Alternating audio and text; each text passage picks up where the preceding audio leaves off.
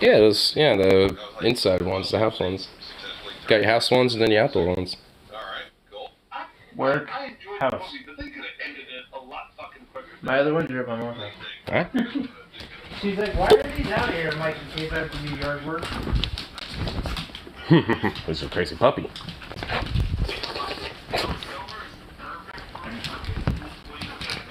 Who's a crazy puppy?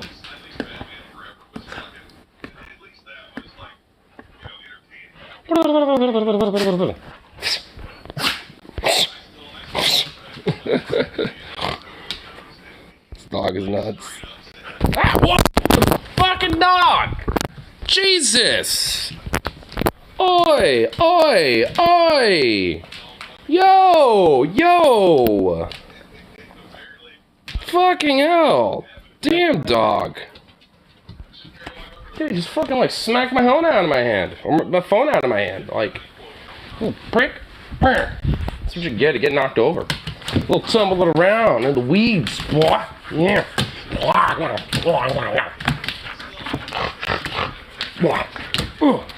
Dude, this dog's fucking psycho.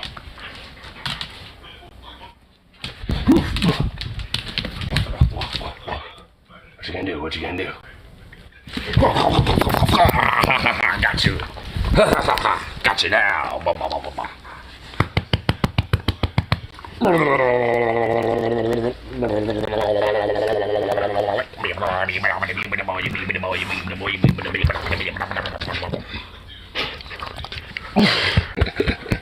Oh, what a 4 terabyte storage. Ugh. What? 4 terabyte storage for $270. Oh, what? Do I want one? 4 terabyte. Well, I'm all aware it's 4 terabytes, but do I need one? I don't know. You know, A lot of shit. well, maybe not like 4 terabytes, but it does sound nice.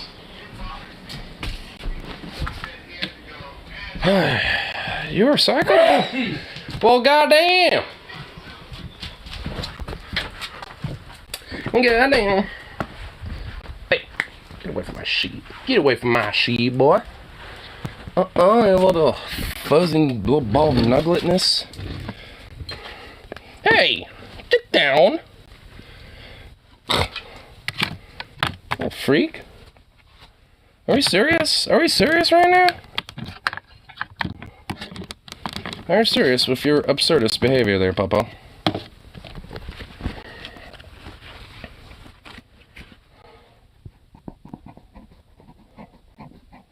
There we go. Now we don't have like an absurd fucking blur. And bada bing, bada boom. Cool. I'll play some dudes here now. Ah. How the hell? How's the hell? Give me some scritches on the hand, you little silly boy. Little goofball. How's your head so hollow? You got a very hollow head there, bro. Hollow head theory, dude. Got an empty head.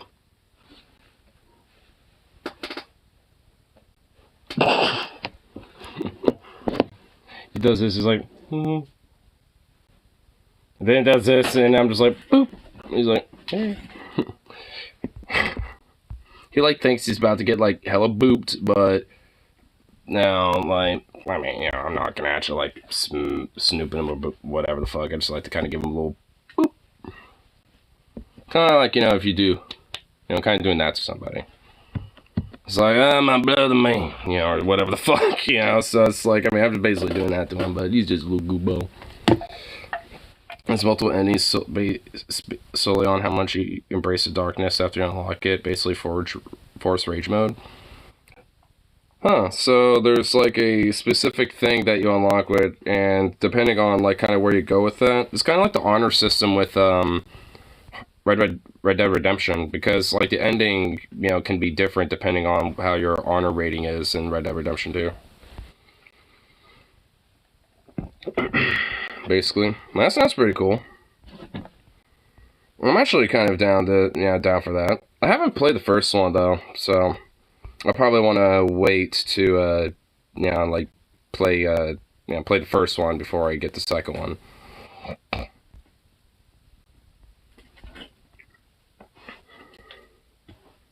Makes the game easier, or way easier? Well, I'm sure it does, but I think the whole idea is that, like, you can either embrace the Sith and make things, like, easy, or you can, you know, like, kind of challenge yourself and kind of, like, you know, yeah, like, kind of embrace the struggle, so to speak, and kind of, like, you know, overcome and overpower that.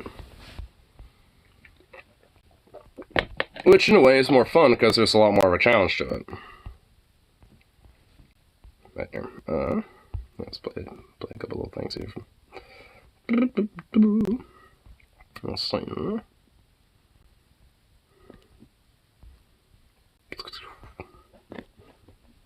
Woo-woo. Oh wait, actually I need to turn this on. I just realized I looked over. Look at the puppo, my fuck Bluetooth wasn't on. That would have not been good. But okay. What doggle?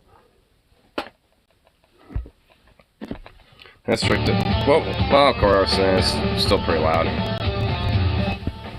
It's nice trick to have in a boss fight strictly from a gameplay perspective. Oh, I'm sure. Like, honestly, I don't doubt that.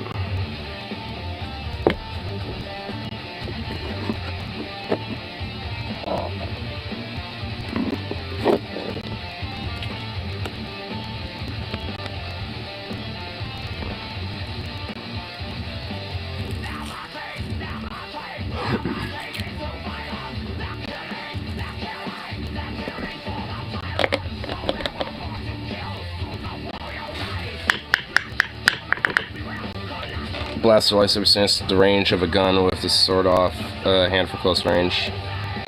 That's actually kind of what Kyle Katarn from Jedi Outcast did.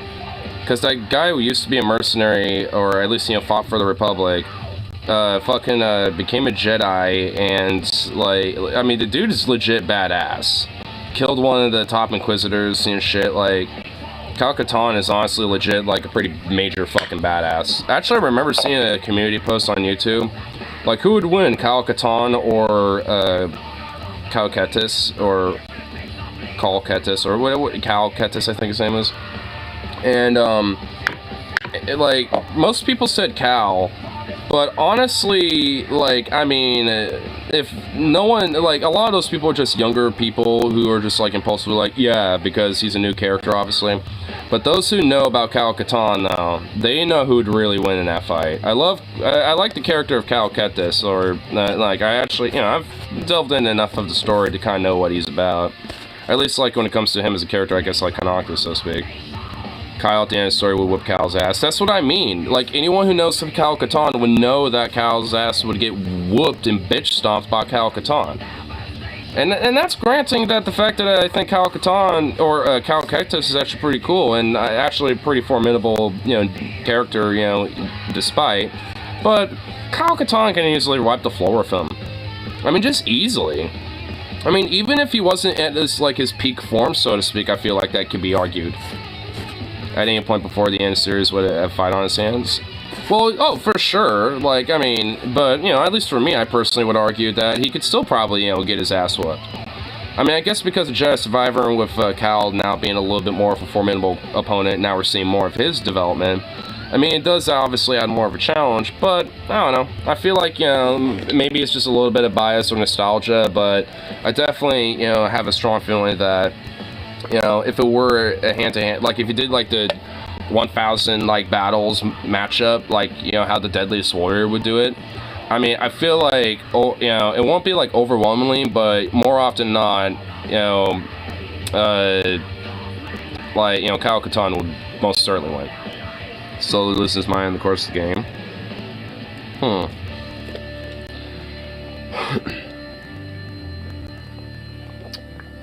Well, I'm probably not going to play the game for a while, so I'm not going to worry too much about spoilers. If anything, by the time I get to the game, I'm probably going to forget that. The nice sister girl he met is suspected that he's in love with because he gets pissed when she gets hurt. Well, at least it shows that there's an attachment to her as a character.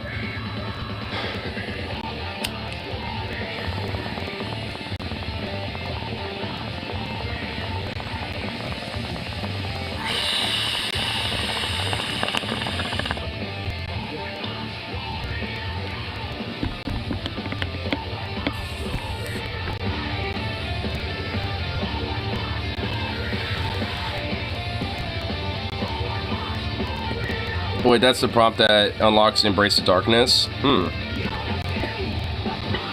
Alright.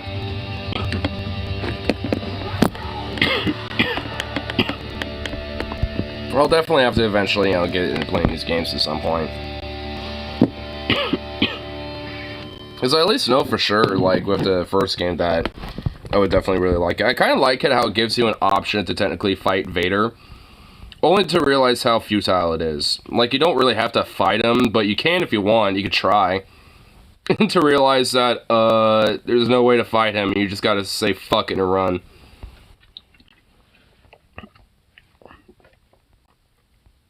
And he just loses it? Damn. Kind of like some Anakin. There's a proper Vader fight, but you don't play as Cal for it. Hey, do you play as Ahsoka Tano?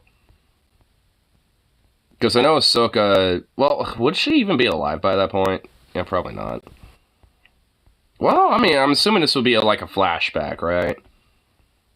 Well, I mean, hold on. If it's... I'm not spoiling it. Fair enough, fair enough. I mean, like I said, I don't really care too much about it.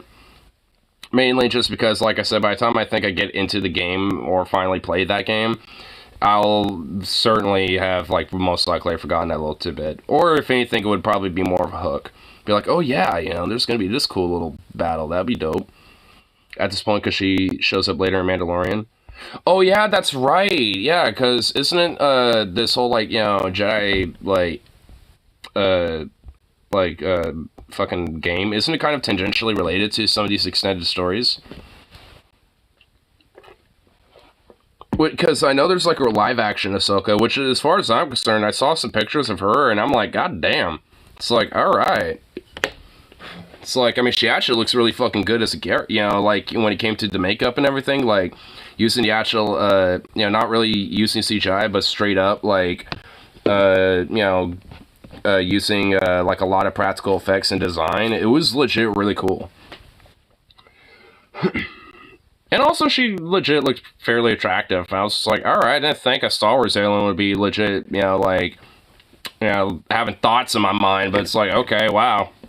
Leave it to like, live action Ahsoka to do that. This is about 10 years before A New Hope. Okay, so it's kind of like a prequel in a sense.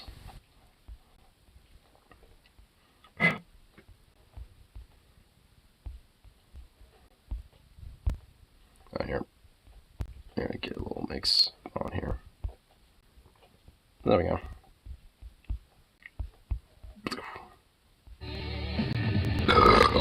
Oh damn, that was a fucking magnificent burp.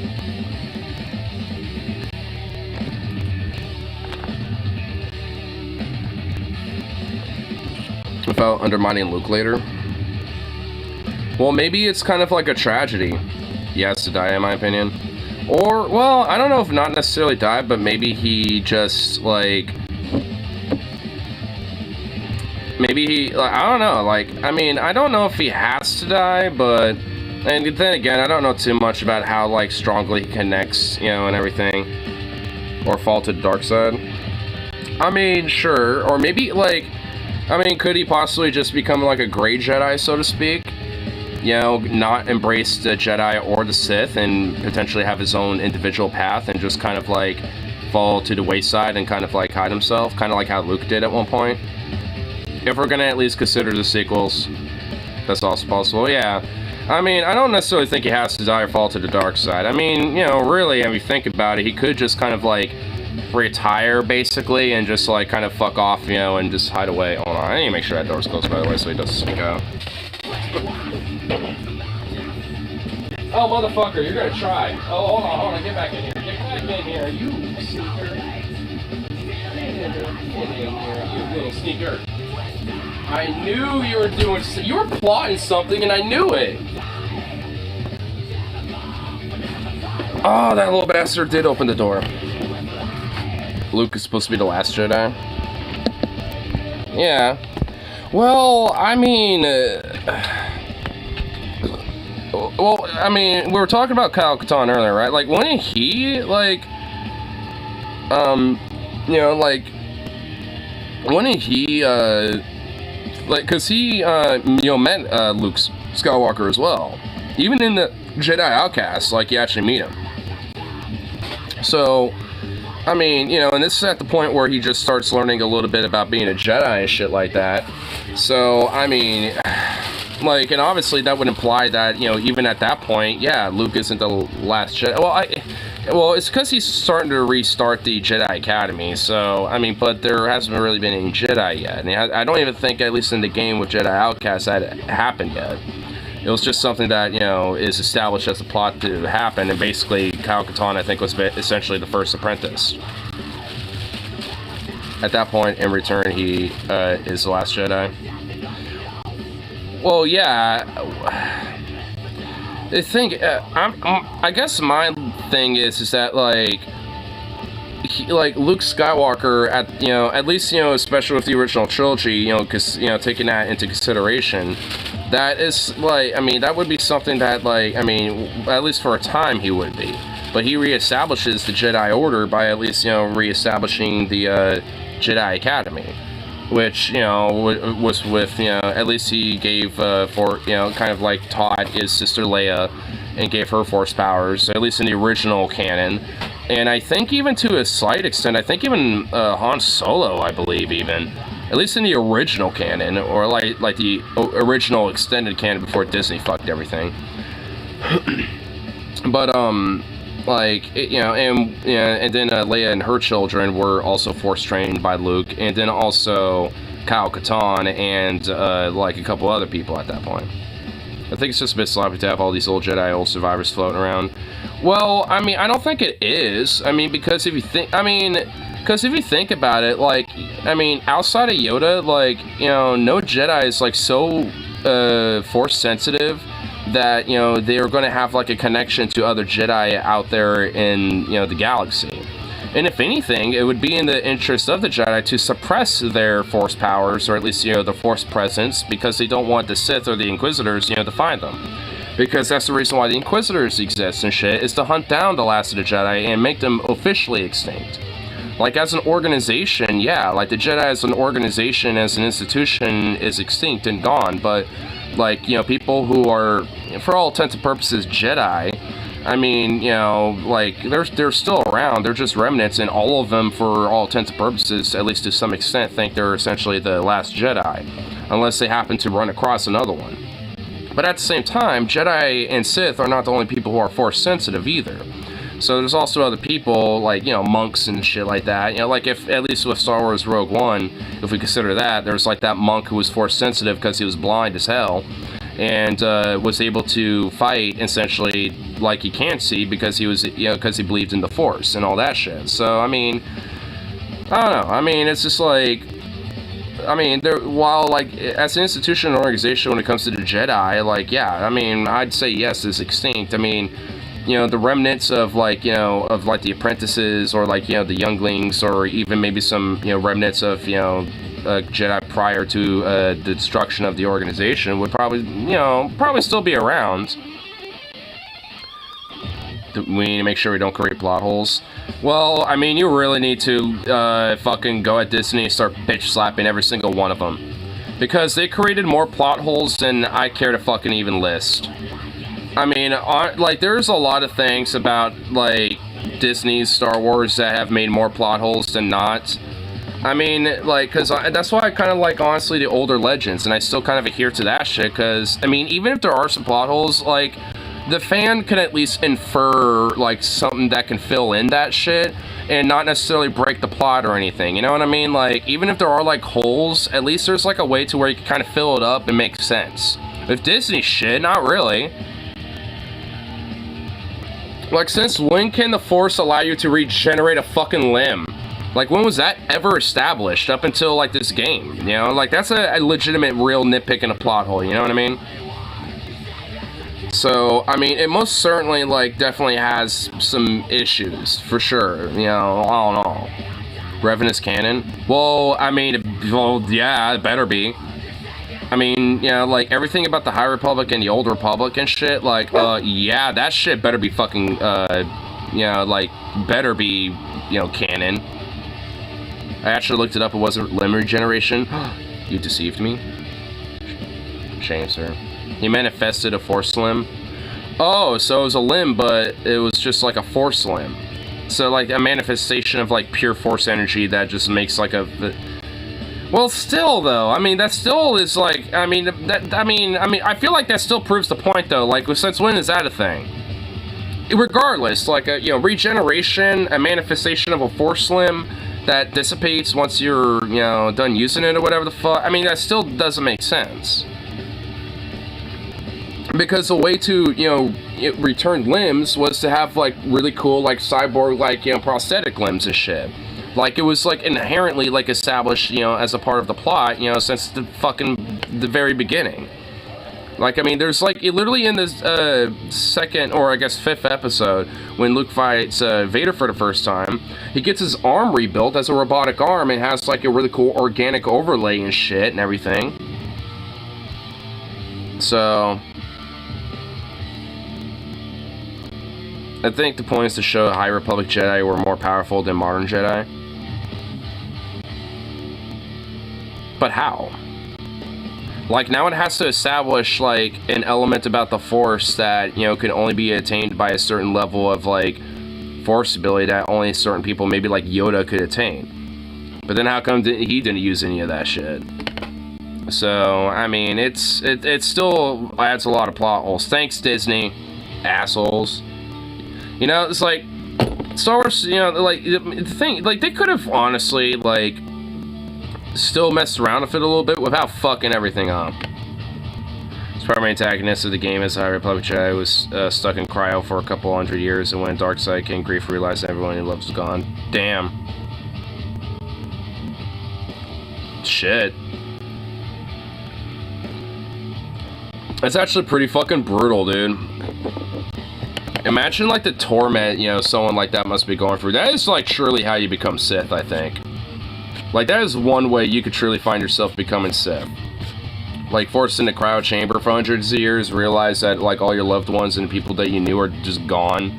And had no choice in the matter. Like, that would just be, like, some insane shit. And then you have this organization, this group that, harnesses that ability for their fucking benevolent gain and shit. And you're just, like, a pawn that just... Dude, that is, like, some pretty gruesome shit.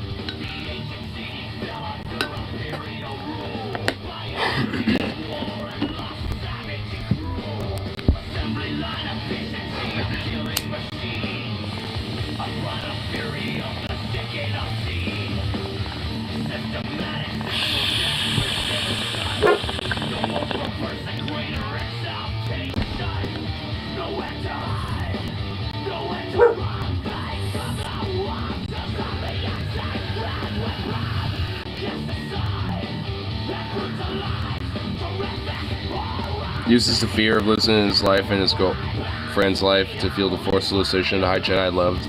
One, telling him he wasn't worthy of being a Jedi. Distracts him long enough for Cal to run him through. Damn.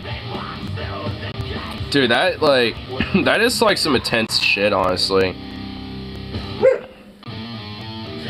Dude, like, honestly, with, like, why is, like, Star Wars, when it comes to, like, the TV shows, like, Andor, Mandalorian, the Clone Wars animated show, and the video games, why is Star Wars good there, but Disney botched, like, the movies out, frankly, as far as I'm concerned, outside of Rogue One. And, like, I'm stretching it, but maybe The Force Awakens, and that is stretching it. Like, the first one of the sequels, like, that was the only one that was, like, kind of tangentially worth a fuck. But frankly, like, that one was literally just a copy and paste of A New Hope, but instead of Luke, you got Rey. So...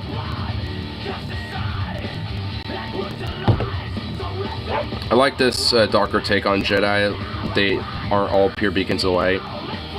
That's not natural. Well, yeah, and honestly, I do too. And I honestly, like, and I think... I mean, say what you want about the prequels, I feel like that at least, was kind of like...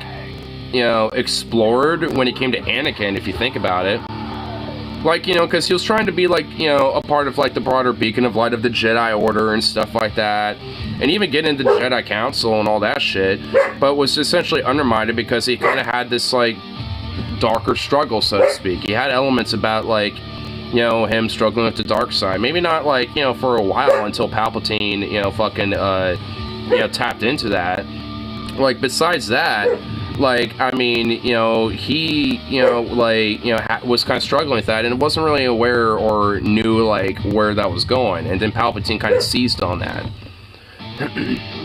You know, so, like, I mean, if anything, like, I kind of like the exploration. I mean, also, there's, you know, Luke to a slight extent, because Vader, I mean, and I feel like it is a little connected. I mean, because Anakin was struggling with shit like this, Vader, with Luke, his own son, was trying to fuck with Luke a little bit in The Return of the Jedi and the last of the original trilogy of the last film.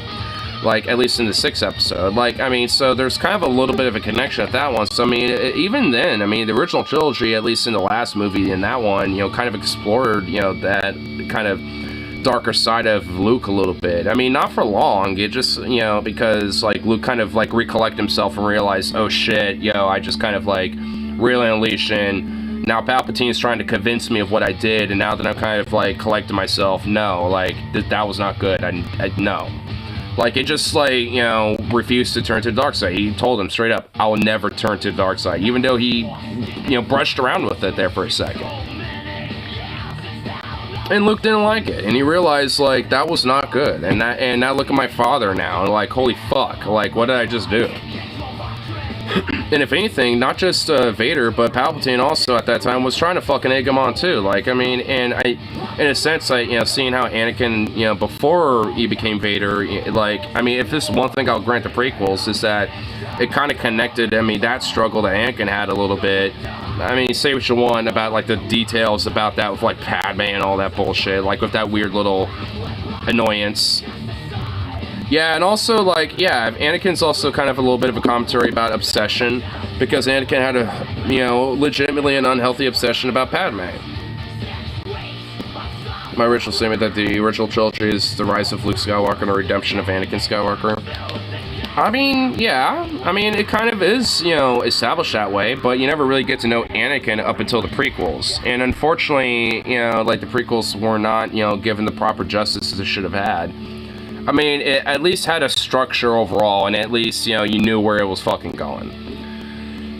But, you know, it's like, I know this much, when it was first announced that the prequels were going to be released, like, it was meant to be like, yeah, we're going to talk about, like, the whole Clone Wars, and, like, how Anakin and Obi-Wan were, like, you know, battle and, like, war buddies and shit like that, and Anakin struggle, you know, for the war, and for the light and dark side for that, and all that other shit and stuff, right? Like, that was supposed to be the main thing. And then when the movies actually came out, like, you know, it just, yeah, I mean, it was not whatsoever, you know, like, you know, what was meant to be.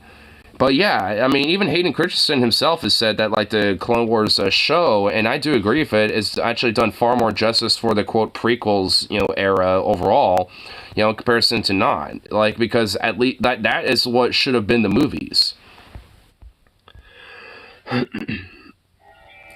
He said he watched all of it and prepped for returning as Vader.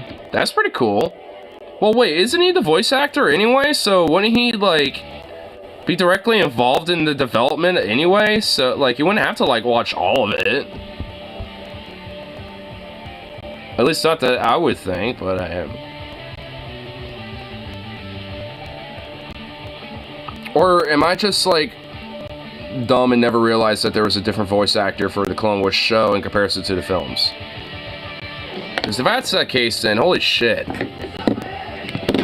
Voice actor be good. But I'm pretty sure it's like it was Aiden.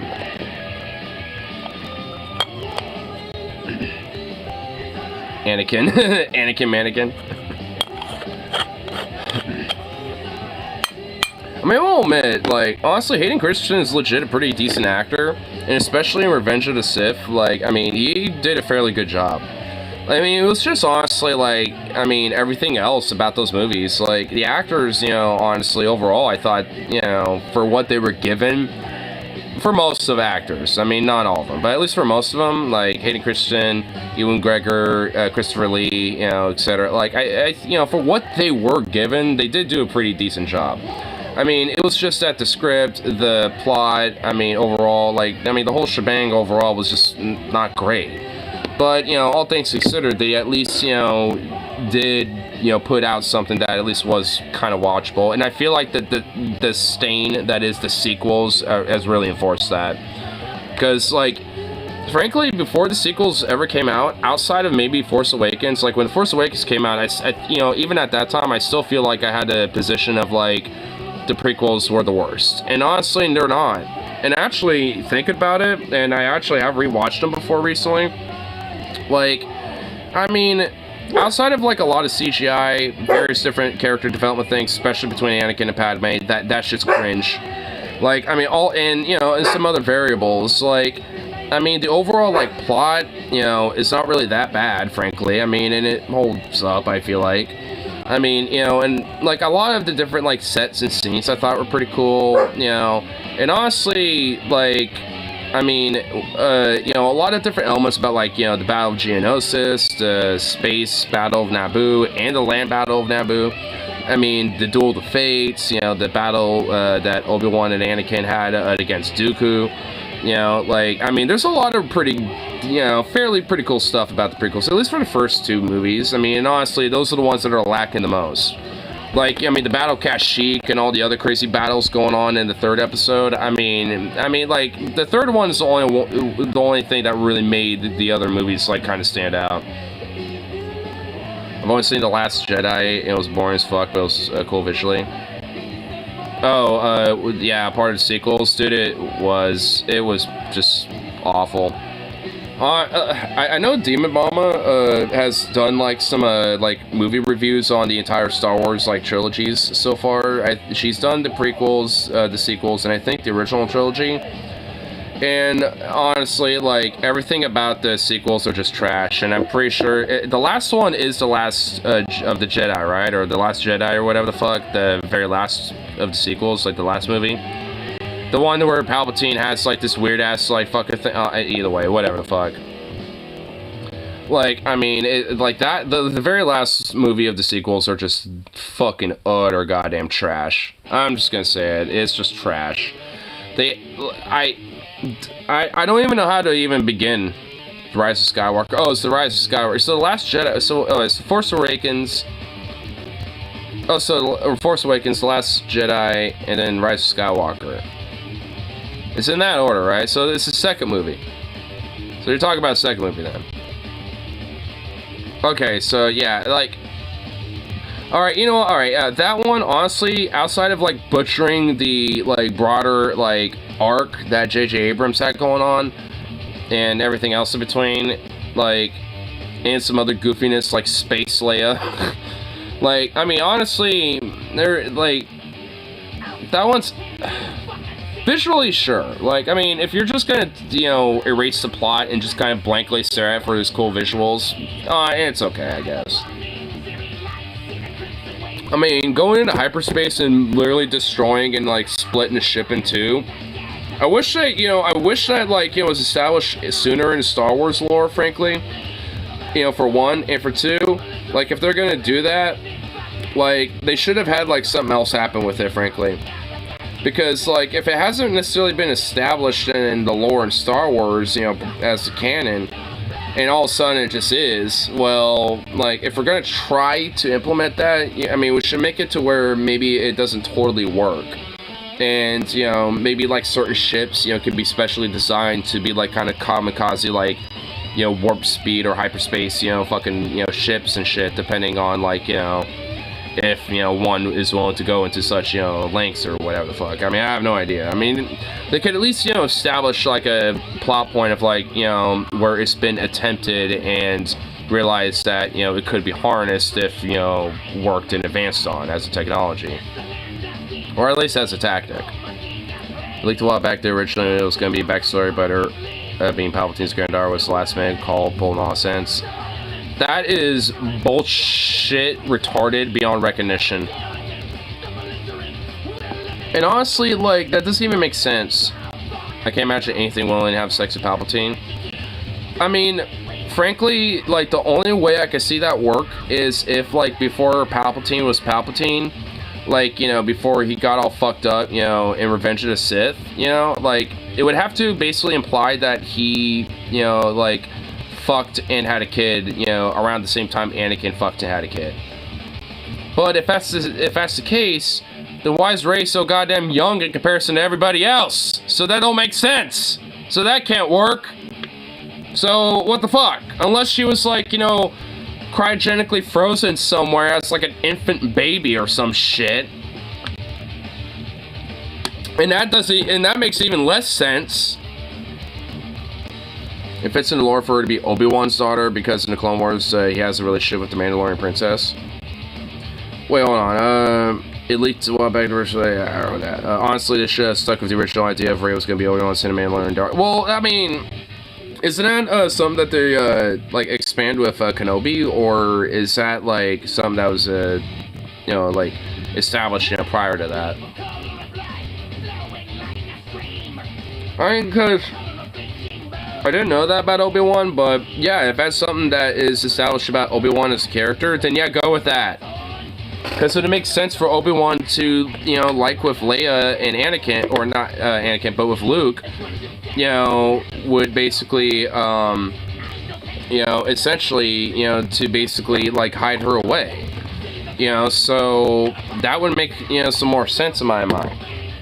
Maul killed her in the Clone Wars to mess with Obi-Wan. Well, also in Star Wars Rebels, Obi-Wan fights with Maul one more time. So, I mean, if anything, it probably, I wouldn't be surprised if Maul was fucking with him, you know, off and on for a long time, you know, before he kind of realized that that she wasn't dead. And honestly, I mean, you know, like, yeah, I feel like that would honestly make sense, at least, you know, with how you're saying it with it. And yeah, go with that, you know, like, I mean, or at least, you know, should have been, you know, gone with that, because that makes a lot more sense. Especially since there's already an established plot about, like, you know, Obi-Wan having a secret daughter. So, or at least a secret kid. Like, it honestly make perfect sense. Because then, you know, at a certain point, you know, once Obi-Wan realized that she's still alive and Maul was fucking with him and all that, you know, he could have taken her and in Jakku, you know, for her family to raise her. With Rey accidentally using Force Lightning. Depending on where you go with this, I might agree with you or not. Because there's been Jedi that, you know, in the past that have canonically been established to use, you know, Force Lightning. Oh, wait, you meant Maul kills Obi-Wan's lover? Oh, okay. Well, see, like I said, I didn't know this was like a thing about, like, you know, Obi-Wan's backstory and shit. At least this specific detail. I know Obi-Wan kind of had a little bit of a smitten with different female characters and shit, and he kind of had a little bit of, like, romanticism with some characters, but, I mean, you know, I never knew how far it really went when it came to certain things, because, like, there's such a weird, like, celibacy thing, and abstinence, and rejection of love, or whatever the fuck. Which, that's another thing about the Jedi that is just kind of, like, fucking weird. And stupidly, the Sith aren't good about that either, because they manipulate that, you know, idea of love and turn it into, like, a very unhealthy form of obsessive lust. Jedi can fuck, but can't have relationships. That makes it, that, so they basically could just treat people like, alright, you're a fuck machine, you know, for me. Alright, I'm done, alright. Can't have a relationship with you, I must not attach to my emotions. Are Jedi just like fucking Vulcan or something? Are Jedi just like the Vulcans in the Star Wars realm? They're symbolically Vulcans, I've just now realized this.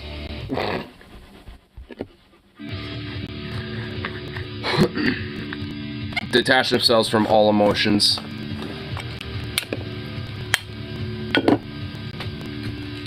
But they can still fuck, but they just treat it as strictly as a biological necessity. Nothing more. Dad had a bunch of them on tape when he was a kid. Or when you were a kid. Nice. That's pretty cool. I'm assuming you probably don't have those anymore.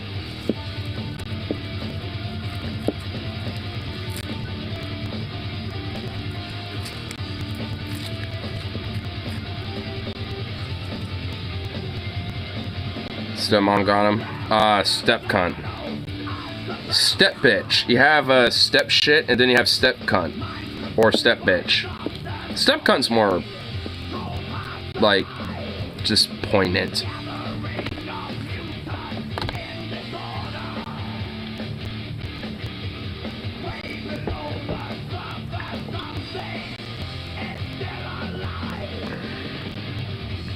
You don't want to use lightning, you have to be exposed to it by another Sith. Are you sure?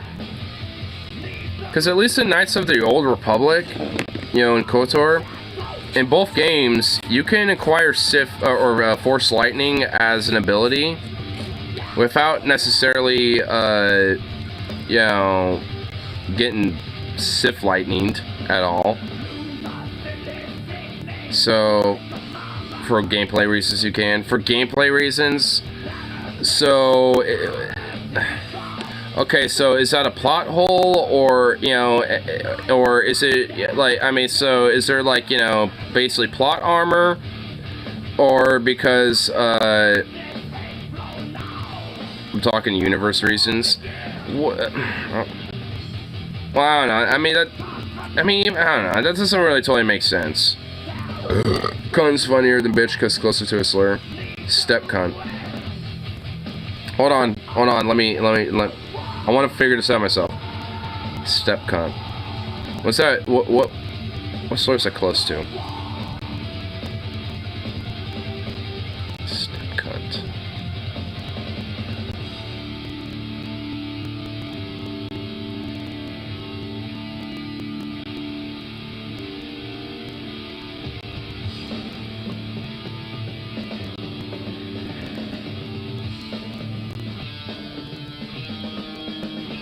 Step cunt. What other? You know, I'm gonna lie. I've thought about that for a good second, and I can't think of one. I was thinking of a couple, but I was like rhyming them or like trying to see if it would work. I'm like, no. Like.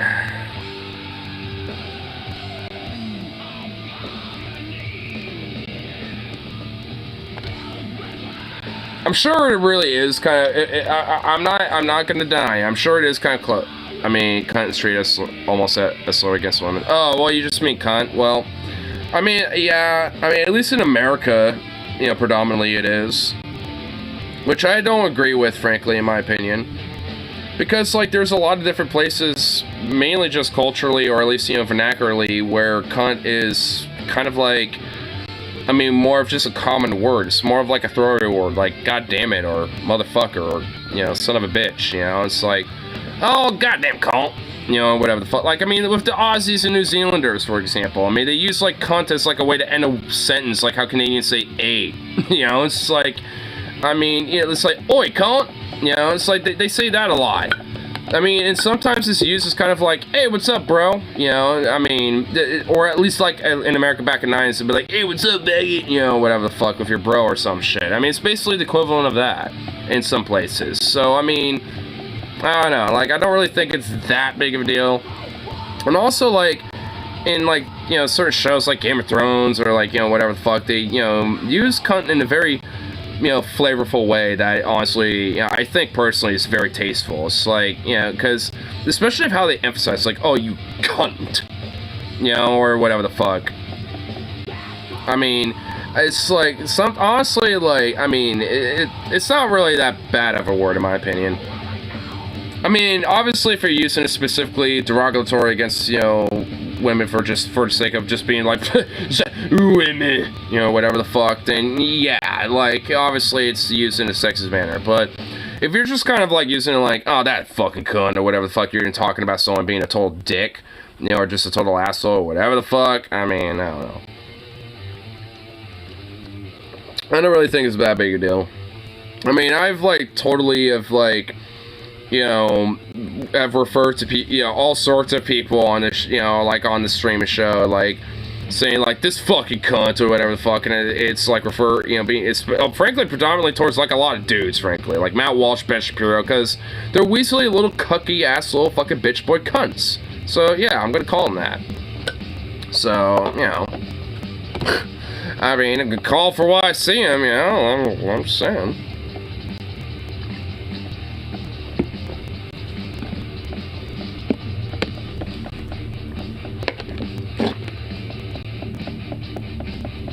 Like a Sodom starting to come back on my like mixture and shit.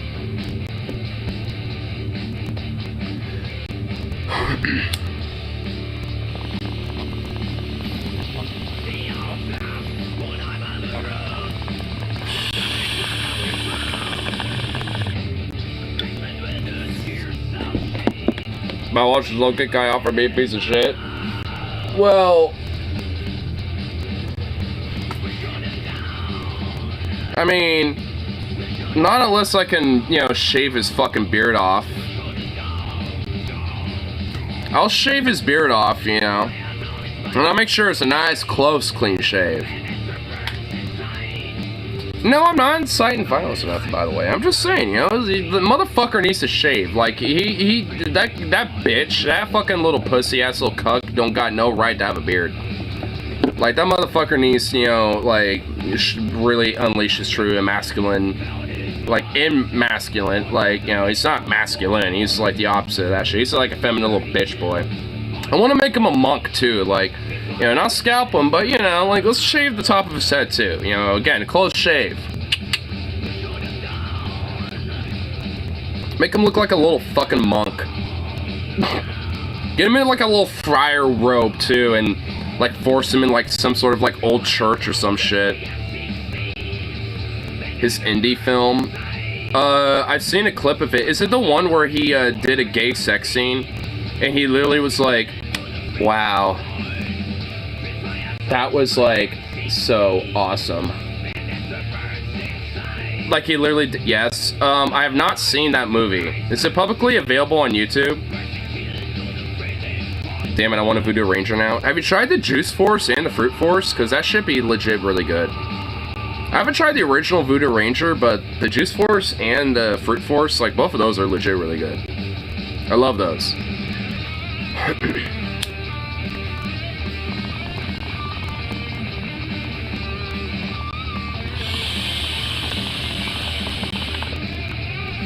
And I love the cans, too.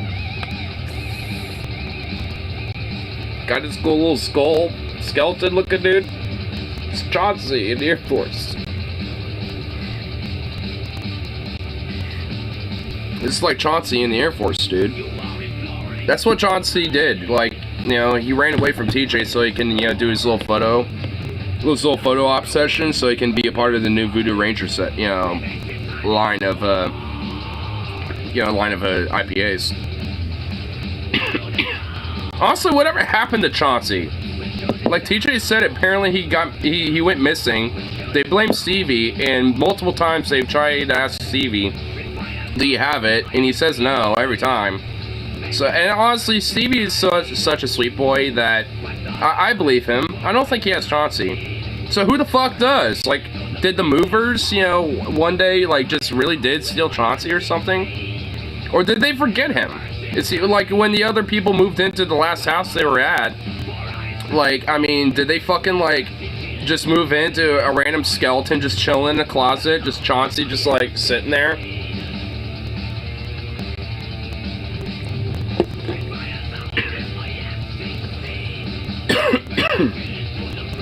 Was Chauncey the skeleton he used to have in the original, on the trigger set? Yeah, Chauncey, yeah, the skeleton. Chauncey the skeleton, yeah. He'll sometimes also be a guest on Deep Fat Fried every now and then. Dude, he had a lot of great takes, too. Chauncey was a really cool dude. Like, he had a lot of good takes, you know. You know, like, he was a firebrand when, you know, he was a guest on DFF and, you know, on TJ's shows and shit, you know what I'm saying?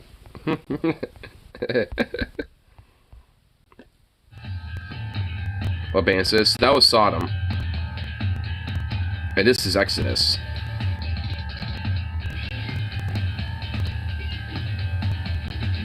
I think the next one's going to be Creator.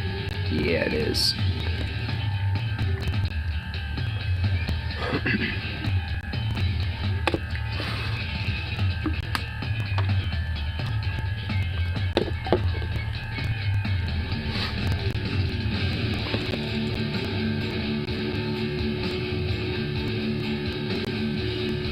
Excited my fight, live and die in Dixie. Oh my god.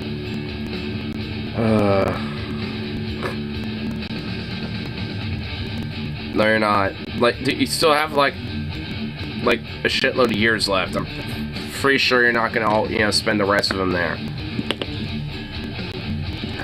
It's not gonna Kansas again.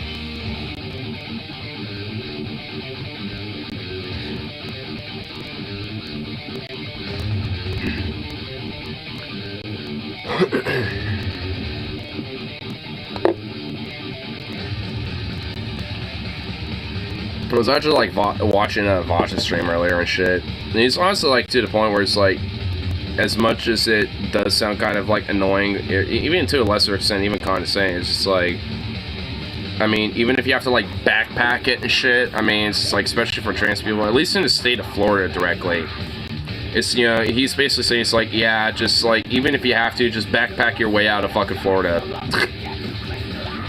And the thing is, like, I mean, at least, you know, it's, you know, Florida specifically, that's, you know, being the worst out of these fucking states and shit. I mean, and if there's at least, you know, a silver line with that, it's just like, you know, I mean, even if there is, like, you know, holding out, you know, in other states and shit, yeah, that are also trying to push these type of things, I mean, like no state's gonna be, like, as fascistic and fucking overt like Florida is with Ron DeSantis being there. And he ain't exactly doing favors on a national level with trying to push this type of shit, like, whatsoever.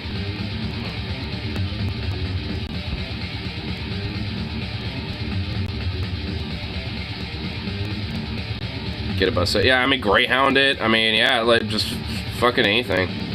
Can travel without cash.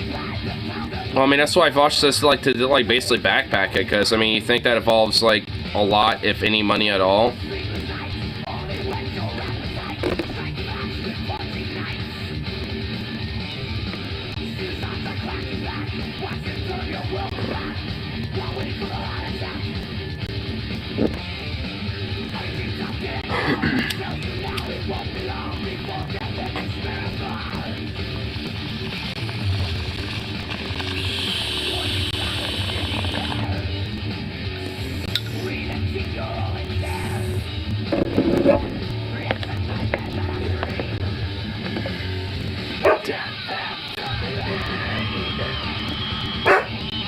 Zukov! Why do you do this so much at night? Why? Fuck you! Fuck you! Fuck. Yeah. Yeah, you're dead. No, get over here. No, not over there. Over here. Alright, you're an asshole.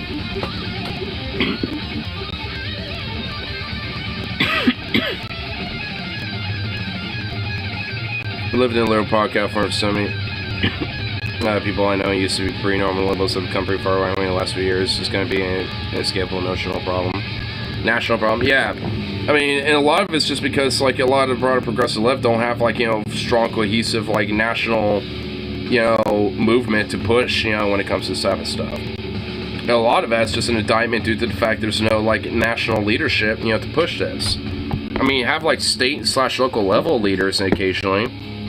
Like in Oregon, we have, like, Tina Kotek and, you know, at least on a lesser level, people like Mark Gamba and shit like that, but, I mean, not much. And at least when it comes to, like, you know, places like Tennessee, I mean, they got, like, some bigger names, like Justin Jones, Justin Pearson, what was her name, like Linda Jones or Gloria Jones, I think. You know, the three Democrats that were, like, at least attempted to be expelled, or, you know, well, at least two of them were, but then, I mean, pretty much, like, within a week reinstated. And then you got Zoe Zephyr in Montana. Like, I mean, you got, like, some, like, smaller local names popping up in different states, but that's the problem. They're local names. And not all of them are getting the national prominence that they should. Like, the two Joneses, Justin Jones and Justin Pearson, or at least the two Justins, like, I mean, they got at least, you know, some national prominence and shit, but, I mean, is that going to continue? I mean, I don't know. I mean, if anything, honestly, probably not, unless, like, you know, they, you know, or and not just them, but also, like, you know, media is willing to at least, you know, put at least some sort of a spotlight to them.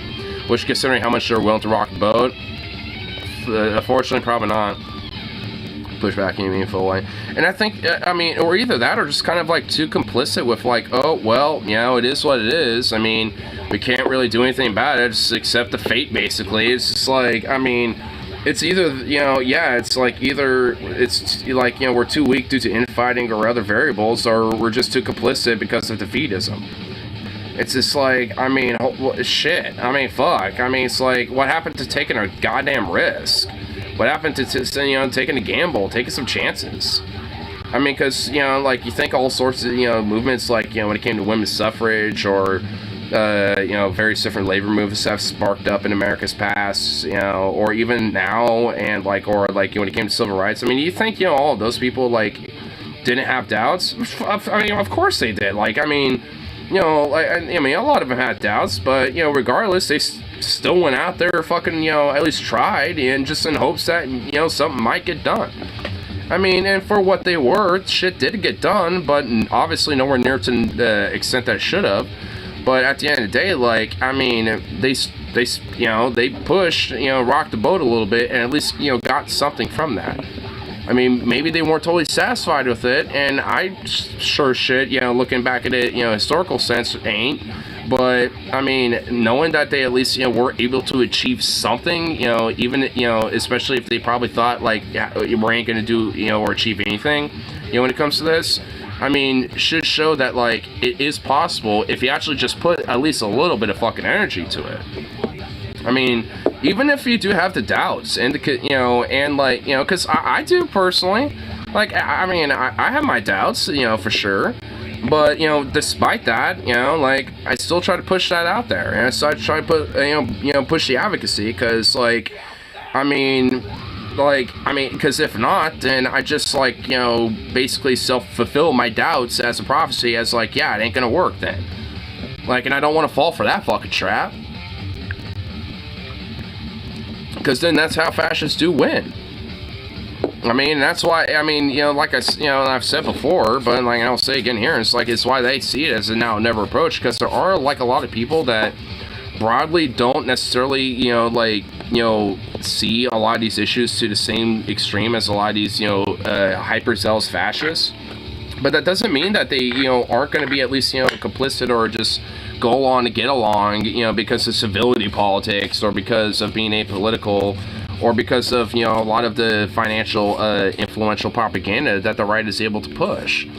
I mean, because they have a lot of that fucking ability and money and shit. So, I mean, it's, like, all in all, I mean, it's like, I mean, there's a lot of influence there and a lot of elements that are just fundamentally stacked against us. And we can't afford, to, be weak or, or, like, be infighting over random bullshit, or just, like, be complicit, or just, like, accept the fact that, well, fuck it. I mean, it's like they're, like, at least for me personally, there isn't really too much room for that. There needs to at least be, like, there needs to be room, and, and whether, being pushing it or not, like that of, like, hey, we need to, like, unify on some singular issues here and just focus and push that shit when it comes to, like, broadly the left and the progressives and shit, because we obviously have a lot of various things when it comes to, like, things like education, healthcare, infrastructure, workers' rights. There's obviously plenty of fucking things, in agreement here, so let's just focus on a couple things and just fucking hyper push that shit, and unapologetically and aggressively so. I mean, it's like holy shit. I mean, if not, then we're just gonna keep, like, spinning our wheels in the fucking mud. Yeah, the left, has made themselves look like such a joke in this country. Like, I think it was, like, in UK, like, I mean, like, again, because I was listening to some VOD stream on stream earlier, or at work earlier. And he was, and he was kind of checking out some of the recent elections, because on top of the coordination that was going on, there was a few elections. And the Tories and even Labour got fucking swamped out. You want to know who actually got, like, an insane fucking bump? Was, like, some of these more third-party radical parties, like the Green Party and shit. Like, the more, like, lefty, progressive, environmentalist parties and shit in UK kind of got some bump-ups. And the Green Party especially. Like, they got, like, I mean, there's actually a city council that they have the majority in right now. That is, like, I mean, insane. Like, I mean, the UK is, like, having a major insane push when it comes to, like, a lot of progressive left shit as a retaliation due to the overreach that the Tories and the far right in the UK has been doing recently. And if there is silver linings to, anything, that should say something. Like, I mean, you know, even if, you know, the propaganda and a lot of that, you know, voice is a major fucking foghorn and does have, like, kind of predominance in social media and influence. Because despite that, like, when push comes to shove, you know, people aren't necessarily totally gung-ho for the most extreme levels of this, you know, fucking voice that's, you know, promoted and, like, pushed out there. Because, like, I mean, because most people aren't about, like, you know, full-on utter discrimination and, like, criminalization of these fucking policies. You know, they might think it's weird and maybe, you know, thick of the children and shit like that, but when it comes to adults, they don't give a fuck. You know, so, like, even for some people that are against this, I mean, they only are to a certain extent, and, you know, and at that certain level, they don't give a fuck. And, you know, care that much. Even if they personally have, like, you know, some idea that, like, oh yeah, it's wrong, or whatever the fuck. So want to see Jesse Ventura run as Libertarian 2024, even if he can't win, having a voice like that on a presidential debate stage would be huge. Oh, dude, yeah, for sure. That's impossible. Well, and the fact that you would have somebody, at least, you know, on a presidential, like, nominee level, you know, being a voice like that and kind of throwing a cog, even if they're, like, suppressed on a debate stage, you know, and can't get on that.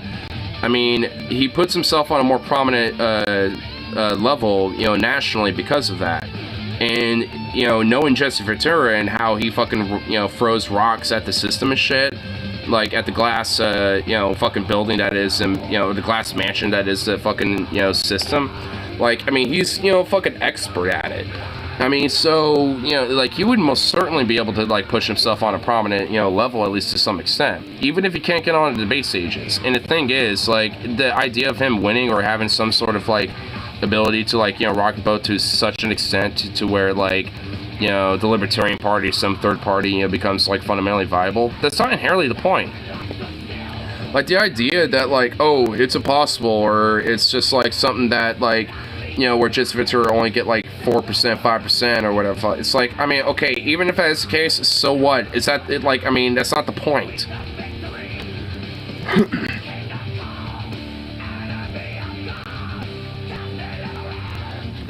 Running for governor and president are fundamentally different. Again, so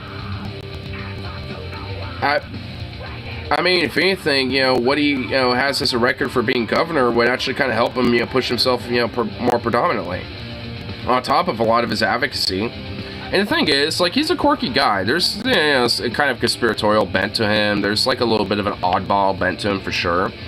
But I mean, you know, all in all, like, I mean, it's, you know, he's like somebody that, you know, is, you know, able to, you know, push himself to at least, you know, more of a prominent level. Like, he has a lot of different, you know, aspects about his background where he's kind of like almost like a jack of all trades guy. Like, he was, you know, a hardcore blue collar worker at one point. You know, he, you know, was able to become a celebrity to an extent, was a wrestler and a politician. Like, dude, the guy's literally a jack of all trades. Like, what is not to love about the guy? You know what I mean? Like, I mean, he, you know, especially if he was able to get his, you know, voice heard on a national level like that. I mean, even, yeah, if he doesn't have a chance, I mean, I do think there's going to be a lot about him that would resonate with people. I mean, because the thing is, like, I don't think he's like a full-on lefty or progressive type of guy, personally. You know, but he definitely swings enough, you know, towards that direction to where, like, I respect and truly love the guy. Like, I mean, there's a lot to like about him, honestly. I mean, even if you take the politics side of him, you know, aside, like, I mean, you know, if you take that out of it, there's still a lot to love about the dude. Dude's cool. Like, I mean, the guy as a personal dude, like, as a character, is just, like, a really fucking cool dude. He's a well-known media figure. Let's get the Libertarian nomination 100% to do better than any third-party candidate. I don't think it'd be impossible to at least do that. At the very minimal, like, here's one thing about the, like, national elections and shit when it comes to third parties. Like, there's certain requirements for third parties to help kind of bump them up. Like, and also, this is kind of and this has been an argument that some people have made about certain candidates have been able to at least have a little bit, somewhat more prominence. Like, in 2016, Jill Stein was somewhat more prominent. And then, like, Jordy Jordison, you know, for 2020 to some extent as well. I mean, and with that, and a lot of it, it's not because they're trying to necessarily make that person win for president. It's so that, like, you know, these parties, you know, these third parties can get to a 5% margin in the popular vote. Why? Because that qualifies for federal funding and thus is able to get those parties, you know, some sort of a basic foundation of federal money to help legit expand a lot of their party efforts in different areas that they have influence in. And if when it comes to a 50% margin, then they pretty much, you know, by proxy have to be on the presidential debates, no matter what. Like when it comes to the next upcoming elections, regardless of how they turn out that time. So if like, you know, one election, despite not being on the debate stages, whatever the fuck, they make 15%, then those parties have to, at least the next election cycle, be on the national debate stage when it comes to the presidential cycle and the general election. So, I mean, when it comes to the percentages, you know, when it comes to that type of shit, there is at least, you know, a certain level of importance, you know, to reaching a certain margin. I mean, so a lot of these third parties, or at least minimal to third-party advocates, I mean, at least I would think at least some of them that are more savvy about it, you know, are advocating it for, you know, those reasons predominantly, because it does help, you know, put a little bit more of the strength, you know, into these third parties, so they at least have more of a chance for the next time around. And that in itself is a victory. It's not just a small little thing. If anyone else there has a chance, it's probably him. Yeah, Jesse Ventura for sure, yeah. I mean, I definitely do agree with that. Did fall into debt like morons at worst and chose a cave and slash Social Security. Well, I mean, considering how so many people rely on Social Security and shit, yeah, they're probably gonna try to slash it or at least keep it at the same level at minimal. But we don't really totally know until we actually, you know, see what happens. So, I mean, yeah, I guess like expect the worst, but hope for the best. There's a reason why that saying exists. I'm okay with keeping it at the same level. Well, obviously, but obviously I'd rather have it expanded. It won't be Biden who eliminates Social Security. Yeah, Biden, honestly, like, it would be, like, fundamentally a political suicide for him to just let that default. Like, I mean, honestly, it would basically be political suicide for, you know, like, for all said and done, like, you know, for who he is. You know, like, it would not be something in his best interest to just let that shit fucking cave. Like, I mean, even if there are concessions that he will make, which that is retarded and he shouldn't do that anyway, but you know he's probably going to anyway. Like, I mean, even slash when that is going to be the case, I mean, it ain't going to be gone. Like, because, I mean, if Biden's known for letting Social Security literally just be destroyed and just gone utterly under his watch, like, you really think he's gonna win next election regardless who the fuck is running, you know, as his opponent? Doesn't even matter who it is. It literally wouldn't matter. Like, I mean, like, do you really think that would happen? Oh, hell fuck no. Even in the primaries, like, if it happens before the primary season, honestly, like, there would be so many different people, you know, like, suddenly running, you know, for president in the Democratic side because now they have, like, a big fucking point to be like, you let Social Security die on your watch, and blah, blah, blah, and, like, dude, oh my fucking god, especially Marianne Williamson, because she's essentially the only other challenger that may be kind of worth a fuck. You know, and honestly, holy shit. If he did it, Marilyn Williamson would just start, you know, bloop, and then all sorts of other corporate demo fucking stuff suit fucks who would try to, like, you know, fill in the role and be like, oh, well, he, you know, undermined his Social Security and blah, blah, blah, blah, blah. So, I mean, Biden wouldn't let that fucking happen. Say what you want about him. He's a fucking piece of shit. I fucking hate Biden. But, like, he wouldn't let it get that fucking far. Like, I mean, like, and honestly, like at the end of the day, like, you know, Social Security is not going to be great, you know, regardless. I mean, you know, but he's not going to let it utterly just fucking die. If he lets that happen, it's just political suicide. Like, the fact that he's running in 2024 again is already fucking ridiculous and partly political suicide in a sense already, you know, potentially, depending who runs against him. Democrats are never going to... Yeah, they wouldn't win again for fucking multiple terms, dude. Unless they got like a full-on rabble-rouser that decided to fucking basically somehow co-opt the party. It would probably destroy the party. Yeah, it probably would. Like, because then you would get like the progressive caucus who would honestly be in an uproar about it. You know, again, say what you want about them. They would actually be in an uproar about it. A lot of the moderate types, like Here's the Cinema, would, you know, praise it and shit. Like, and then you'll get a bunch of fucking fence riders, you know, that, you know, go either way, that, you know, would just basically pick a side that it ends up being more influential. Actually, might be a good, maybe, but, I mean, it's like, even if that's the case, like, who's gonna win on that debacle when it comes to the Democratic Party infighting? The, you know, like, the progressive side of things, or the corporate side of things? And frankly, I mean, honestly, it'd probably be a little bit more on the progressive side of things, I'd predict. But, I mean, I don't know.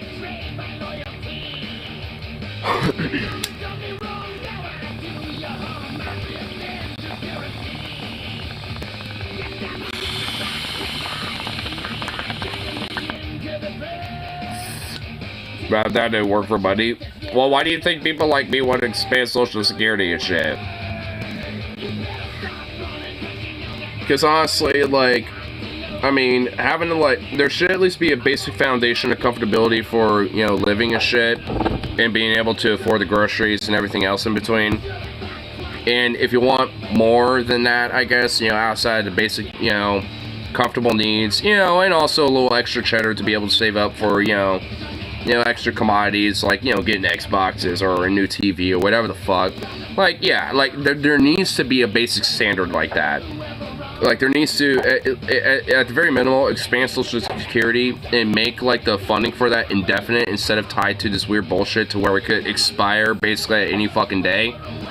Like, you know, actually, like, solidify and codify that, you know, as a permanent fucking system.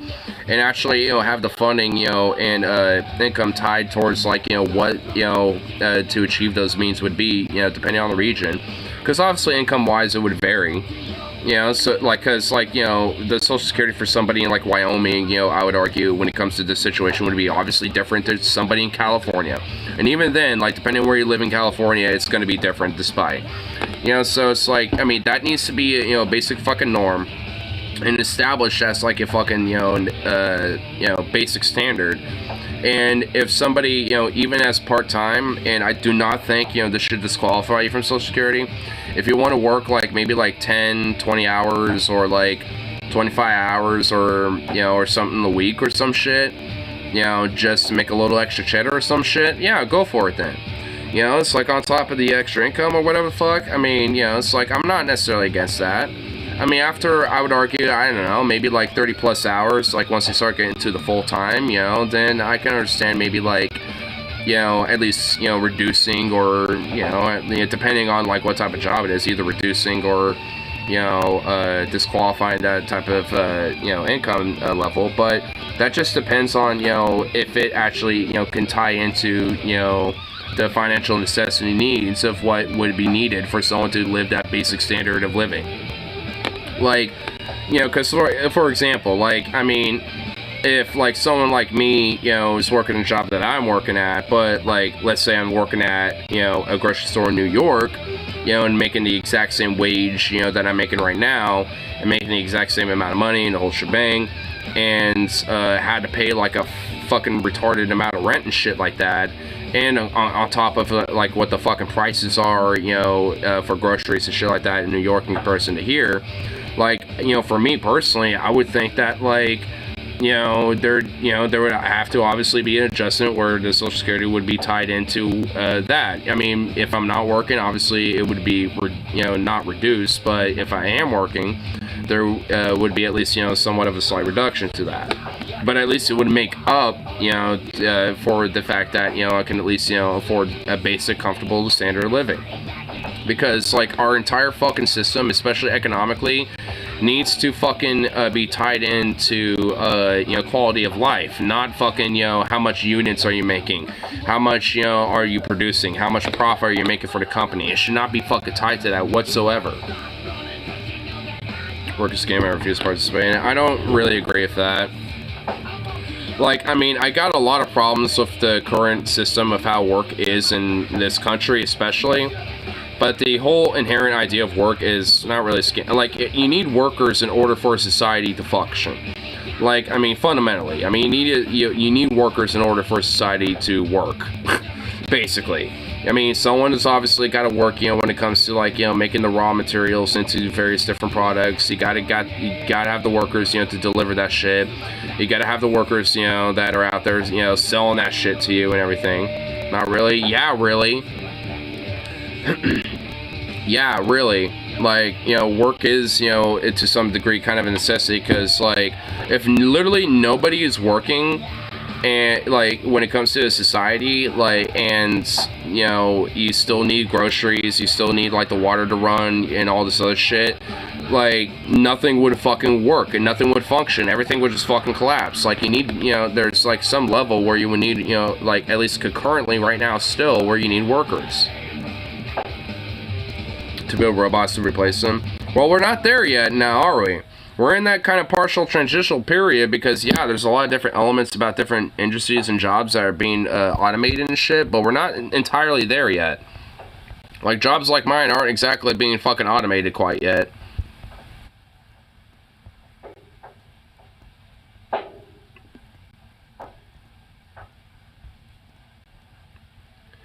When they're capable of that, is reach a social contract that gives you the right to benefit of the government. I mean, incentive, like, someone has the ability to do so. I mean, I still think there at least, needs to at least, be basic standard of living that everyone has, like, well, like I mean, like, when it comes to, like, a basic standard of living, like, everyone has a right to that. Like, when it comes to at least having a roof over their head and having the ability to at least, live somewhat comfortably. I mean, that doesn't necessarily mean that, they'll raise enough money, to, like, have, like, nice, luxuries or whatever fuck, or, or some shit.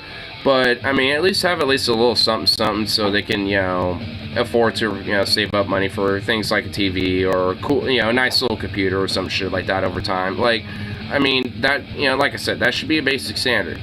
I mean, even if people are capable of working, I mean, sure, should there maybe be, like, I guess, like, maybe some sort of a minor penalty to an extent?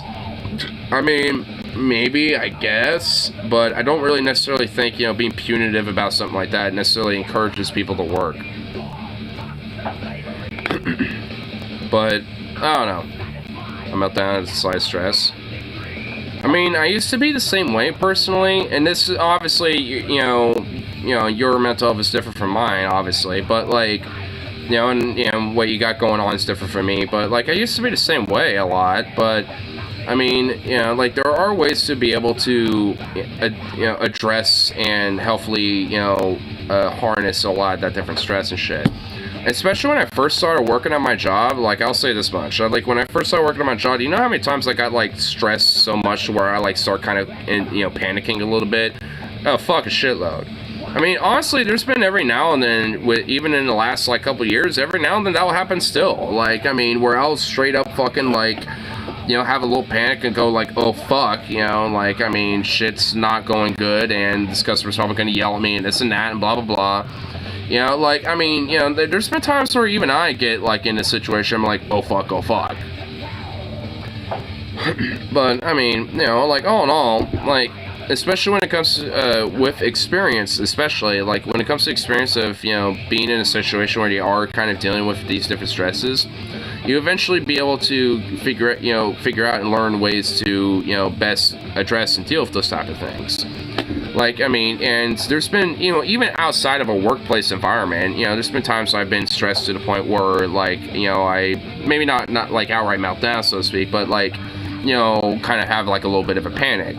And, and that also kind of plays a role with it as well, like, where, I kind of take a step back and, like, okay, control this, how to, fucking, figure this out, you don't have to freak out, blah, blah, blah.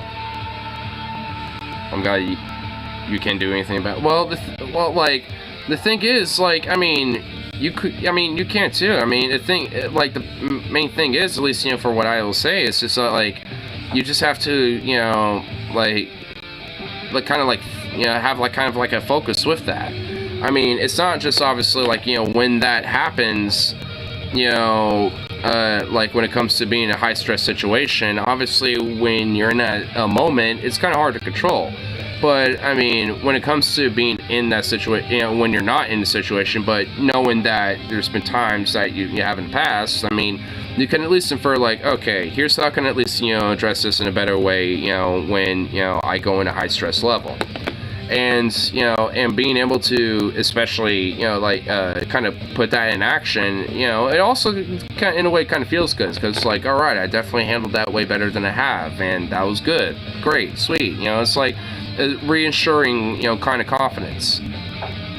Because, I mean, there's been a lot of times where, like, frankly, I could have blown the fuck up over some shit, and I'm just, you know, and then, like, I kind of, like, you know, take a step back, and I'm like, okay, no, don't do that, and, you know, just kind of handle it in a different way, and then later down the line, once I kind of, you know, simmer down a little bit, I'm like, hey, you know, that wasn't actually that bad, that was actually good. Good me, sweet, you know, a little pat on the back on that one. I mean, so, you know, it's like, and the thing is, like, it's, you know, not like, you know, just like, you know, figure it out, bro, type of situation. I mean, it's a case-by-case thing. I mean, you know, like, everyone handles high-stress situations differently, and when it comes to, like, you know, being in, you know, that situation, you just have to find the best way to, you know, deal with that accordingly when it comes to, you know, when you have to deal with it. Because, like, obviously, you know, how I address my high-stress situations is going to be way different than somebody else's. And that's totally fine. I shoved pencil clean through another kid's hand when I thought he was picking on my friend.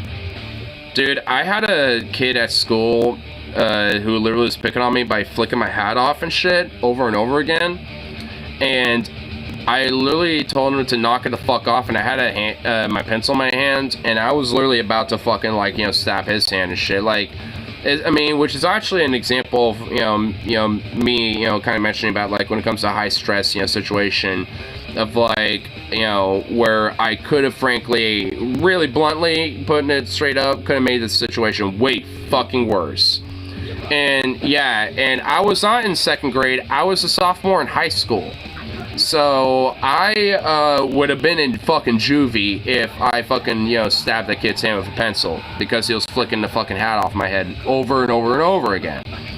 Like, so, I mean, and, like I said, like, I mean, you know, when it comes to dealing with high stress situations, you know, and knowing, especially, you know, having to deal with that a lot in the past, and I had to deal with it, especially in a school setting, very frequently, especially when it comes to bullying in the past. Like, you know, I knew that blowing the fuck up, you know, is not good. So, even if I, like, at least verbally, I mean, like, knock it the fuck up! Like, because I yelled that shit, and it made the entire study hall room, because it was in a study hall class, like, I made that entire fucking room silent for, like, a good minute or two. Like, I mean, straight up. Like, so, I mean, and I knew that at least, you know, when it came to, like, a verbal outburst, that's better than whatever, you know, I could accelerate it to from there. I had a weird thing for not wanting to fight a female. I mean, honestly, like, at least in middle school, there's a few times where that's happened with me. But at a certain point, I just said fuck it and started kind of fighting back even with chicks that were bullying me too. And at least for the girls, they stopped bullying me pretty quickly after I started fighting back and shit. But the dudes, I mean, they still had more of an advantage towards me because they still saw me as more of a weaker person and shit. So, at least, you know, with them, you know, like, they still were able to kind of fuck with me in a lot of ways. Even if I did kind of get a one-up on them every now and then. But not enough for them to fuck off, but just enough for them to be like, oh, well, he's a feisty one. The chicks fucked off pretty quick, though. Like, once they're real, like, because, I mean, I had the same mentality, but, you know, I was like, you know what, I'm getting sick of this. Like, I hate this whole idea you can't hit a girl, fuck it, I'm just gonna do it, you know, because they kept bullying me and shit. And they stopped. They just straight up stopped right after that, because I think they realized, oh shit, like, I mean, we're probably going too hard, and, yeah, that's not good. They didn't say anything about it, they never told anybody, so they never snitched me. I'm snitching myself, because it's actually the first time I mentioned about it, I think, publicly, but... yeah, in 7th grade, yeah, like, I mean, there was some shit, like, some chicks that straight up would like to try to hit me in the nuts and shit, and one of them did, and when I got up, I fucking, like, you know, just just like did a good old sucker punch, and they were all like, yo, what the fuck? And I'm like, you kicked me in the nuts, fuck you cunts. Like, I said that, and they were just like, okay, alright. You know, and they all just fucked off ever since. In fact, actually, I ended up becoming friends with them. Like, literally, like, by the time 8th grade rolled around, I actually ended up becoming friends with a lot of them. So, I mean, in a weird way, like, standing up to the chicks actually somehow earned respect in a weird way, and they actually ended up liking me.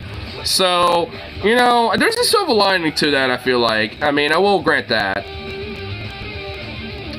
Maybe that's what they're trying to egg on. It's like, are you gonna fight back or stand up for yourself or something? And, you know, and one day I had enough, and they realized, oh, fuck, yeah, you could, and it would be bad. Don't do that. You know, actually, you know, maybe he might be kind of cool. Let's, you know, maybe hang out with him. And they realize, oh, yeah, he is cool. Because during high school, like, you know, those same chicks, were, you know, they were in the same cliques as I was, like, in, like, kind of the, like, the gothic, metalhead cliques and shit like that. You know, so, you know, and at that point, by the time it was like 8th grade through high school, like, you know, we were all chilling and hanging out and being friends and all that shit. So, I mean, in a weird way, I feel like maybe they were just trying to, like, egg a sense of confidence on me or something. And when they achieved that, they're like, okay, he's cool or something. I don't know. But middle school just fundamentally was just savage and brutal. Like, no matter where you're at, like, middle school will always be like a fucking, like, war zone. Because it was, man. Middle school's a war zone. As I'm a sub bitch boy. Well, I mean, there's nothing wrong with that. Hey, embrace that. If you want to be your partner's, you know, little fuck toy, then fuck yes, I'm all okay with that. I mean, honestly, I'm in the vibe, you know, for that every now and then. I mean, like, sometimes I want to use someone as a toy, and every now and then I want to be that. Like, you know, it's just like, use me as your sleeve, madam or sir, like, you know, and sometimes I want you to be the sleeve, you know, it's like, I mean, that's kind of the best of both worlds situation, you know, that's kind of the thing about being a Switch, you can feel anyway, and sometimes you could literally be feeling both. Bravo 07 on the line, oh shit, oh shit, Simon Ghost Riley's up here, oh shit. He went dark and now he's, you know, operating out in the wild in the wastelands of YouTube. Seeing what type of life is out there. Unfortunately, I will say this. Fortunately, there is life around here. Is it intelligent or sentient life? I don't know. That's questionable. So I feel like I have nothing to worry about here. No Op 4 out here. Well, maybe they might be Op 4, but at least, you know, not in this current conjuncture.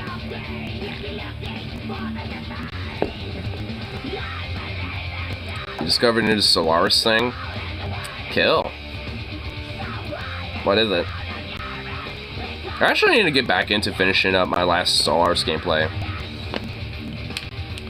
I've been thinking about it again.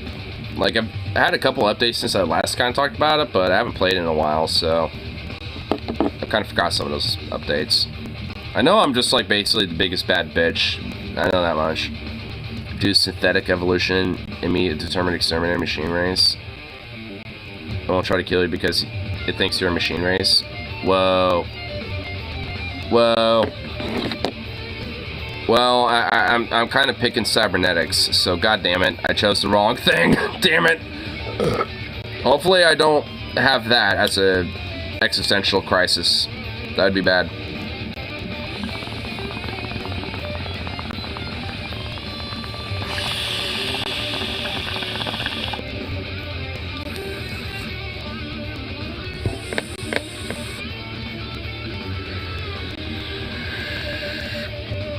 Disturbed by the origins? Whoa. Whoa.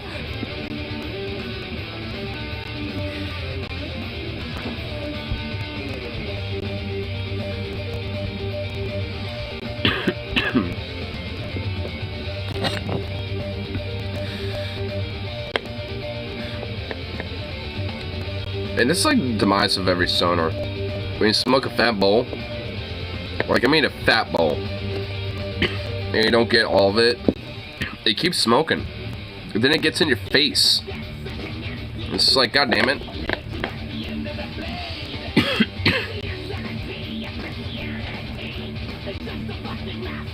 Yeah, DLC drops on 9th. Galactic Paragon's later rework. You want me to gift it to you this time? You keep gifting me DLCs. You want me to do it this time around?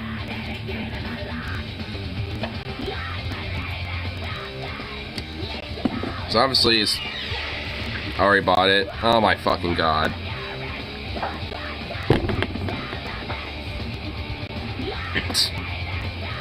I was gonna say, it's like, you want me to gift you a game or like a DLC or something, you know, in return for all the gifts and shit you sent me, and it's like, I guarantee you, like, every single time, it's like, nah, I already bought it. It's like, motherfucker.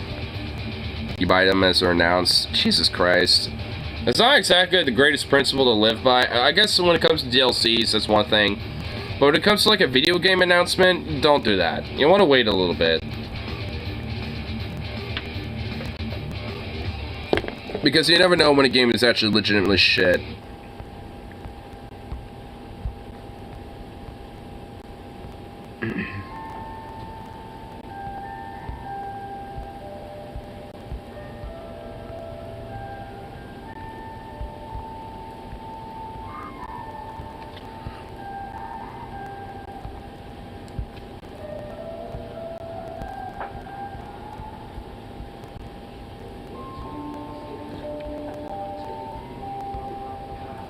Complete chaos just now in Manhattan as protesters for Jordan Neely occupy and shut down East 63rd and Street and Lexington subway station. Damn. Whoa, yo, there's someone with a fucking kilt? Dude, fuck yeah, there's a dude with a kilt. There's a dude with a goddamn kilt, bro. Based. We'll just have it muted, but, you know, we'll check it out. I'm assuming they're doing chants and stuff.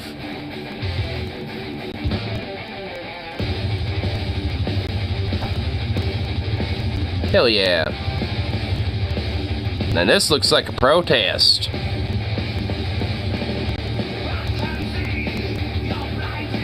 Obviously the train ain't moving, it's totally stopped over there.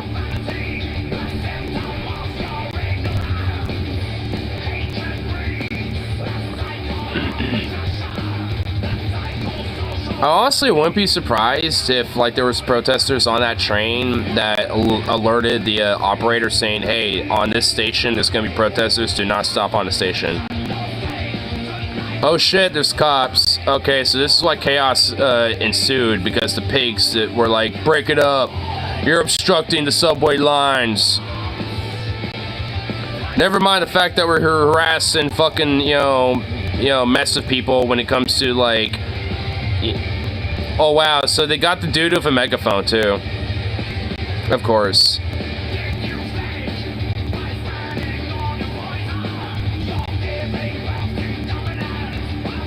So, yeah, God forbid. Wow. Man, there's literally even fucking, like, yeah, like, even during a protest, like, you know, like, these cops will literally just, like, you know, not give a fuck, dude. They don't give a shit. Even though everything about this is peaceful.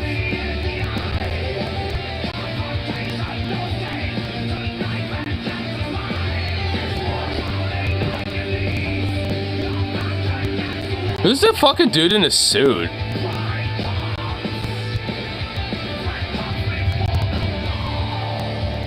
Some other fucking cop, I guess.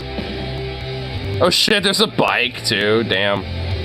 Check out the cops, fuck these pigs.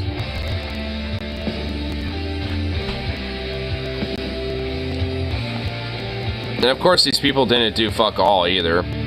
Outside of just protest and shit against an unjustified death, you know, of somebody because of some fucking wild fucking vigilante freak ball. Like, how many cops do you need to arrest this one person? I guess people are fighting back against cops because there's a bunch of people falling on the ground too. And the people they're trying to arrest aren't even like cuffed or anything. So they haven't even gotten a chance to even do that. People are just like good. Those people are fighting back against these pigs. Fuck them. Fuck those cops. Based. All because they obstructed the subway line. Big titty golf. But dude, there were some big titty golf girls. I mean, if on the subway line, there straight up were some titty golf girls, dude. Like, and also you had like the kilt guy there too. The guy in the kilt. Value your freedom too much to fight cops. How's that even? Dude, that's an oxymoron. Cops are meant to suppress your freedoms, so like the definition of like, you know, going against cops and shit is valuing your freedom. Like, to value your freedom is to fight back against cops. Like, how does that even make sense? You mean your safety? Because as far as I'm concerned, you know, it's like, you know, it's security and safety, you know, override my freedoms, then fuck that.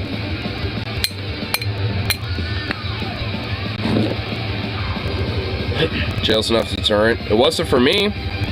I was in jail. I've been to jail for justice once before, and I'll do it again. I want to be raped. I was literally in a cell by myself. There's nobody inside the cell with me. So I'm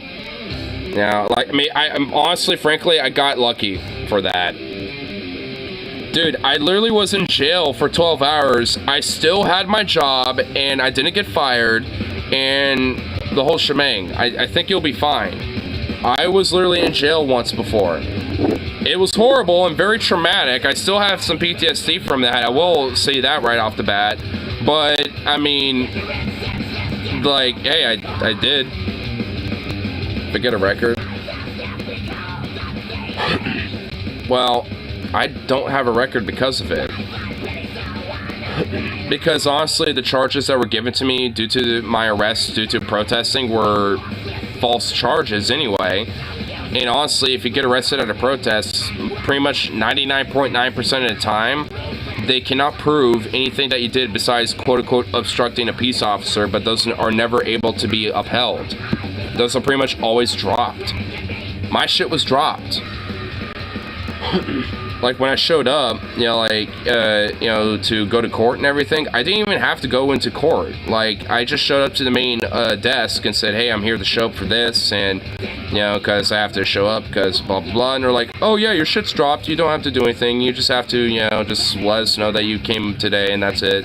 I was just like, okay. And they're like, anything else? They're like, no, you're free to go. And I just walked out of that building, and that was it.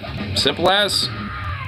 So, I mean, like, all in all, like, I mean, chances are, even if you go through the whole, like, kind of, like, process and shit, like, you're not gonna have a record. I don't have a record because of that. Again, because my charges were dropped. Because there's no way to justify me obstructing a peace officer, especially that I literally have video evidence downloaded on my phone. Like, nothing about what I was doing was obstructing, you know, peace or even illegal. So, you know, like, and honestly, I guess because the Attorney General in Oregon being Mike Schmidt, or at least for Portland being Mike Schmidt, you know, like, I will admit, honestly, it's pretty based. Like, I really like him as an Attorney General. Because he was the one who was, like, you know, pretty much making it very adamant and, you know, pretty gung-ho about making sure that pretty much every protester had their shit dropped. Because he knew it was bullshit. Unless there's, like, very exceptional circumstances, like, it's proven that that person was, like, you know, breaking windows or doing some other shit that was technically illegal. Like, he was dropping your shit, basically. Because there's no defense to it.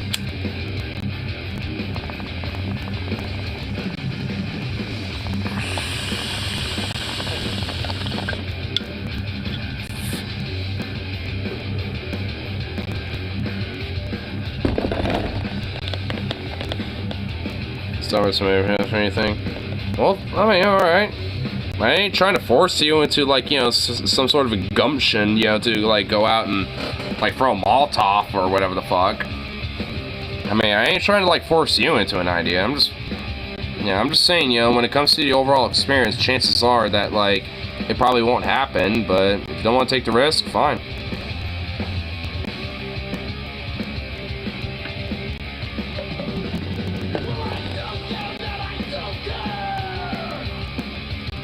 I absolutely have no hope. Well, I mean, dude, like, Like, I mean, bro, like, I mean, like, this mentality that you really have, like, it really is just not, like, you know, a good fucking healthy mindset, man. Because it really is, like, you know, different things that, you know, are, you know, at least, you know, able to have, like, a sense of looking up towards. I mean, like, because, you know, I've said it before, yeah, like, things aren't great and things aren't good, but that doesn't necessarily mean that it's going to be like that forever or permanently. Like, I mean, these, you know, there aren't, you know, it's not just like, you know, everyone's just like, you know, just letting it all just happen willy-nilly and just like accepting it, like, yes, let's embrace this. There's way too many fucking voices, way too many fucking people out there that, you know, just say fundamentally otherwise and are just against this idea. There just ain't no way in hell. I mean, and with that, you know, it just in itself alone, I mean, like, I mean, considering that, like, there ain't no way that, like, this type of shit's gonna be permanent.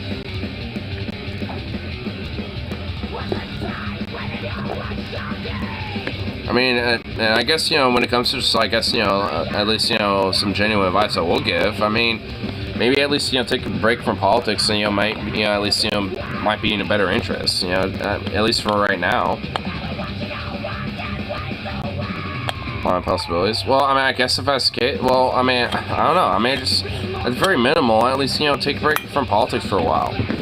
Because, I mean, you know, consistently, you know, like, you know, thinking about, you know, all the different things that are going on, especially with the Republican Party, you know, it does, yeah, like, it's not good for one's mental health. And there's a lot of leftists, I mean, I will include myself in this, that say, like, yeah, I mean, if it gets to a point where it's starting to affect their mental health in a negative way, then, you know, take a break from it, you know, get away from it for a while. I mean, it's, because if anything, it's not going anywhere. Like, nothing about that ain't going anywhere. Gotta stay up to date. Who gives a fuck? Like, I mean, honestly, like, if it's legitimately, like affecting you, like, you know, in a negative way, then fucking, you know, like, tune out for a while. Again, it ain't going anywhere. It's not literally, like, it's not like this shit is going anywhere anytime soon. Like, I mean, seriously. I mean, you can't let this, you know, shit affect you when it comes to your mental health. You know, like, cause, you know, when it does for me, you know, I kind of tune away for a little bit. Like, I mean, to a certain degree, like, I always at least, you know, kind of tune into the news and see what's going on. But, like, there are certain times where I'm like, you know what, I gotta tune out for a little bit. And, you know, cause I know at the end of the day, you know, it's like, shit's still gonna be there. I'm still gonna be able to, you know, see, you know, what's, you know, up to date and shit like that. It's not like it ain't gone nowhere. Like, I mean, if anything, I mean, considering how things, you know, move so damn slowly and shit when it comes to, like, you know, either digression or, you know, progression, like, I mean, like, if anything, I ain't missing much. Like, you wouldn't be missing really fucking anything. So it's just like, I mean, it really is probably in just the best interest to just, like, you know, tune out for a little bit. I mean, hell, I mean, I'm not really that tuned into politics right now because, I mean, yeah, there's a lot of fucking bullshit. And, like, I don't want necessarily, you know, having it to the point where it's, like, you know, get me into, like, you know, such a place where it gets me to a point where it's like, oh, yeah, all's fucking lost and shit. Because, I mean, realistically, it ain't. I mean, even if things are, like, you know, fucking pretty, you know, dire right now. Because, yeah, for sure, there is to an extent where it is. But that doesn't mean that, like, I mean, you know, you should succumb to the fear and the paranoia. I mean, stay vigilant, sure, but, I mean, don't get so much to the point where you end up being, like, you know, totally paranoid.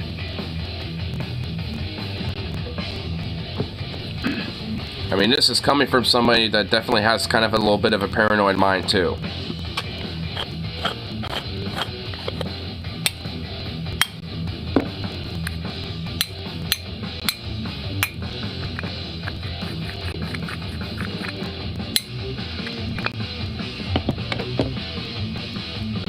I get surprised with new law. Well, I mean, I don't really think you're ever going to be too surprised with much anyway. I mean, if anything, like, I mean, just because the law got passed and enacted doesn't mean that it's going to be totally put in place anytime soon quite yet. It takes time for a law to be fully enacted and implemented. Even if it is passed or, you know, fucking, you know, pushed through, like, you know, the legislator.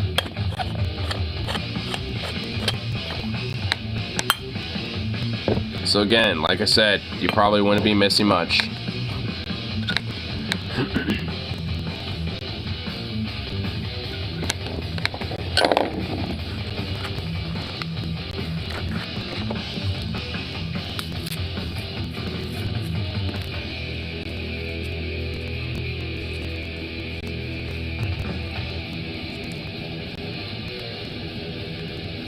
Where'd that little goofball go?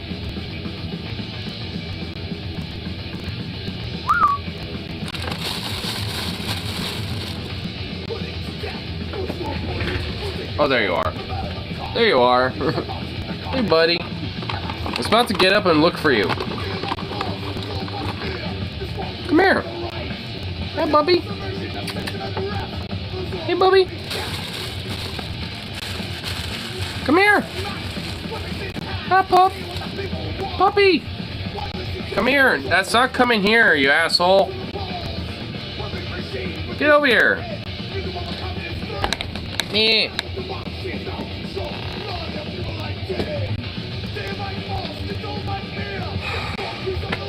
This dog, I don't get him, dude. I said come here and he goes sits in the fucking chair instead. That dog was a fucking savage. Oh my god, he just like obliterated a goddamn fucking fly. Holy shit. Sukov, come here. Come here, boy. Come here. Sukov. Oh my god, this fucking dog. Yo. Come here. Zooks.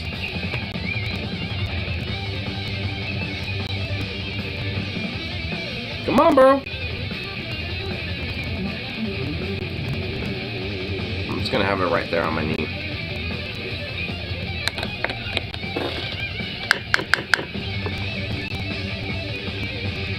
Come on.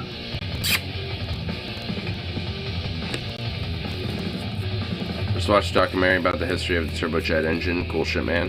Oh, the turbojet? Yeah, like, cause there was like different nations, especially during World War II, that were kind of working on the turbojet engine. Like the Soviets were kind of working on at least initially a rocket engine. I think it was called the IS-2 or the IS-3 or some shit like that, or like the what's it called that? Something like that. Like how the British and Germans simultaneously developed it. Yeah, I mean the British, you know, developed the Meteor, and then the Germans developed the Messerschmitt Me-262. And years after the war, the inventors became best friends. I mean, I'm not necessarily too surprised by that, honestly.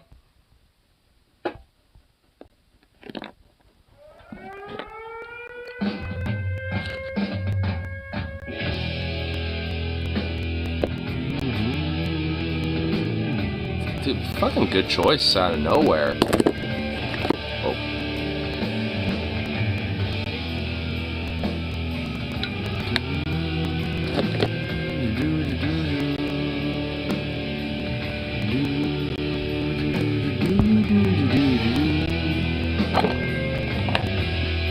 And it's a Sacred Right cover. It's not really the original version, too.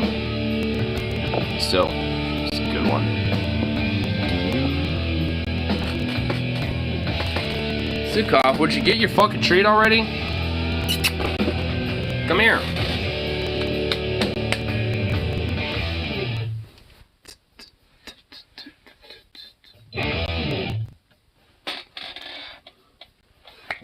Oh, fuck. That's why witches act like masses. Leaving bodies virgin. Sorcerers, death construction. Leaving bodies burning. That's a very concerning. Visit to mankind. Fuck you, dog. Yeah, go find it. Hunt that down, you little prick. Hello, J.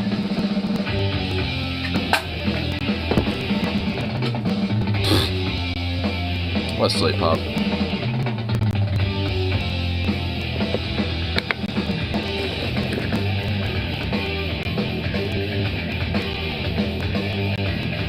more thrashy version of War Pigs is so good.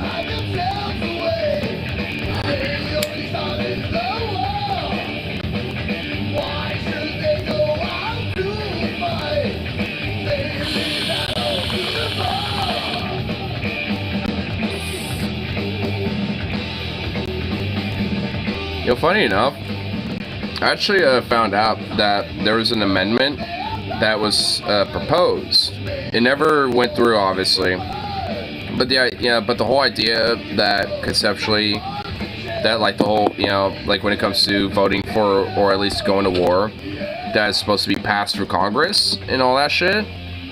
Like, the initial idea was to propose that for an amendment, and the idea was that like any politician that were to vote yes on a war had to essentially, you know, by obligation volunteer, you know, to partake in the armed forces, you know, while, you know, like if they were to vote yes on a particular war and shit. And that was meant to be like an amendment to like the Constitution and shit. Obviously the powers that be, you know, were pretty gung-ho about making sure that never fucking happened. So we don't get that. In fact, we get a bunch of loopholes, you know, at this point to where the executive power can basically go to war, you know, with any country and put boots on the ground whenever they fucking want. So, you know, we got that going on. But, so pretty much the exact opposite, but oh my god. It would have been so nice with the idea of like, oh yeah, if politicians had to vote for a war, they had to fucking participate in it. Because goddamn, they should. Oh, absolutely they should. And no, they should not be taking, like, you know, commanding positions. They have to be like a grunt like the rest of them. They have to be like, you know, a fucking private or like, you know, a corporal or, you know, like, you know, a specialist or, you know, private first class or whatever the fuck. They have to work their way up in the ranks. If they want to be an officer, they got to work their way up in the ranks first. They have to at least, you know, be like, you know, like sergeant first major or some shit before they get to fucking, you know, lieutenant officer status. Fuck that. They have to work their way up just like everyone else.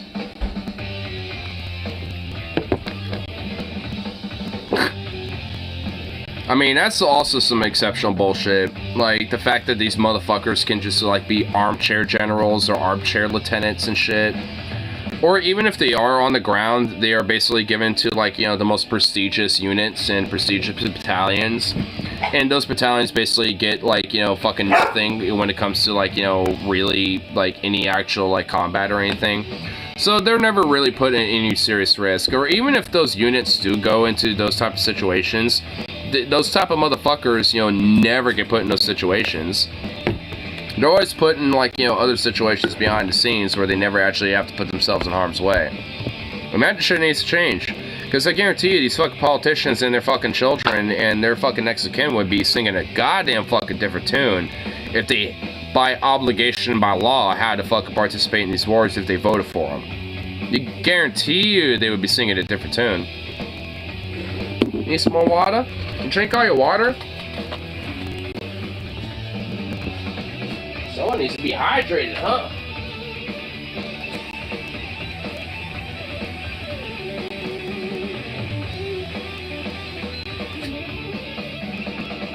Here you go.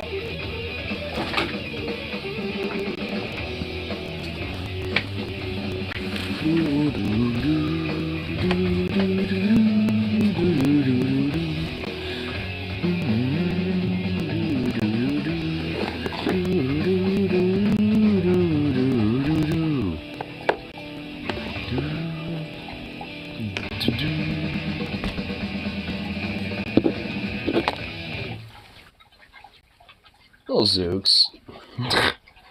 You thirsty, thirsty little boy.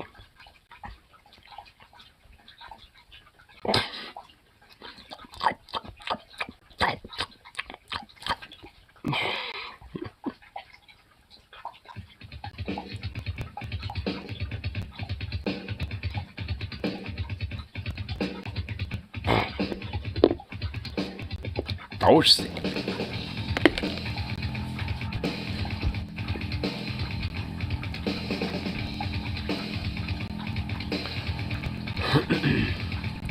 Here. Let's see what little things we can check out for the tube. I haven't even ever, like, reacted to anything really besides that, like, little protesting on the Reddit.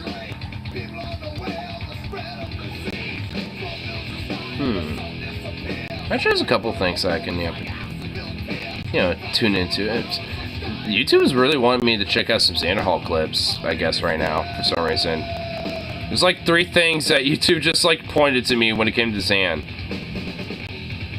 It's like the Right Toys are Minecraft Let's Players now, and I'm kind of looking at that for a second, and I'm just like, what? I'm just like, no way, no. I kind of want to look at that just for the sheer hilarity. And then there's like another one about fucking Christian TikTok grifters, and it's like, oof.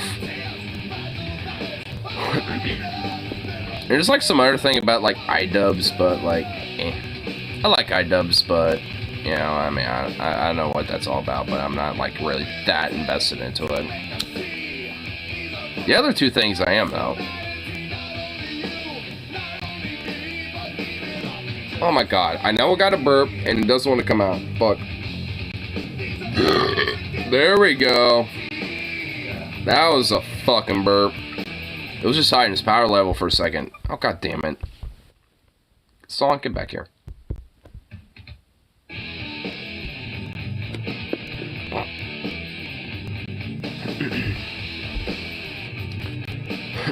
Fucking YouTube.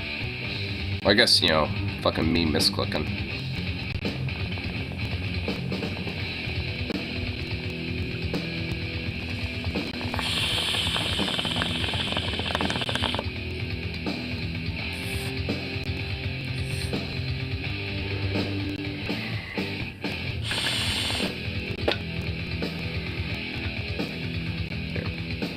Gotta go to the bathroom real quick. There.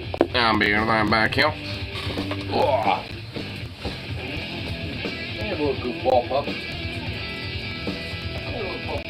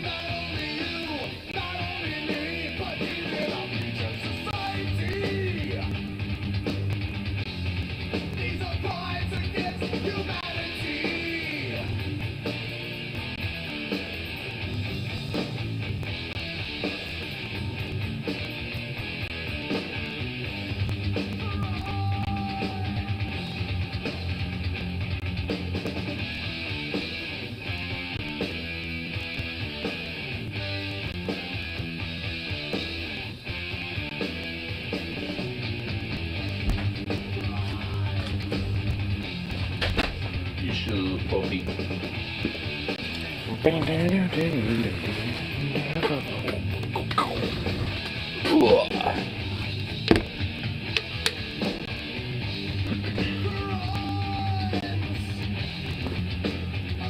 Here, little pup. Here. Have a little treat for me and a little good boy. Come here. Not that way, you goof. This way. Yeah. Up here. Oh my god. Hey, hold on. Hold on, you little pup. Come here. Oh, ah. Oh my goodness, you little pup. You little pup. Oh my goodness, hello. Oh. Paw? It's so aggressive about it. Hey. Patience. You can learn a little thing called patience, sir. Oh, he's a good boy. Being all patient. Yeah. Who's a patient boy? Who's a patient little boy? Yeah. Good boy. There you go. He's a good boy, being all patient and sweet. Yes.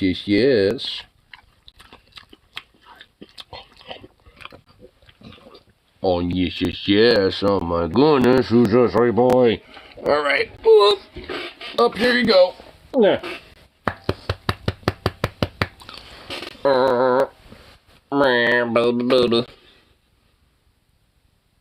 I swear, if you're about to give me a little willy, a wet willy in my ear with that little tongue, I was about to be upset. Ah! Whoa! Don't be doing that. Don't be blowing your fucking nose in my ear. What's this? What is here?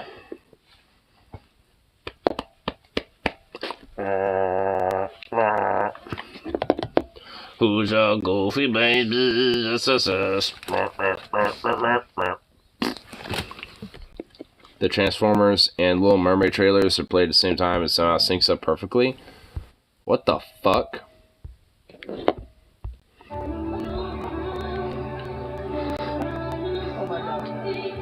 What the hell? It looks like the best movie ever. What the hell? What the fuck?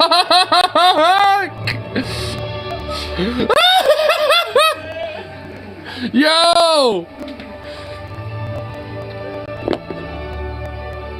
Dude, yes! I want to see this movie. This should actually be a concept. Hell yeah, dude. Dude, that was actually, dude, yeah, I unironically would fucking watch that movie. Like, Transformers, robotic, fucking, like, Little Mermaid, like, fantasy shit, dude. Dude, oh my god, fuck yes. Oh, man, look at this nugget. Look at this goddamn nugget. What is he doing? What is this? He got himself all sprawled out, spread wide. Little freakazoids this is. Oh my goodness. Little freakazoid. Look at all this. I'm not even touching like his actual neck. Like this is all like fluff. It's all fluff right here. Fluff. All the fluff. Yes. And he apparently enjoys it because it's all like, yes, all this fluff. All the fluff. Do you brush him? Yeah, I actually have his brush over here.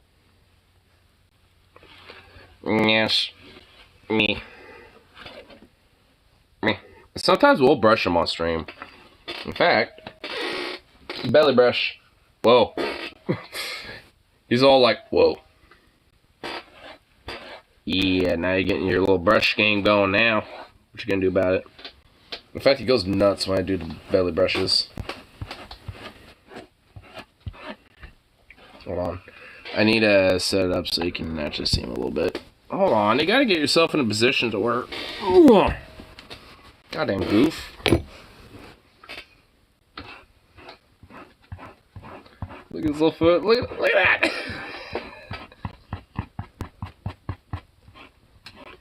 Okay, he likes the long strokes. The more semi-rapid long strokes.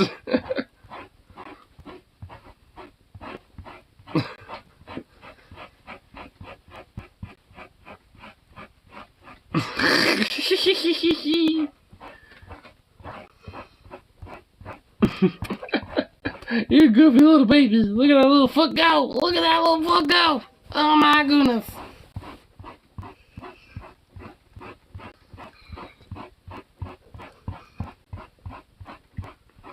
Ugh. This is actually a workout for me too. Oh my goodness. You sweet little baby. You sweet little goofball. As soon as I reach over here, he gets all like antsy. He's just like, what the fuck? But he has like allergies, so every now and then he kind of like cheats over here, so that's probably why. Oh my god, now he's stretching himself into a single galore.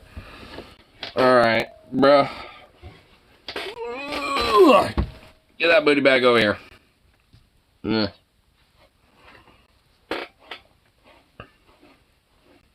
There we go. Ugh. What you gonna do about it now? What you gonna do about it now? Let's get all some of these little dandruff little scabbies out. Yeah.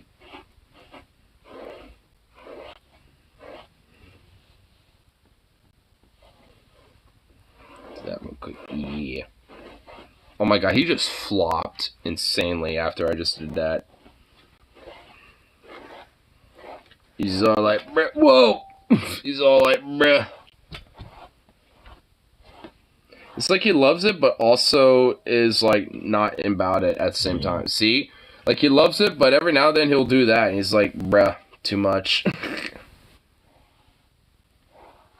But then he just kind of chills, and he's all like weirded out and in a flop.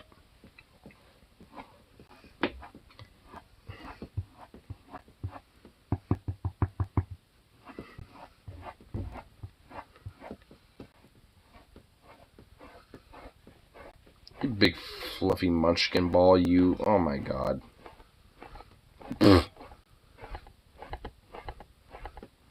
You fucking fruit.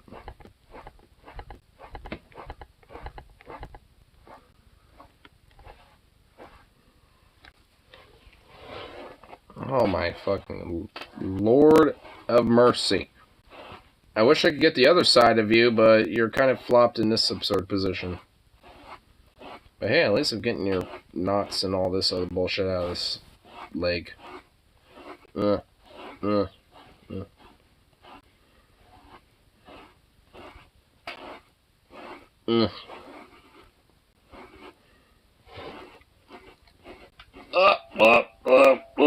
Okay, he likes that. He's stretched. Ah! Ooh. You goof. You goofball. Dude, he fucking loves this. He's enjoying every second of this right now. He's probably getting all the loose hairs too. Oh yeah, I definitely am. It's starting to thicken up. At least he's not as bad as like a husky or some shit. Oh my god, if he was, that would be absurd. Oh, he wants to start getting his little foot going. He doesn't even know how to do it. At least in this position, he doesn't even know how. He's just like, what do I even do? Whoa. Careful with that foot, bro. Silly little butt. Look at you. No. What, the hard bristles you love on your face? Like, you serious? Dude, he does. What the fuck? This dog loves nothing but the hard bristles. Oh my god, there's so much fur. I'm like, get out of this. Oh my god.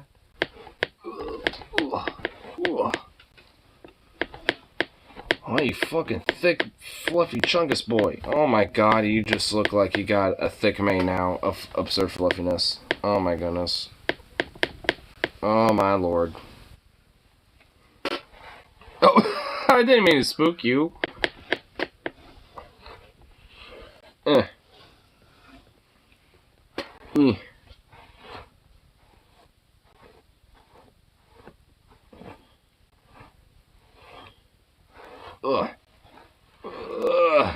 Now I just need to get the other side of you.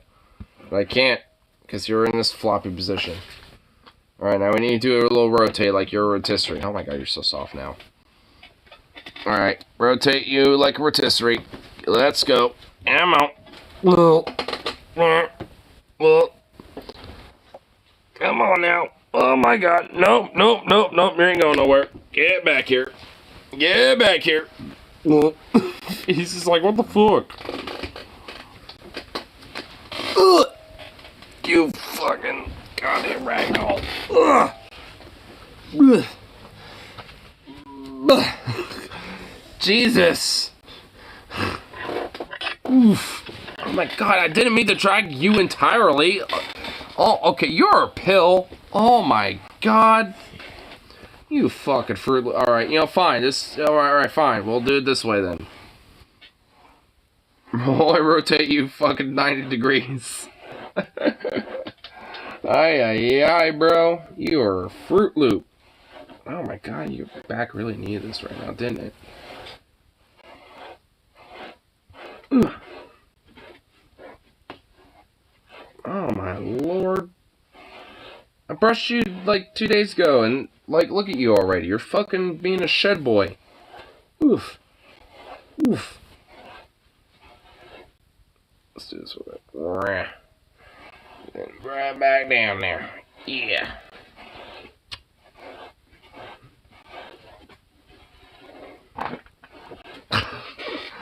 Oof. Dude, he's putting so much force into, like, everything he does with, like, every little bodily movement that he does. Oh, my God, Jesus. Look at all this dandruff. Oh, my Lord. Let's get rid of that. Yeah. Jeez Louise.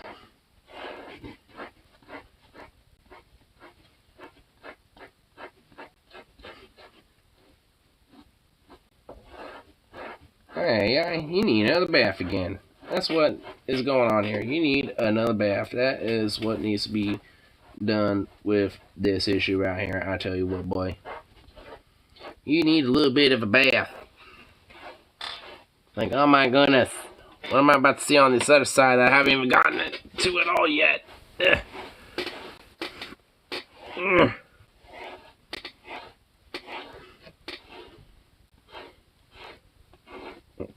Okay, surprisingly not that bad. Ah, fuck. It's actually a workout.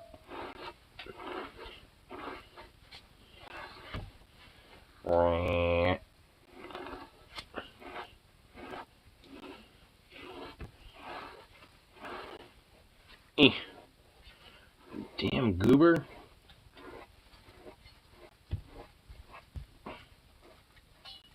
You damn goof. Oof. Are you serious? Ugh. What the hell? Alright. Brushing your head now. Me.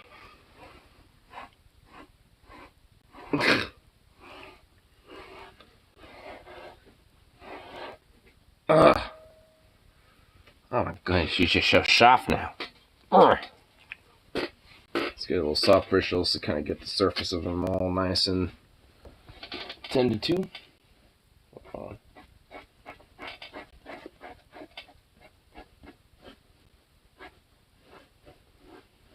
There we go.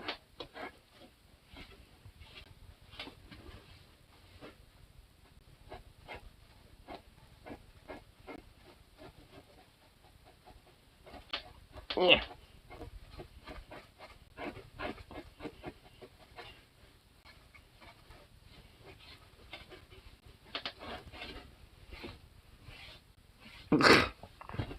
Man, you are just ragdolled right the hell out, bro. Oh my lord. He's loving that. Dude, he loves every second of this, dude. He's just absurdly ragdolled it right the hell out. Look at you. Look at you. Oh. Oh. He's like, me. Me. Ugh. Oh my goodness, boy. Oh my goodness, boy. Oh. Oh. Oh my goodness, boy. Oh my goodness. Oh, now you're all so soft. Yeah, get back over here. Oh my god, of course I'm feeling those plums. Ugh. Get this off my hands. Big boy. Big boy. He does have like a little... I don't get it, but he'll like... I think it's just due to allergies, but he always wants to like get back all up in here and shit. So there's always like a little bit of dandruff. I'm still getting some of it off of him right now, just doing this. It's like, damn boy. It's for the dandruff. What the hell? What is it with all that? What the fuck? Why do you keep chewing over there? See, he already instinctively wants to... Yeah, I already know what he wants to do. Yeah. Yeah. Yeah.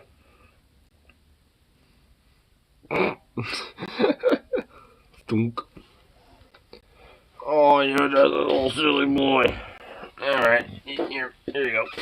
Well. Ugh. Ugh. Ugh. Again with the stretchy feets. Look at these little stretchy feets. Oh my god. Ugh. Get that fucking tail, like... Oh my... You're a fucking little fruit. Look at you. Oh, what? Now what? Oh my god, I was just sitting there staring at me. Oh, he's back. No. Oh no.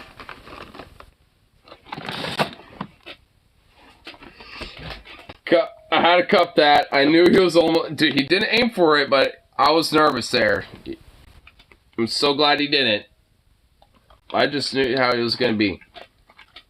And you don't have to be on my lap anymore. You could have just, like, went away with that.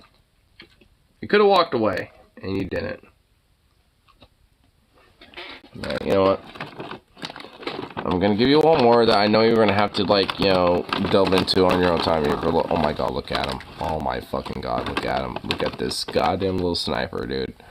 Look at this little sidewinder. Look at him so hyper-focused on it like a goddamn sidewinder. Oh my god, look at him. Look at him. Oh my god. Hey. Hey. Oh my god. Look at him. Oh my god. Papa. Oh, that's not a paw! Oh, what was that? That was not a paw. That was like sheer fucking bodily force. That was not a paw. Oh, he just get off. What was that? That was so cute. Paw. Wrong paw. This wrong paw, you goof. Look at him. Jesus. Give me the right paw. There you go. Oh my god, Jesus Christ. Wrong. Alright, now, no, don't start eating it now. Oh my god, he's starting eating it now.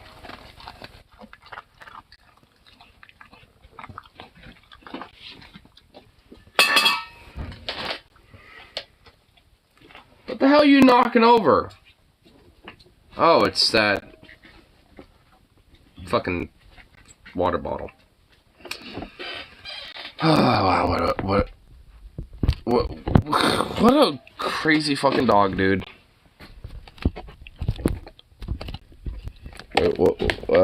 Oakland Friday nights. What's going on here? Are literally lit. Crazy car show. What the fuck's happening? Wrecked or some cars? What's happening here?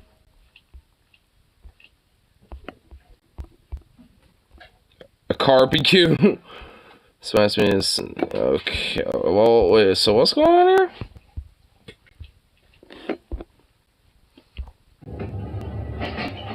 What the fuck? Dude, what the hell? I don't think this is a protest? What's happening here?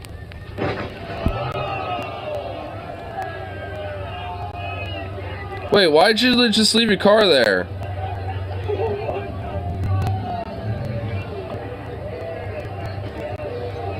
Is it even their car?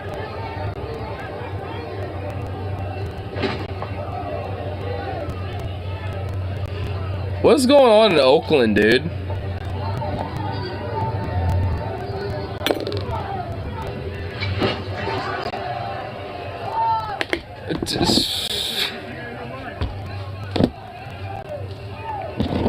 I don't get what's going on here, honestly. I just am going to be honest with that.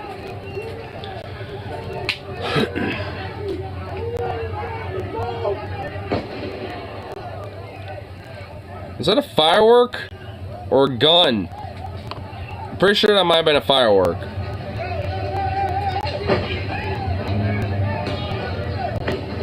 Yeah, those are fireworks. Is this a protest or something? I mean, what is going on?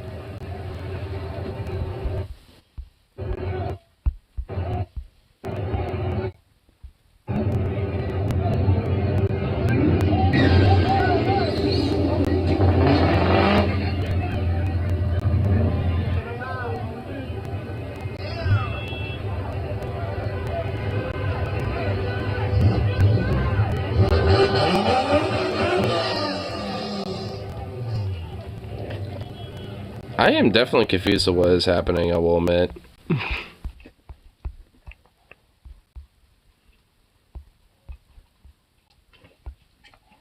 Sideshow in Oakland. The car crashing in the park was probably stolen. The police are there, but don't intervene because it's something I don't learn.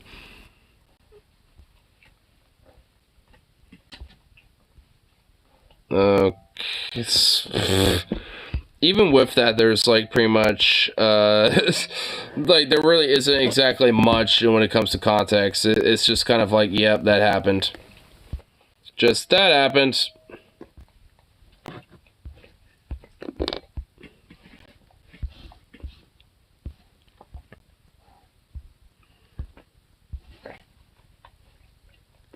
Right here. Let's check out this thing. Let's check out this. Cause why not? Oops. Cause why not? Why not? In fact, here, let's kind of. Oh no. We're just kind of getting right into the juice, aren't we? Oh no. I don't want to, but we are. Influencing politics, and like a lot of people agree with the guy. So it's almost, I feel a little guilty watching this without like dunking on him politically. Well, wait, there's actual news report. Oh, there was? Okay, here on. Before we get to this, yeah, here on. Or Saturday morning, yeah, we saw that. Wait, the police haven't even released the information. So yeah, well, what the fuck? Sideshow activity in the area. So it's just a sideshow, like a sideshow car thing or whatever the fuck. Yeah, even the article itself doesn't even say much. It's just like shit got chaotic crazy, I guess, for a little bit, and yeah, oh my god, here we go. Now we're getting a bunch of ads. Well, I guess they went away, but whatever. But like, yeah. So pretty much not much. No, like obviously it's not a protest because I would figure there would be more information if there was. So I guess it was like some sort of like, you know, illegal street racing sideshow event or some shit, and it got crazy. So, yeah. This is the only time I think Chinua is cute. Those people wouldn't leave the shelter without Chihuahua. It was protecting. Aww. And people say pit bulls are savages. Look at this sweet little thing. You can't tell me that little pit bull is not just the sweetest baby. Cause look at that. Oh my god, that's so cute. So, you know, so maybe a cup of coffee that somehow tastes like beef stew. I might put a sprinkle of that brown stuff in it, like you. The brown stuff I used is cinnamon. The brown stuff he used was dry rub seasoning. I can't wait for these kids to go to my mama house today.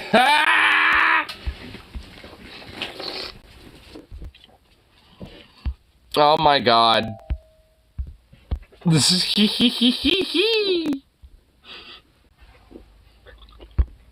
We'll find some opportunities too, but we gotta have a little fun every once in a while, right?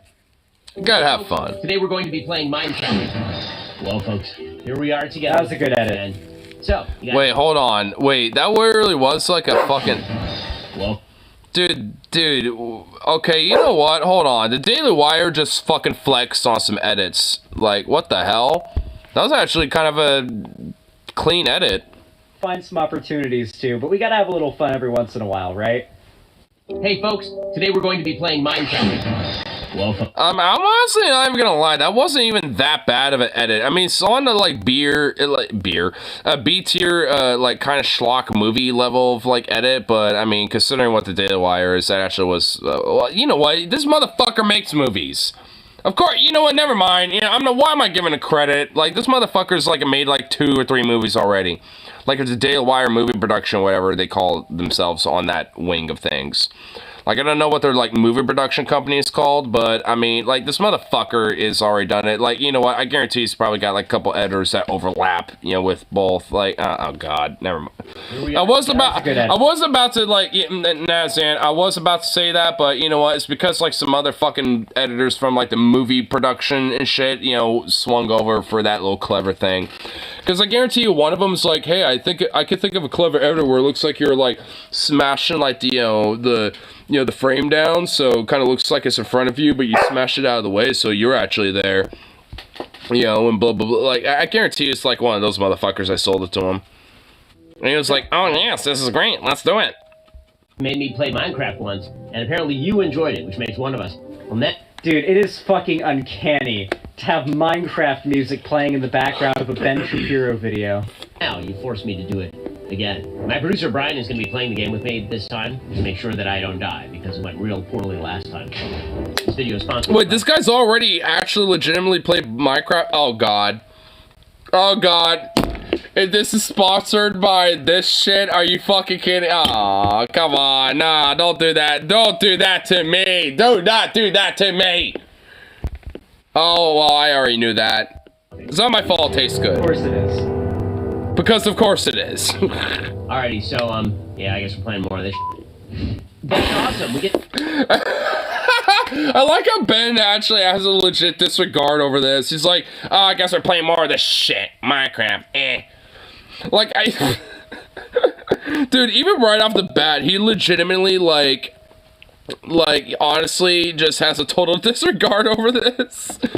I can never enjoy Minecraft or coffee ever again. I mean, it's not my fault this shit's good. Like, honestly, if it wasn't for the fact it's nighttime, I'd probably drink this right now. But, like, it's nighttime, so I'm not gonna do that. Because, I mean, hey, at least it tastes good. It tastes better than Starbucks, I'll grant that. Java Edition Black Lives Matter. Yes! He's playing the Black Lives Matter mod of this fucking game? No way. Oh my god, they did this purposely for the memes. Oh my god. You can't be fucking serious, dude. Wait. Cal Kestis in Jedi Survivor. I don't even care if I pronounced that wrong, by the way. I don't care. Like, dude, you can have a mullet. Okay. You know what? There needs to be a Jedi with a mullet. He needs to be the one. He needs to be the one with the Jedi mullet. He needs to be the one, dude. That's so good. He customized his haircut. Well, he needs a mullet now. Dude, oh my god. Fuck yes. You know, I do have a true soft spot for the mullet. When it's done well. Some people can't necessarily rock the mullet, and some people just, you know, do a mullet, and it just looks horrible. But there are some people that can rock a fucking mullet, okay? Like, honestly, like, I do have a soft spot for a good mullet. Like, I'm not gonna lie. That's just, you know, I'm gonna just throw that out there. No. Wait, can you set the splash text to say a specific thing? Because that is awesome. Well, if yeah. It was random. Because I'm pretty certain on even, like, Bedrock Edition, that was literally just random. Maybe there is a god. He must have reloaded it so many times. I don't believe that. I believe maybe they reloaded a few times trying to get it to work. If there was some tech difficulties setting it up. I do not believe they refreshed it till they found something that would be funny for Ben. I've gotten the Black Lives Matter splash text on my Minecraft homepage too. Wait, so that's not even a mod? Wait, so that's actually, you know, like, you know, that's something that, you know, if you load up Minecraft, that would actually pop up? I mean, okay. I mean, I'm not against it, I guess, but, I mean, like, I honestly thought this was, like, a mod. Took literally forever to figure out how to mod Minecraft. I have a Mass Effect mod for Minecraft. It doesn't, I mean, it's not that hard. I mean, you know, it takes a little bit of figuring out but once you know it, like, you know, like, once you actually know how to put mods on there and shit, it really ain't that hard. Tens of thousands of options that it could go with. Maybe there is a god. No, there ain't. Wow. Even in this Wow. the white Minecrafters have some sort of systemic advantage over the black, like, are the black Minecraft... Oh my god, Ben, you can't be serious. Are the black Minecrafters somehow, you know, at a more disadvantage in comparison to the white Minecrafters? Oh my god, Ben, you fucking obtuse fucking amoeba. Like, oh my god. You cannot be, I know he's being facetious, like, purposely, but, like, I mean, you can't be fucking serious, bro. Like, you know that's not the reason why they have it there, okay? Like, I mean, quit being retarded, alright, Ben? Quit being purposely stupid. Like, because I know you're a smart fuck, okay? Like, I mean, say what you want about Ben. He is smart. Like, so, like, I mean, he's purposely being just fucking dumb here. Like, I mean, come on, Ben, you're better than that. I mean, give me a break. You could just say that, you know, the company that made fucking Minecraft went woke. I mean, you could have, at least that would be more legitimately honest, okay? Like, I mean, honestly, it just would. Smart enough to grift.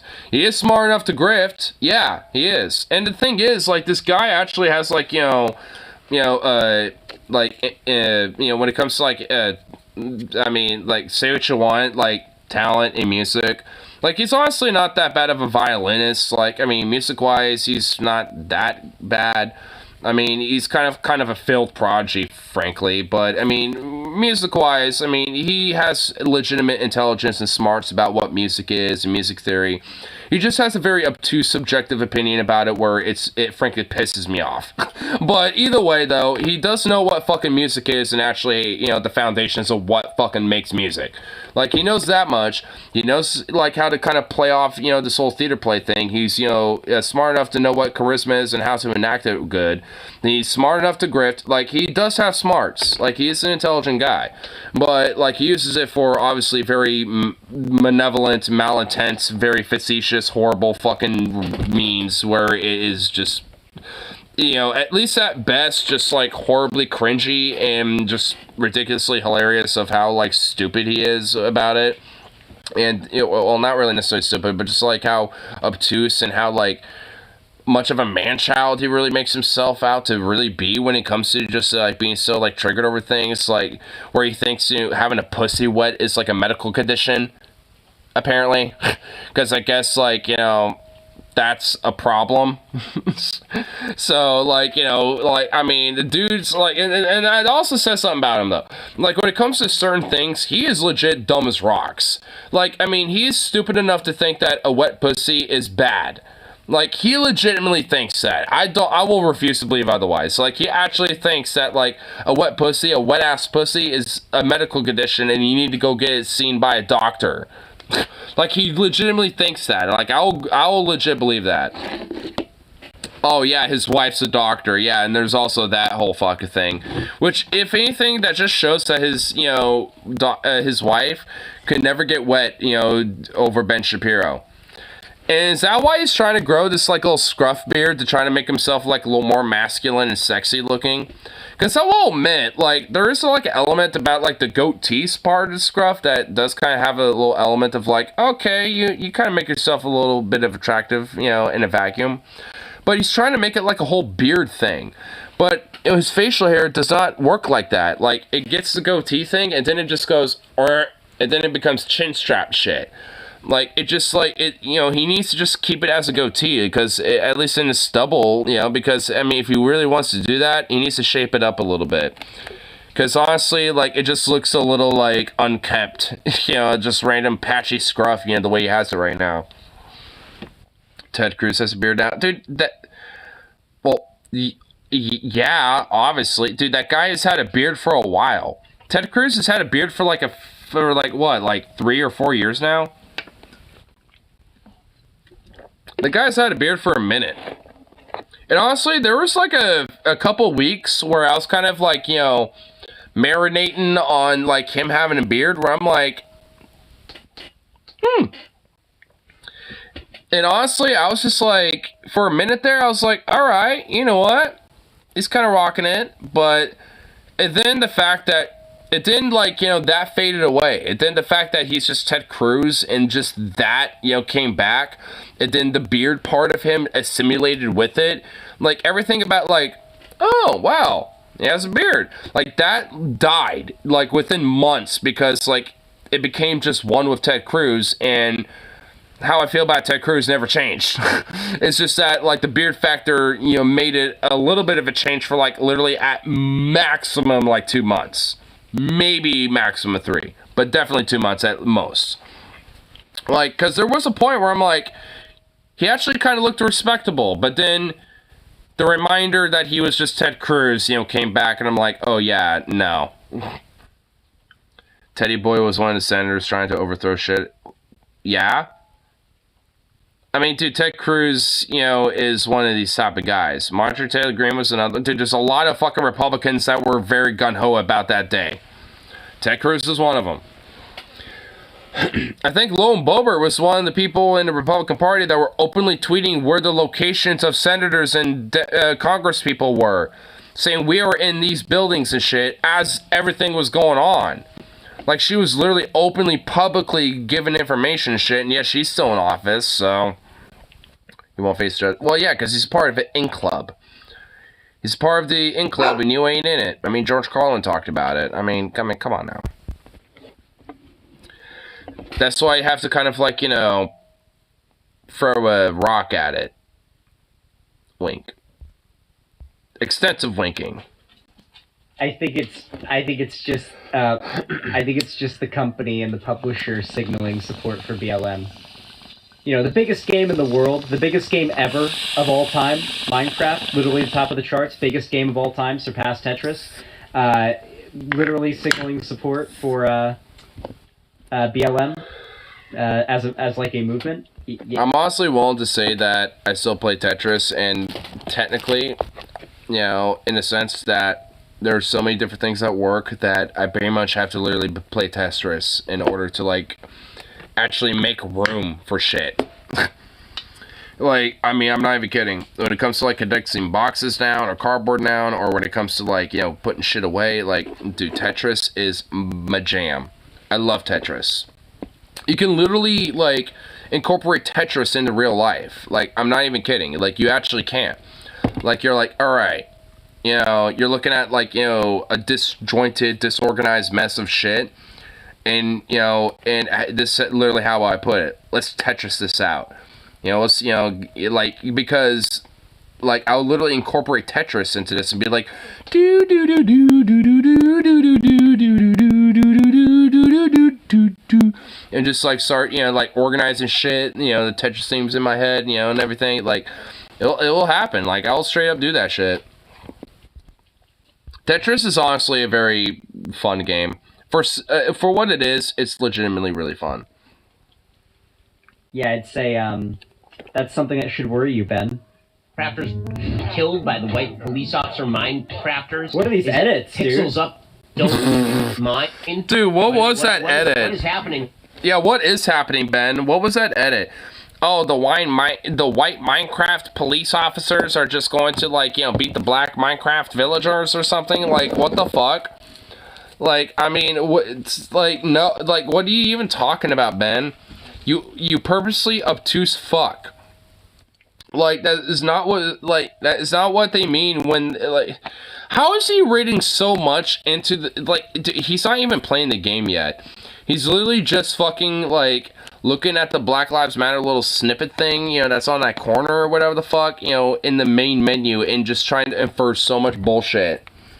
Just literally so his editors can have some things to edit. Like, that's basically it. It's like, oh my god, you motherfucker, man. This shit is so goddamn produced. Like, if you really break this shit down, you realize how overproduced this shit is.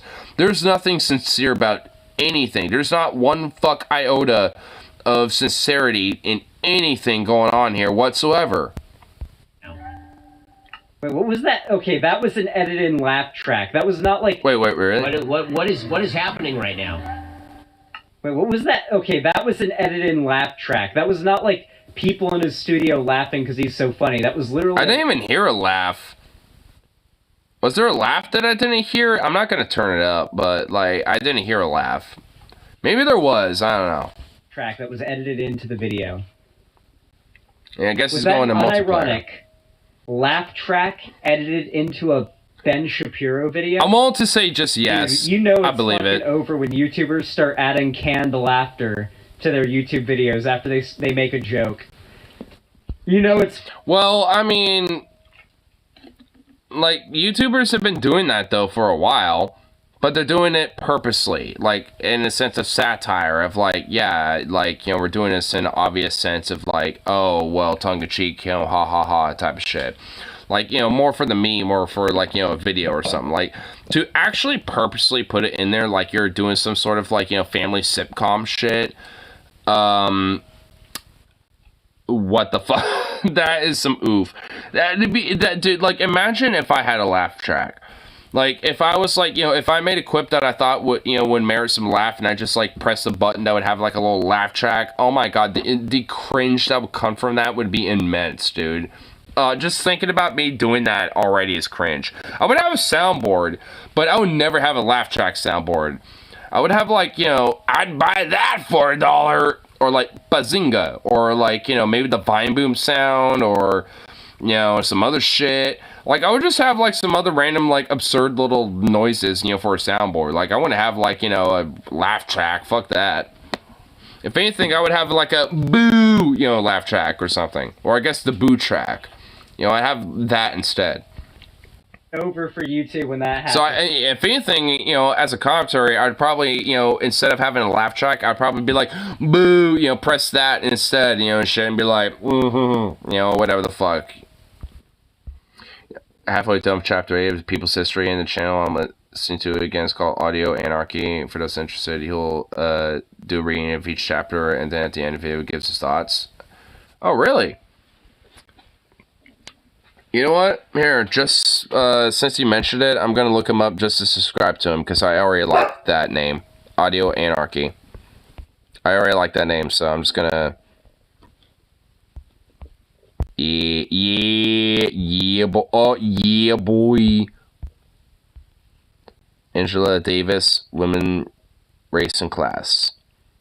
Hey, that's a recent upload. Here, let me... I'm assuming playlists will probably be a good way how we get free. Black feminism in the Combahee River Collective. And autonomy and fascism. How to blow up a pipeline. Is this a Derek... Oh, wait. No, it's not Derek Jensen. Andreas Malm. A People's History. So, oh, sweet. The End of Policing, Mutual Aid, the Wretched of the Earth, Our Prisons Obsolete, Manufacturing Consent. This is George Orwell.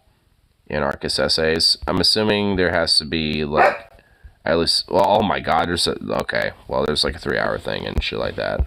There's a lot of stuff for me to check out, honestly. The Conquest of Bread. Oh, this is, Mikhail, what's his name? What's his face? I know this guy. Like, I recognize him. It's Mikhail something. Or something Mikhail, or some shit.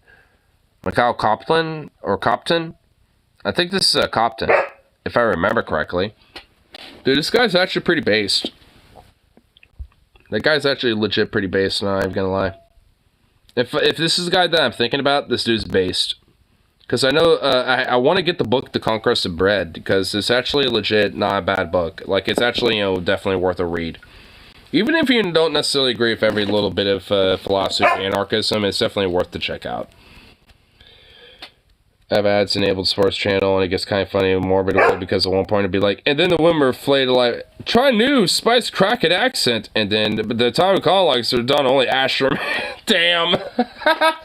You know, I guess there is a element about, like, advertisements on YouTube videos that are kind of a civil line and morbid. Shut the fuck up. What the fuck, bro? Sit. Sit. Get over here and sit your ass down, butt. Little butt. Yeah, that's right. good-looking, pixelated man right there. So here we are on this. Oh my god, hold on. Was that Ben's character? That is a good-looking, pixelated man right there. That just literally looks like the most literally like, how do you make like Steve the Minecraft character like even more bitch made and cucked?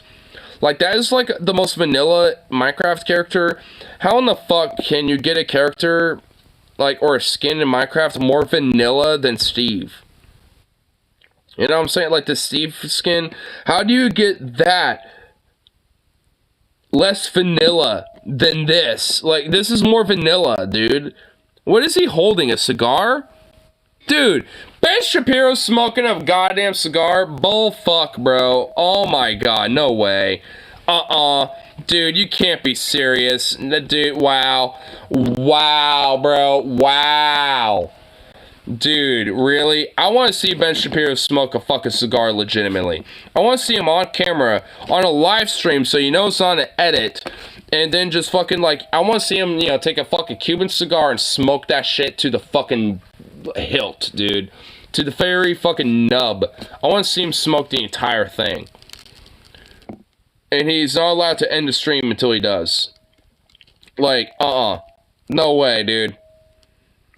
But legit, the book is disappointing because one cycle will be like arranged, she rebelled against the Iranian government base, and then he slaughtered a village of Indians. Oh. Yeah, I mean, that's kind of the unfortunate fact about, like, a lot of early American history. I mean, it's just like, you got some people that might be kind of base, but, you know, if you really look at them more specifically, they kind of did some fuck shit. During the Mexican-American War, there were people against it because they didn't want a chance of race mixing. So there were anti-war activists of the Mexican-American War that were literally against it because, oh, Mexicans might intermingle and race mix with Americans. Oh my fucking god. Dude, how is things any different? I mean, seriously. Holy shit, SSDD really just like... Am I really just gonna like look at the People's History by Howard Zinn and just like fucking realize that like it is just SSDD? How someone's so racist it kind of ends up being a good thing. I don't know. I mean, like, it is weird, I will admit. It's like someone's ideology can be so bad that they accidentally end up on a good position. It's just kind of one of those things. What's SSDD? Same shit, different day. SSDD. Same shit, different day. It's an acronym.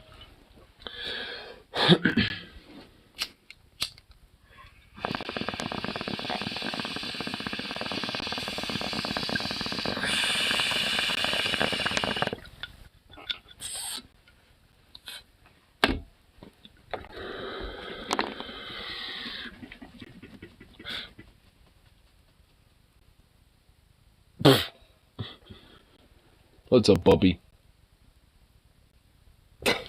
Look like a little dork. Satire.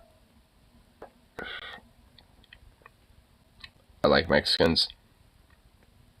Well, yeah. I mean, if anything, it's just kind of like, you know, I'm saying it more of like, damn, like, Americans weren't really necessarily that, like, much, you know, different, you know, in comparison.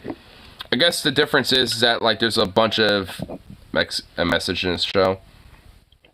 Oh, well, YouTube, yeah, I guess YouTube literally censored it to the point of Streamlabs didn't even fucking register it, so.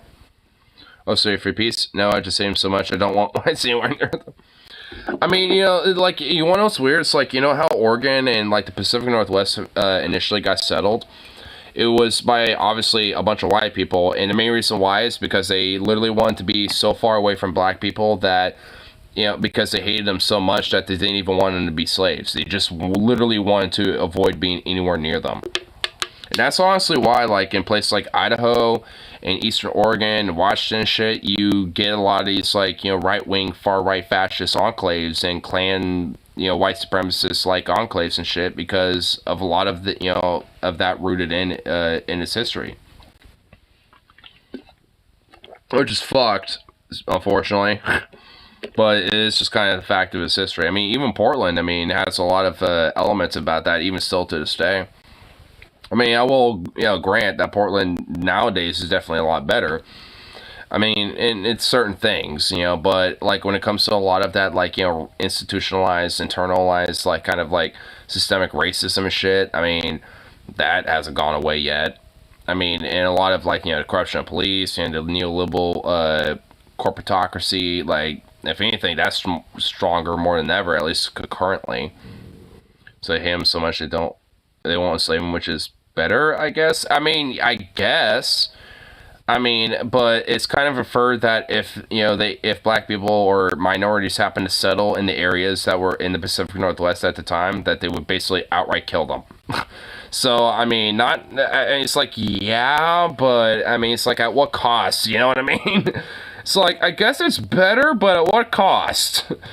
I mean, I guess if they happen to be near them, they would literally try to savagely kill them in every way possible. So, I mean, it's like, it's kind of like a silver lining in their ideas, I guess,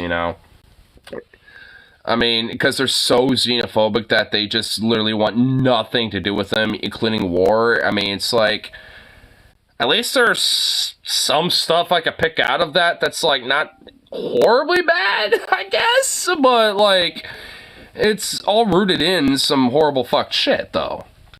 I mean, which is fundamentally racism, so it's just like, it's like I don't really want to, like, obviously, like, kind of, jump to his defense, obviously, but, I mean, it is kind of like a weird fact about it in a sense that there are some people that are literally so racist that they literally want fuck one to do with anything about anyone who's a minority and outside of the race, including when it comes to, like, intervention of war or anything like that, unless it happens to hit their soil, I guess, so to speak, or at least, more directly their property, or I guess, impacting them. So, I mean, it's just like, it's kind of a weird silver lining, like, like, they won't give a fuck, and if anything, they will actually kind of, like, be on a position of being, like, anti-war and stuff like that when it comes to that type of shit, just because they're so adamantly racist. It's just, I mean, it's kind of a weird, like, edge about that, I guess. It's like how life in prison is technically better than execution. Yeah. Yeah, honestly. I mean, it's like, I guess that's better. Which, I mean, at least in that sense, at least it is objectively better. But, I mean, like, in a sense, it's like, when it comes to the broader, like, mental health or the outcome of the individual that is in that situation, I mean, is it? I mean, honestly, that's kind of why I am against capital punishment, because that is kind of the point, at least in my mind. If you really want to make someone, quote-unquote, suffer for a crime, if they're, like, if it is egregious enough for capital punishment, for, like, mass shooting or a terrorist attack or whatever the fuck, I mean, I'd argue that life in prison would do a lot more, worse when it comes to, like, their general, like, outcome, so to speak, versus than just, like, hanging them or lethal injecting them or whatever the fuck. Because, one, it's cheaper, frankly, financially and on an economic level, and two, like, if you really want to have, like, some punitive punishment level on that, and frankly, for someone like that, yeah, obviously they're not going to see the, public life of day, basically. So, yeah, like, I mean, basically having a situation where they're isolated and, left internally to kind of, like, reflect on what they fucking did, for the rest of their life. I mean, in a way that, brings more fucking suffering more so than, like, a slow death. So, I mean, I don't know. Like, I mean, like, even just on, like, a more emotional level, like, capital punishment, in a sense, it doesn't entirely make sense. I mean, I guess I get it still, but I mean, even there's definitely plenty of people that even on an emotional level, I can, kind of think, that could be an outcome for, but regardless of, it's like, I mean, we're pretty much by, like, every metric, like, there's just the better way to do it. Even on the emotional level.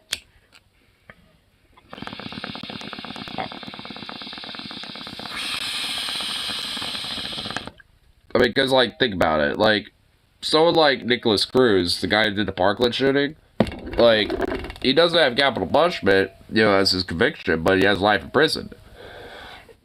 Like, that motherfucker was going to be in torment and suffering internally, mentally, and emotionally for the rest of his fucking life in prison, and he's gonna rot there for the rest of his days, and is basically going to just like be in utter agony with his own self, and just like, you know, be struggling, you know, frankly even more so than he probably was, you know, outside of fucking prison.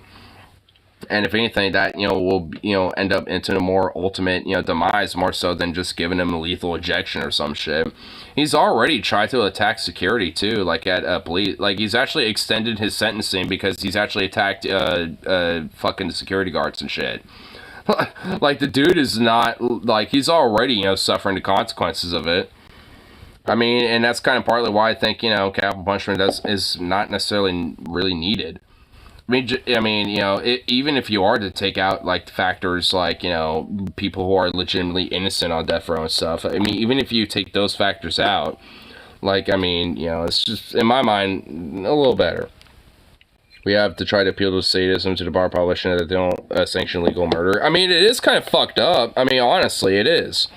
Because I know fellow lefties, like, I have a friend, I mean, I've talked about him before, Mentalty, like, I mean, and I've talked about some of his more extreme takes and shit, and he goes even farther than me.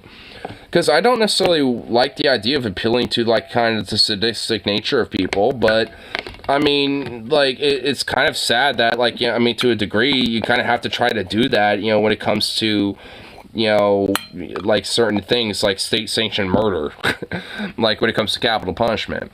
Because I have you know, because I got a friend who's still pretty adamant about that, you know, despite most of our friend group, you know, like, pretty much predominantly being against it to, you know, most degrees. And it's just like, and even then, like, he takes it even to an extreme level to where it's just like, it's not just like, oh, let him hang, or firing squad, or lethal injection, or whatever the fuck. Like, he takes it to a level where he wants it to be, like, personal. Like, and it gets, like, even for me, it's just like, dude, you're getting a little fucked up, even for my taste, bro. It's like, dude, you gotta chill. It's like, I mean, it's like, damn, bro. Like, I mean, he's unironically even mentioned, like, oh, if a female cop happened to be unconsensually fucked, I'll just say it like that. Like, I mean, he wouldn't give a fuck. I mean, if anything, at least in her mind, you know, she had it coming. And even not just for a female cop, but even for male cops. If they happen to be unconsensually fucked, then because they were cop, they had it coming because, well, they're a cop. That's how he sees it. It's like, yeah, they're a cop, but, I mean, Jesus Christ, don't stoop to such a low to where that ends up being a justification. I mean, goddamn. Like, yeah, they're a cop, but they don't deserve that. I mean, fuck. It's like, Jesus. I don't really entirely know if he actually truly to the core believes it, or if he just says that hyperbolically just to try to get, like, a fucking reaction, or what. But he said it a few times before, and so it kind of leaves me to question it, you know, in a way. I mean, it's like, like, on one hand, I get the animosity, but it's just like, the means do not just, yeah, like you're saying, like, the ends justifying the means mentalities are dangerous. Yeah, I mean, really, that's what I was about to get to, yeah. I mean, it's like, I can understand it to a certain degree. I mean, I really do. I mean, like, inherently as an idea, but it is fucking dangerous because, like, I mean, like, it's, yeah, sure, I mean, say what you want, but it is legitimately a slippery slope. Like, because if the ends justify the means, then, like, then what fucking means are you willing to use to get to those ends? You know, it's just like, because if we end up getting to a level where, like, the means, or, you know, like, end up being worse, you know, for the outcome, you know, to try to get to the ends that we're trying to justify, then we really need to start introspecting ourselves, like, legitimately, because it's not good. Like, there are definitely a lot of various different means that should most certainly be on the table, but we just simply can't just say the ends justify the means, like, any means necessary. Like, I mean, that simply cannot be on the table, because that's not a good, healthy, you know, outlook, you know, to have when it comes to this type of shit.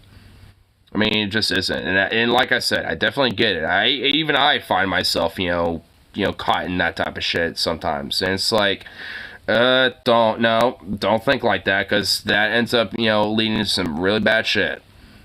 That road is, you know, paved by a lot of fucking blood, and it ain't good. The same reason as we left society don't just completely write off entire sex people. Yeah. I mean, it's the same reason why we shouldn't entirely, like, do total gatekeeping and shit like that either. I mean, like the dude on, for the guy we're kind of kind of react to a little bit, Xander Hall. Like, I mean, the guy literally was formerly a right-winger. The guy was a conservative at one point. And now he's, like, kind of a flaming lefty progressive. Like, I mean, we can't just write off entire groups of people and shit because, there's a possibility they could be a guy like Xander Hall, or even on a, I guess, like a more liberal, level, like, someone like Hunter Avalon, like, I mean, there are, like, people that, whether on, like, a more moderate conservative or even more far right-leaning, perspective, that can be, rehabilitated and won over to a more progressive perspective. I mean, like, just because someone is the way they are now doesn't mean they're like that forever. I mean, I wasn't the same way I am now 5 years ago when it came to, like, a lot of my hardcore, like, union labor militancy about my leftist perspective. That was nowhere near as prominent as it was, like, 5 years ago.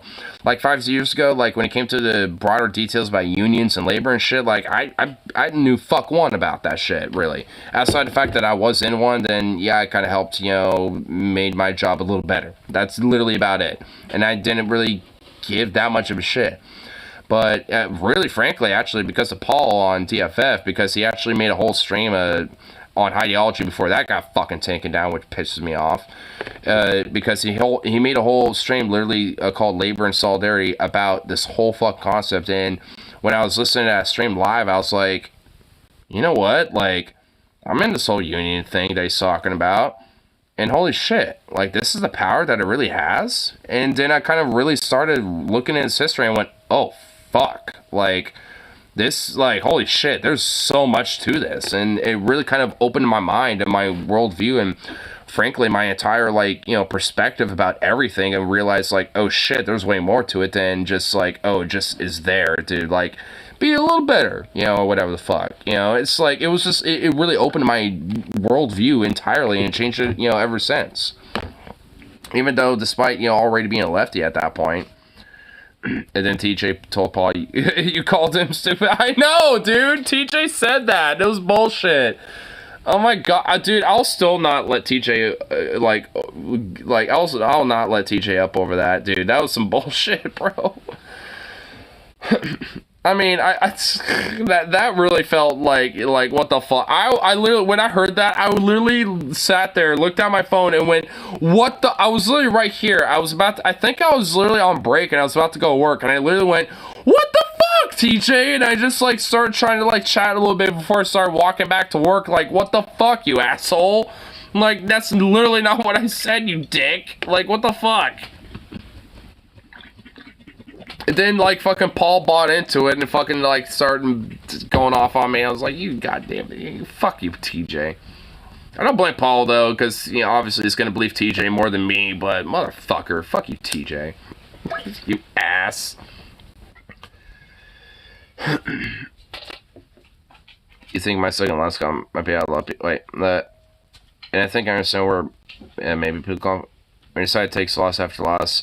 As a sabotage and every dirty trick in the book, you might become desperate for one. I mean, no, I absolutely do. DJ was probably gleeful after the stream. Oh, dude, he probably was. But yeah, I mean, at least, for that thing you're talking about, yeah, I mean, I think that honestly is kind of an extent. Like, because I was mentioning a little bit earlier, I don't know if you're in here yet, but I was mentioning earlier that, like, I mean, especially on the left, because I was talking to Kobe Parker that was on here earlier, like, I was mentioning to him, because he was saying it's like leftists in America are just kind of like pussies and kind of weak and shit.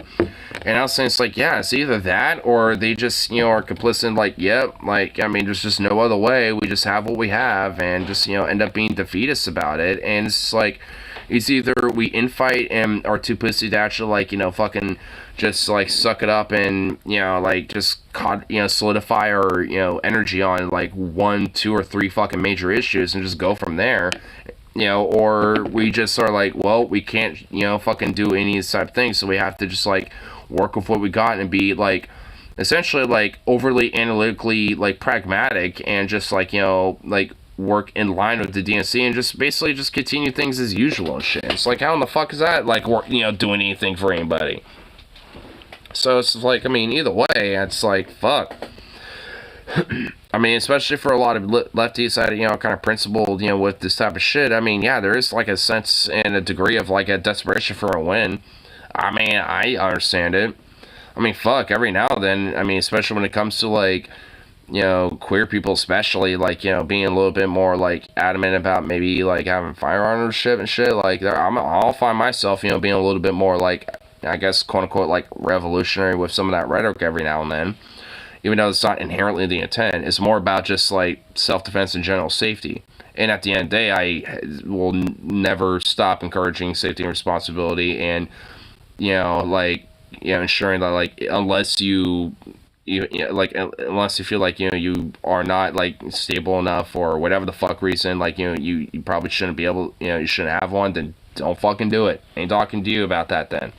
But like beyond that though, probably should maybe.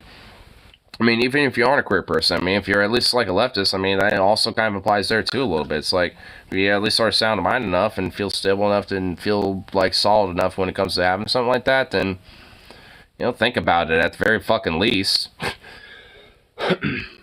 I mean, that's what I would at least say. But, I mean, I'm not gonna, like, be some hardcore amosexual being like, oh, you have to just fucking have this, you know, or some shit, you know, or else fucking, like, you know, they're just gonna come and get you or some shit. Because there's plenty of other fucking ways to do it. Like, you know, I mean, when it comes to at least self-defense, there's just plenty of other ways, and, you know, if anything, non-lethal ways, you know, to have that. So, I mean, you know, it's not the only thing, you know, when it comes to the toolkit. Tent making bats. Tents making bats? Wait, these bats make tents? Huh? Make shelters out of leaves and huddle underneath them? Aw, look at these little guys. Oh, look at their little ears. Oh, dude, they're so cute. Oh my god, look at that little fat little round ball, dude. Look at these little... Dude, they literally are just like the littlest little balls, dude. Oh my god, look at this one. This one's like the most roundest of the roundest balls. Oh my god, it's so cute. Look at those little ears. Aww. Oh my god! Oh my god, look at them all. Aww. Oh, look at them all. Oh my god, they're so fucking adorable. Oh my god, it's just holding on to a tiny little thing. It's holding on to a little thing on a fucking leaf, and oh my god. Oh my god. It is so cute. It is so cute. Husky don't want to leave the dog park. Throwing a tantrum because it has to leave. Aww. Come on, bud. Oh. Oh my god. I don't want to leave. No. It's time to go. Come on. We're not gonna do this again. Yeah, we are. Yeah, we are. Yo, your dog is going to say otherwise. She is going to say no. She literally just said no. She literally just yelled no. Like she's adamant about like not going, dude. Oh my god, look at her. Dakota, come on. Everyone, you're embarrassing yourself. Oh. Oh. Buddy. Come on. What? Like ragdoll. Just nope. Aww. Dude, oh my god, Zukov is peering over the corner like, what the fuck is going on? Dude, my dog... Hey, no. Okay, I might have to mute this. Oh my god, he's starting to go off. No, shut up. Don't do that.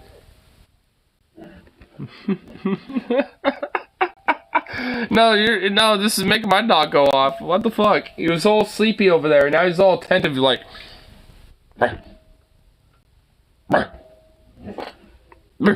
Yeah, see? He's just like... You fucking little butt.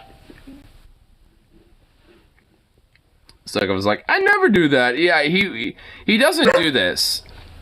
I'm not accusing you. Shut up. Like, I will admit, he actually does not do this. But, dude, sometimes, I mean, if there's another male dog, he is like this, though.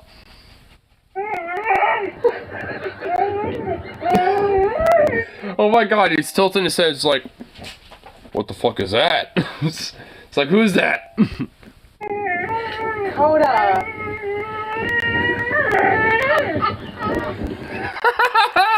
Dude, my dog is like, what the hell? Like, dude, he's so attentive. He's just like, what is that noise? Come on, buddy. Well, you just gotta have to pick her up. She's gonna be a little lap dog for, you know, for this duration. Pick him up.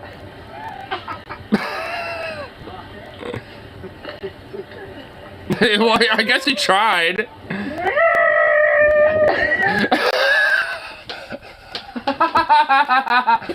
She's like, no!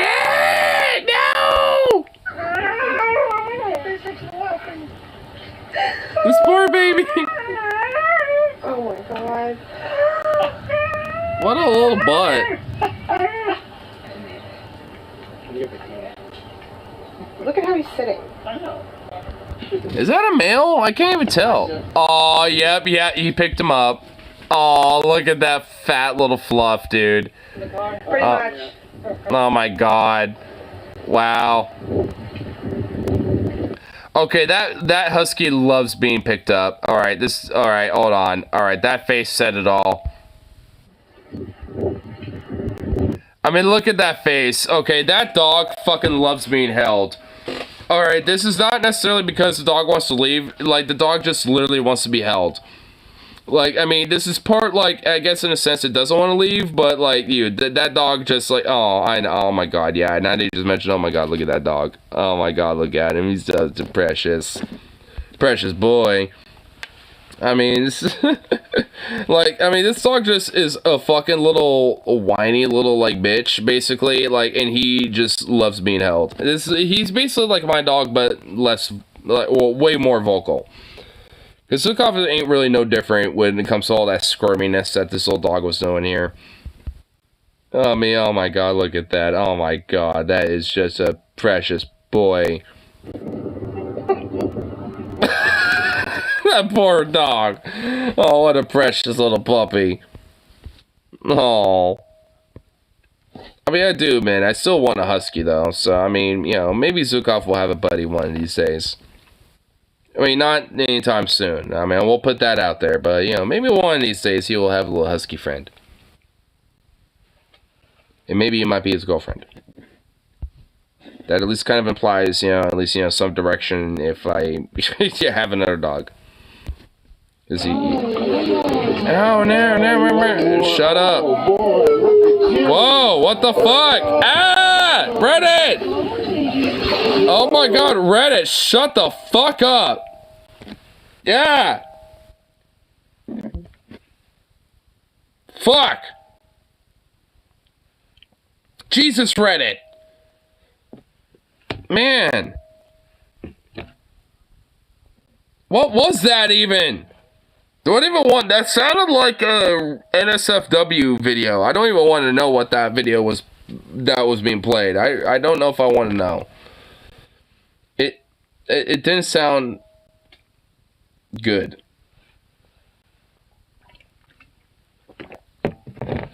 Ugh.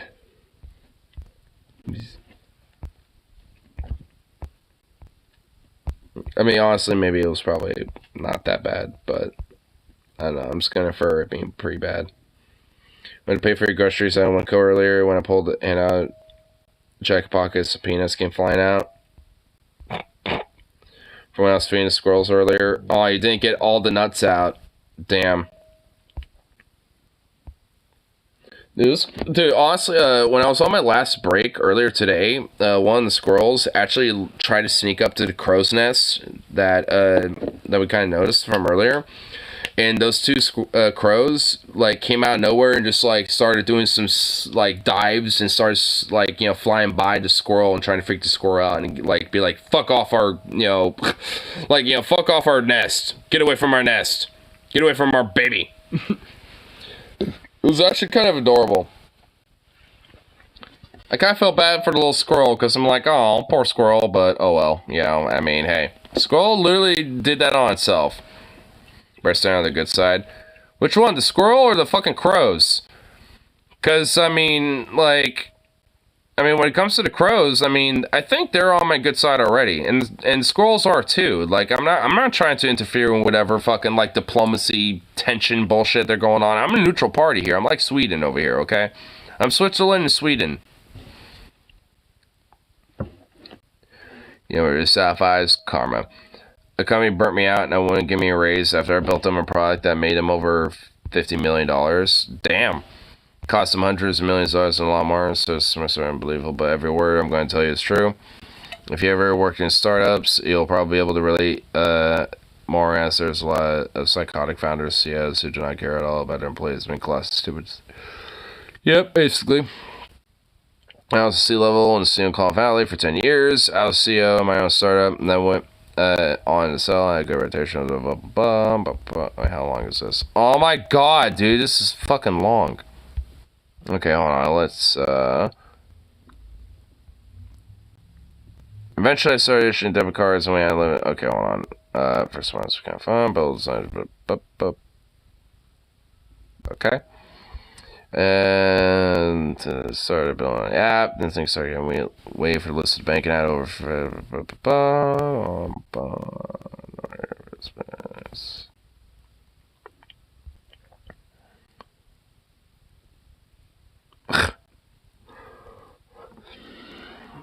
kept the system sharing, kept the system.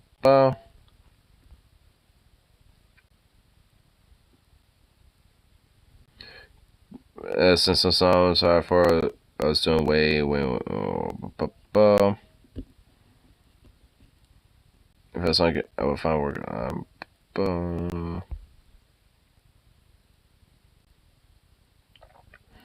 I went into managers where I walked. I don't know what they're thinking. They said no. I went home. That was on Friday. I developed a horrible drink problem from all the stress. So I got drunk around 1 a.m. Sent my resignation. Started calling and begging. Come back. CEO, CTO called me next day and actually threatened me. What the fuck? Blacklist them. And if I ever working in tech again, if I wasn't at my desk Monday, unfortunately I was well connected and they knew they couldn't touch me. But then I shaved, got a haircut, and nice steak. Never felt better. And nice base. What a Chad. What a king. Through my contact, I mean, you know, even struggling with alcohol addiction, it's like, you know what? I'm gonna shape up. Gonna get a steak at a nice restaurant. Fuck, get a haircut. Shave up a little bit. Never felt better. Fuck, dude, what a king, dude. What a fucking Chad. Through my contacts to see the company, I heard everything was chaos. See the bank didn't. Damn. Nintendo rebuilt scratch, kept tabs on LinkedIn, and insurance goes. So it's banking engineer, the top tab around top. During COVID, this gone public now. The real kicker is when they had done fundraising around. I was so I give me start time a company did not notice the value I was actually bringing to the table. I go only for the stupidest decision I ever made to others fired me, went out of business less than 6 months later. There goes made a few calls. 2 months later, I quit your job, hey, charge notch. Nice. And yep, right here. CEOs always seem to think employees are just cogs in a wheel that are easily replaced. Not every cog. Sorry, fuckers. Yeah. And honestly, I would argue that, you know, we're not, you know, just inherently replaceable. We all have, like, you know, merits in your fucking system, you fucks. So, fuck you. There's a TLDR in the component. Oh, yeah, right here. Narcissist. Wait, hold on. Where was it? I mean, I kind of read most of it anyway, so. Well, both squirrels are more apt to forgive than crows. They'll hold a grudge. Oh, yeah, crows definitely will hold a grudge. And I'm still, you know, as far as I, you know, can see, I'm on their good side still.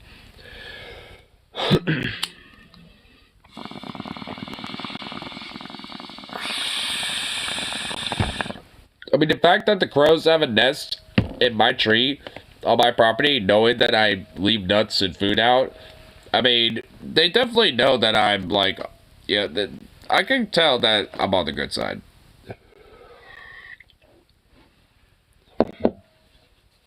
I mean, it's honestly kind of cute knowing that, you know, those little guys are up there, honestly. There's like 3 of them. Never caught crow or raven, biggest mistake of my life. I mean, they might as well be big as ravens. I mean, these guys are big.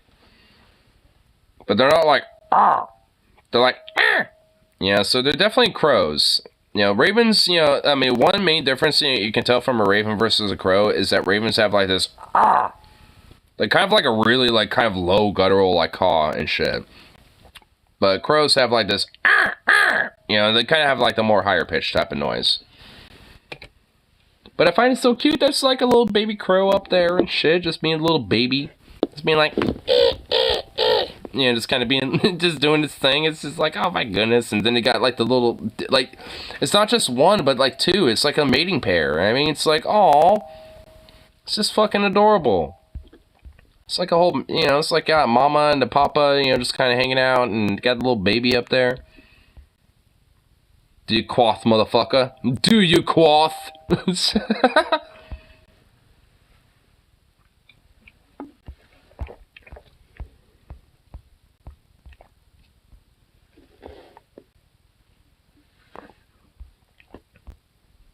Oh my god. Walmart employees accuse a woman of stealing, goes through all of her bags and finds out everything was paid for.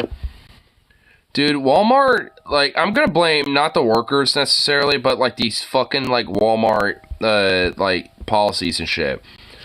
Because like honestly, like even at my local Walmart and shit, I never go to it, but I will hear from other customers, you know, that will kind of come through and shit. Actually, even earlier today, someone mentioned about it, like the security about, like, there would literally be, like, the Walmart employees that, you know, check your fucking receipts. If, like, if you somehow walk past them, they will literally chase you in the parking lot and shit about it. Like, I'm not even kidding. It's just like, what the fuck?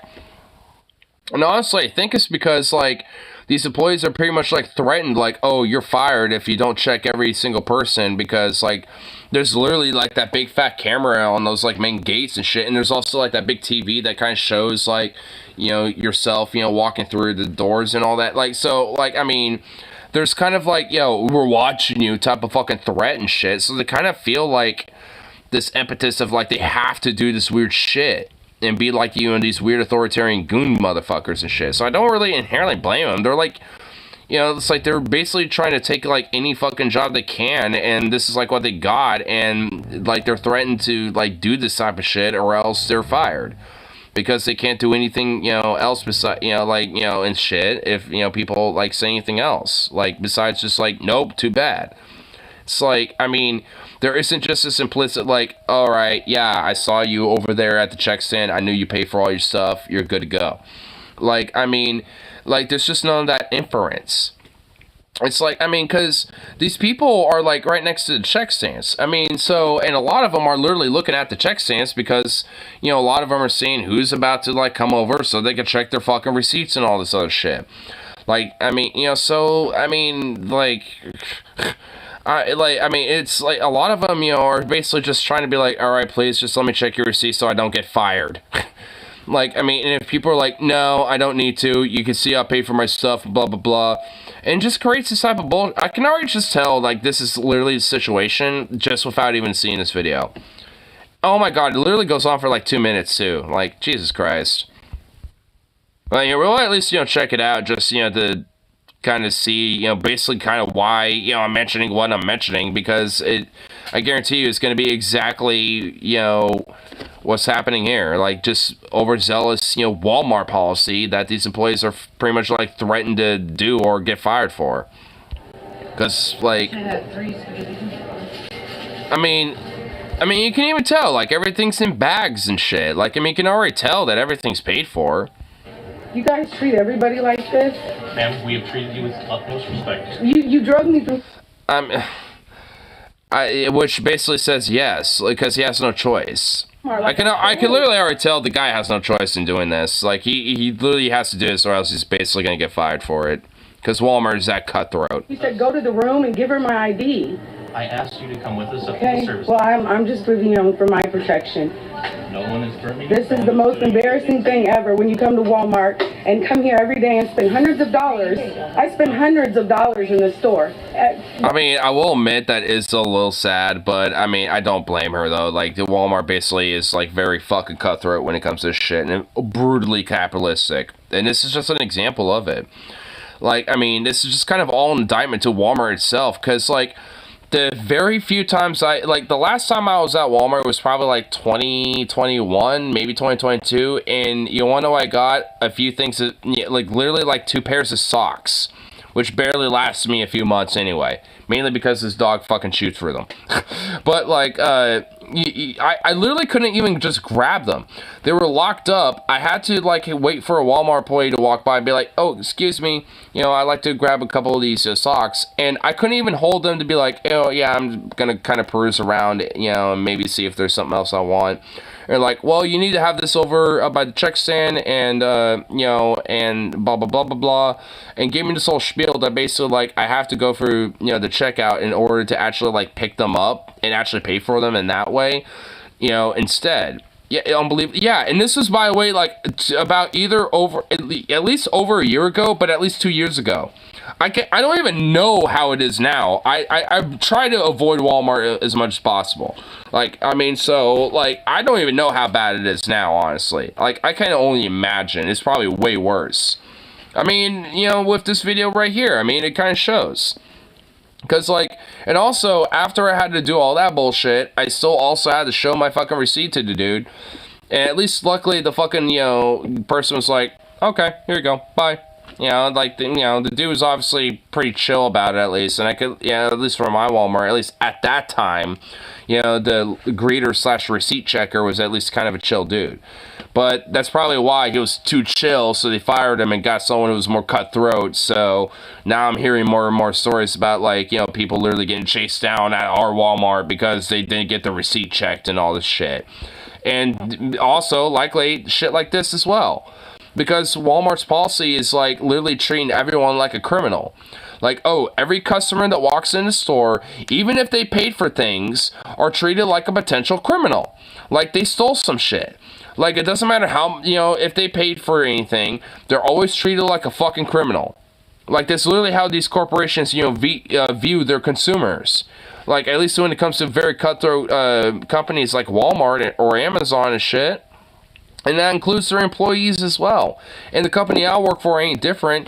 Like, I mean, our fucking store director is fucking, cutthroat about, like, saying, oh, hey, we're, taking free food and shit. Because she saw that there's, like, a few things in our warmer that were left over overnight. Which, honestly, that was probably, from somebody from work, maybe. And frankly, that probably was. But it could have been a customer and shit. They don't, and at the end of the day, it's, management don't fucking know. And they're just only, and they're literally like, oh, you can't eat free food, you're not, like, paid to work here, to eat free food and blah, blah, blah. We're going to be watching the cameras and all this other shit. Just intimidation bullshit, even though they literally have nothing to fucking prove. And by the way, just saying, especially if anyone's, watched me long enough, they know that there's definitely a strong inference that not just anyone in the deli department, but like anyone at that fucking store gets a little bit of a hookup every now and then and shit. So it's like, and it's always been a thing where they always try to do this intimidation shit every now and then. It's all talk for the most part. Like, they rarely ever crack down on this shit. But, like, for certain other companies and stuff, like Walmart and stuff, especially because, there ain't no union protections and shit, oh, they're cutthroat as fuck. Like, you gotta really watch your toes with that shit. I mean, the only reason why, it's a little bit more lax, so to speak, when it comes to, like, our workplace is because, at the very minimum, at least we have the union protections. And even then, despite that, our union ain't the most strongest one out there. I get free food from my old job pretty often. Yeah, I mean, it's like, yeah, what do you expect to do with the fucking distressed food, let alone the stuff that you were supposed to save overnight? Like, what, just throw it away? Like, there's some people who are legitimately homeless or impoverished and desperate who will come in, around the time they'll be closed and be like, hey, it's okay if I get a hookup a little bit? I only have, like, $1 on me. Can I get, like, like one of those Create Combo meals or whatever the fuck or something, you know, or whatever. Can you cut me a deal? And I'm like, you know what? Sure. You know, we're about to close up anyway, and like half of the shit I guarantee you're about to ask for, we have to throw away anyway. So you know what? I'm not even gonna charge you. What do you want? Like, I'll put on a tag, you know, on it, but I'm gonna like put something over the barcode, so you know, it's not that big of a deal. I mean, and I'll even check you out, so to speak, so it doesn't look that, you know, conspicuous and shit. And at least for the, you know, people that come up to me and ask about that shit, they're like, oh, okay. You know, they're actually legit pretty chill. And they're like, oh, thanks, man. And frankly, I'll even hook them up more than that. It's like, hey, you want some extra JoJo's, or you want like a couple extra tenders on top of that? Like, and they're like, oh, yeah, if you're gonna do that, sure. And I'm like, okay, here you go. You want some jalapeno poppers or some shit? Because I have to throw those away. Like, I mean, you know, so do you want some of those? And like, you know, and pretty much almost every time, pretty much like everyone says yes. So, like, what the fuck do you expect? Like, I mean, it's like, goddamn. I don't want to see food go to waste. So if someone comes up, you know, to my department, or if somebody at my work, you know, wants to, you know, get some shit for themselves and not pay for it, I don't give a fuck. Because that shit was going to be thrown away anyway. You know, it's going to be thrown away and fucking thrown in a dumpster, you know, that we have to, you know, throw it in shit every night, yeah, as we close the stuff anyway, despite the fact. So it's like, what difference does it fucking make?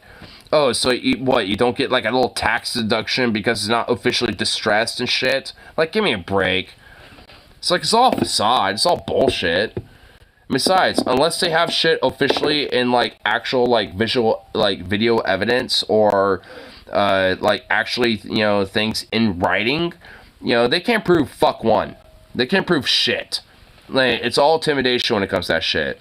Like, and the main reason why I know that type of stuff is because there's actually a YouTuber, well, mainly a TikToker, I guess, but he uploads his stuff to YouTube and as well, and YouTube Shorts, is Attorney Ryan. And he's a labor rights and labor lawyer and a workers' rights lawyer. And like, there's honestly shit that even I didn't know that he's kind of been like, you know, with his different videos, you know, been teaching me. I'm like, oh, fuck. You know, and kind of realizing, like, you know, if I really wanted to challenge, you know, a lot of shit that, you know, especially my company does to, you know, not just me, but to all these other motherfuckers, and when it comes to, like, you know, getting a lawyer involved and stuff, oh, man, there's a lot of things I could really fucking, you know, like, get a nice, pretty penny out of. And, you know, and part of me kind of, you know, wants to do that a little bit. Because I know my, you know, like, because I know, like, especially when it comes to within my rights, like, oh, fuck yeah. Especially when it comes to, like, a lot of different logs and a lot of different, you know, information that I do have available. Like, oh, hell yeah. There definitely is a possibility for it. And, you know, frankly, if I'm not able to get, like, my back paid like I really want, then, hey, you know, I might just fucking do it. Because the investment into it long term might just be fucking worth it. Hell, I might even contact Attorney Ryan for that shit. I might even hit him up personally for that.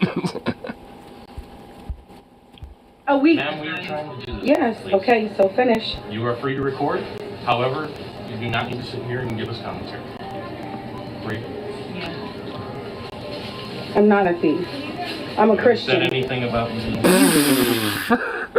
Okay, I mean, like, I don't really think anyone's inherently in the wrong, but oh my god, like, I'm not a thief, I'm a Christian. Like, look, ma'am, I'm sorry, but there are so many motherfuckers who are Christians that steal all the time, okay? I'm sorry, like, that don't mean shit. I mean, I get it, like, I get what you're trying to say, like, but, I mean, like, I'm sorry, that don't really mean much. Not at least not in my world, personally. Because you pulled me back here like I stole something. And honestly, like, I mean, I'm just gonna take a little bit of an assumption, just based on her voice. She's black. So there is a little bit of an assumption that, at least due to Walmart policies, that there's like a very systemic racist element about, like, hey, you know, if someone seems to be a little, like, you know, resistant about, like, you know, checking their receipt, especially if they happen to be black, do shit like this. You know, because they might, you know, basically as an assumption as racist Occam's razor, oh, they're stealing. You know, and just, like, assume that. And that's why they're checking all their shit. Actually, you know, I'm willing to skip here because, I mean, there ain't that much outside of their random commentary. Oh, here's them with the receipt. You know, I want to, like, go back enough just to see that. All right. This Can on I- the bottom has not been scanned, ma'am. No, they were scanned. I did scan them on the gun. I did scan them. She just told you. She's showing you. I scanned them, sir. Apology. Thank you. Thank you. No, I said everything was scanned. Thank you. I would like an apology. She literally said everything was scanned. The lady that with like the feminine mullet going on, like, okay, I mean, low key, okay, kind of fuck that guy because he's trying to like, because he's trying to be like, oh no, those things down there weren't scanned, and she's right there saying, oh no, everything was scanned, and he has to literally immediately walk it back. All right, I mean, like, you know, with all said and done, like, I mean, I don't absolutely, you know, blame the workers or anything, but I mean, I kind of partially blame this guy a little bit. There's definitely a little bit of, like, you know, some shit about this guy that, you know, where he kind of purposely was just like, oh no, I'm gonna try to find any way to not, have you, you know, as being the right, like, you're not innocent. Like, I mean, like, when he was doing that shit, like, oh, no, those things were scanned, even though the lady right next to him was literally looking at the receipt, like, no, they were. Like, I mean, that kind of says something about him a little bit, so, I mean, kind of fuck him a little bit. And I'm getting So I got stopped coming out of Walmart, walking out with my cart. They pulled me back here and made me come to this room area, and they're saying that I didn't pay for something. Everything in my cart was scanned for and paid for. I mean, this is literally just because of, like, you know, how, like, brutally capitalistic these corporations are. Because, I mean, like, there's no reason for, like, workers to be doing any of this shit. Like, I mean, there really isn't any reason. Like, not even my company is this fucking zealous about this shit. I mean, not in the, like, Safeway, Kroger, like, not even they're overzealous about shit like that. Like, what in the fuck? I mean, that's just insane. Like, it really just is. Like, even if there is, like, you know, like, inference of, like, you know, a lot of, like, theft and shit going on, that's not how you deal with it. That just isn't. Like, if anything, just having, like, you know, like, basically, like, honestly, like, the whole bullshit that I had to deal with, like, oh, I had to, like, you know, grab socks, but they're locked away or whatever the fuck, and I had to have, you know, someone unlock, you know, the glass, you know, thing, you know, so they can grab them for me and then put them over at checkout or whatever the fuck. I mean, as much as that is unbelievably retardedly stupid and annoying, that makes more sense than that bullshit. It just does. Like, I'd rather that than this, frankly, because at least then you know they're paying for their shit, because, I mean, they have to go to the fucking checkout and, you know, pay for their shit, and you know that they did at that point, because, well, like, they can't just, like, walk out their stuff if they didn't pay for something, because, you know, the transaction was insufficient, so, like, there's no reason for it. There just isn't. It's just stupid. It's insane. That should not be a thing. It's just ridiculous. It's just, like, absurdly overzealous as fuck. Because, oh, we gotta protect our product. We gotta make sure that we make as much profit off of our product. We can't have any of it stolen, even though we can literally get a tax deduction out of it. Like, there's literally, like, you know, a fucking, like, a subsidy when it comes to shit like this for companies. It's like, oh, if you have, like, stolen goods and items, because it's kind of a given when it comes to corporations and shit, like, when that are selling stuff on the store floor, like, it's kind of a given that some stuff might just be stolen. Like, it's just kind of a given. Like, so there's always, like, you know, like there's inherently built in, like, a deduction in taxes when it comes to, like, hey, you get money back when it comes to the stuff, you know, that you write off as stolen. You know, so, like, either way, they still make money even when they have shit stolen. So, what the fuck? It's literally just a way to fucking demonize, you know, consumers and the fucking communities, and use that as a way to fucking galvanize, you know, the police budgets and shit. I mean, it's all just a fucking game. It just shows how much the Walton family and the fucking, you know, Walmart, you know, as a fucking, you know, corporation, as an institution, has just, like, incorporated itself so much into fucking, you know, governance. Because, like, I mean, a lot of it's, like, corporate policy reflects of how, like, you know, like, police budgeting is, and how they reflect on things like crime and all this other shit. I mean, it's just insane. And the Walton family and the Walmart Corporation ain't the only fucking, ones innocent of this, by the way. I mean, pretty much every fucking corporation, is guilty of this. But the Waltons, and the Walmart is, like, exceptionally the worst out of this. I mean, because that shit is just insane.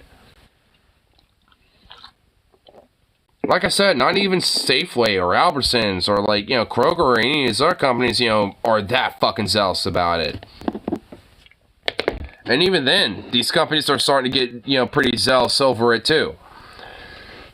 To the point where they intimidate their own employees and their own workers because, oh, God forbid that, like, $30, or, taken away from the profits of one store, because of one individual. Oh, no, like, $30 to $100, from, like one employee, being taken away. Oh, that matters a fuckload more. But, it's not like, they get their money back, or it's not that big of a deal, but they treat it like it's literally like the fucking death of humanity. But, all the fucking, money that is exploited and all the fucking stealing and the enrichment that the CEOs and all these fucking bankers and shit and all these, like, like lobbyists and executives of these corporations, like, like, they're celebrated, if anything. They're treated as, like, fucking saviors and, like, hard-working, industrialists and entrepreneurs. That's how they're fucking treated. But how much money and how much, fucking wealth and material, good and shit have they stolen from people? Countless. But yet, if we happen to steal a little bit, material goods or, a little bit, little bit of cheddar here and there financially and stuff, oh, God forbid. You just, like, basically committed the most ultimate sin.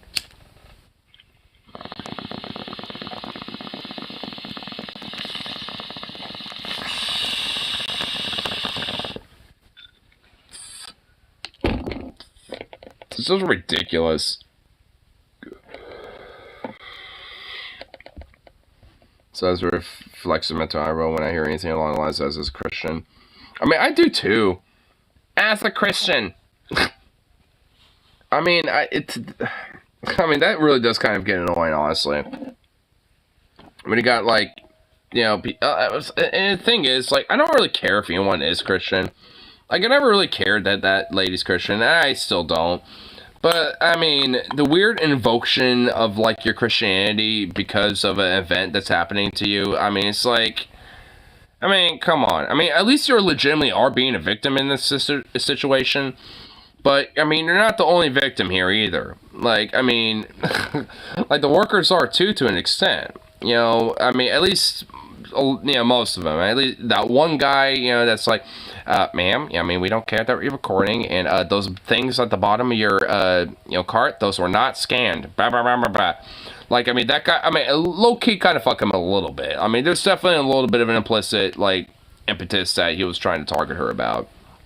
I mean, I don't know what or why, but he definitely had a little bit of, like, something going on there. Just a little bit. But at least for everyone else in that situation, like, I mean, they were just trying to do their job, and it's a fucked job. They shouldn't be doing that. Like, the most they should be doing is be like, hey, welcome to Walmart, or like, thank you for shopping. That literally is the most they should be doing. Like, that bullshit should not be a part of their fucking, like, job description. Like, I mean, if it has to be a situation where, like, you think someone's stealing or whatever the fuck, then, like, have, like, a contracted security team where you can call them in where something happens or whatever the fuck, or something. I don't know. Like, it doesn't have to, be, that type of situation. And, like, because what the fuck?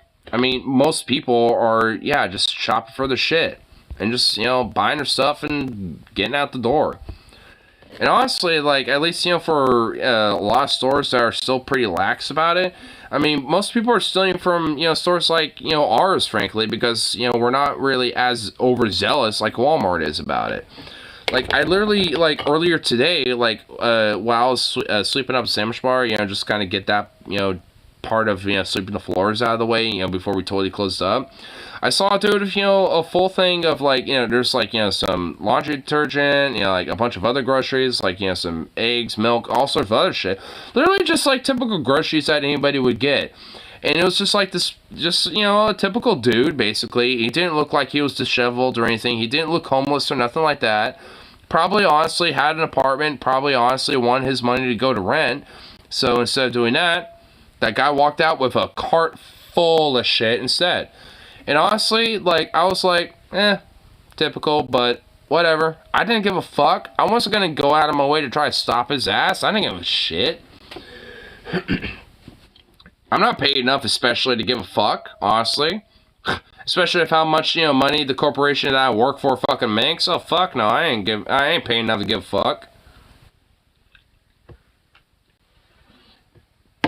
If someone else feels like they want to give a shit, then fine. But I don't. And luckily, no one did. I literally saw through the reflection of, you know, some of the mirrors, him literally walking out into the parking lot, going to his car, and whatever the fuck. You know, I'm like, no one cared. I sure didn't. If anything, he probably, you know, was able to feed himself and maybe his roommate or his girlfriend or whoever the fuck he was, you know, or maybe just himself, and, you know, was able to kind of like set himself up for a weekend, pay rent, because, you know, it is like the beginning of the month, basically. It's the 7th of May right now, technically. I mean, I still see it as the 6th because I haven't went to bed yet. But, I mean, it's the 7th of May, at least, you know, as of the stream right now. So, yeah, it's, you know, like, you know, a lot of people probably put their shit into rent and bills and stuff like that. So, I don't really blame people if they walk out with a bunch of fucking groceries without paying for one fucking thing. Because I don't care. I understand, you know, how the economy is and how fucking shit is. And most of the economy is literally because the way it is literally because of these corporations price gouging us and then blaming us and treating every single motherfucker as like a criminal and shit instead of, you know, taking a little fucking look at the mirror. So, it's not even that they don't want to take a reflection in the mirror because they already did. They just don't care. They know. Because, like, you know, like when it comes to a capitalistic system, it's fundamentally built on fucking suffering. So it's just like, you know, like blame you as much as possible so you can suffer when it comes to, like, you know, a criminal legal perspective and in that element. And then suffer as much as possible on a financial economic level so you can barely, you know, pay for your shit or, you know, pay for your rent or, like, afford the fucking wages that you're getting. Because it's like bare fucking pittance. And, I mean, it's not necessarily just the Republican Party that's built on cruelty. I mean, our entire system is built on that. Which, by that proxy, also includes the DNC, too. Because they're the ones who enforce and, you know, support the system, too. The Republicans are just a lot more cutthroat and ruthless about it. Especially nowadays. Democrats just have this whole idea of, like, we're not them. But then they'll stop being back and not give a fuck either way. So, really, frankly, what really truly is the difference?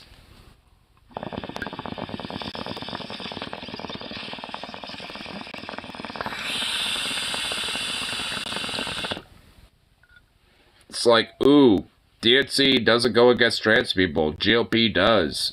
Ooh, woo. Everything else is barely fucking different. And even then, DNC, you know, doesn't do anything to adamantly defend trans people. So the GOP can still fucking do their shit. Even with, you know, the fucking DNC and the Democratic administration in power. So, even though they have power to stop it, I mean, they really do. Like, no one really mentions it. Like, with the supremacy clause, you know, in place, you know, when it comes to our, you know, how our government works, like, these anti-trans bills and shit could literally be overruled just on the fundamental executive power of the supremacy clause.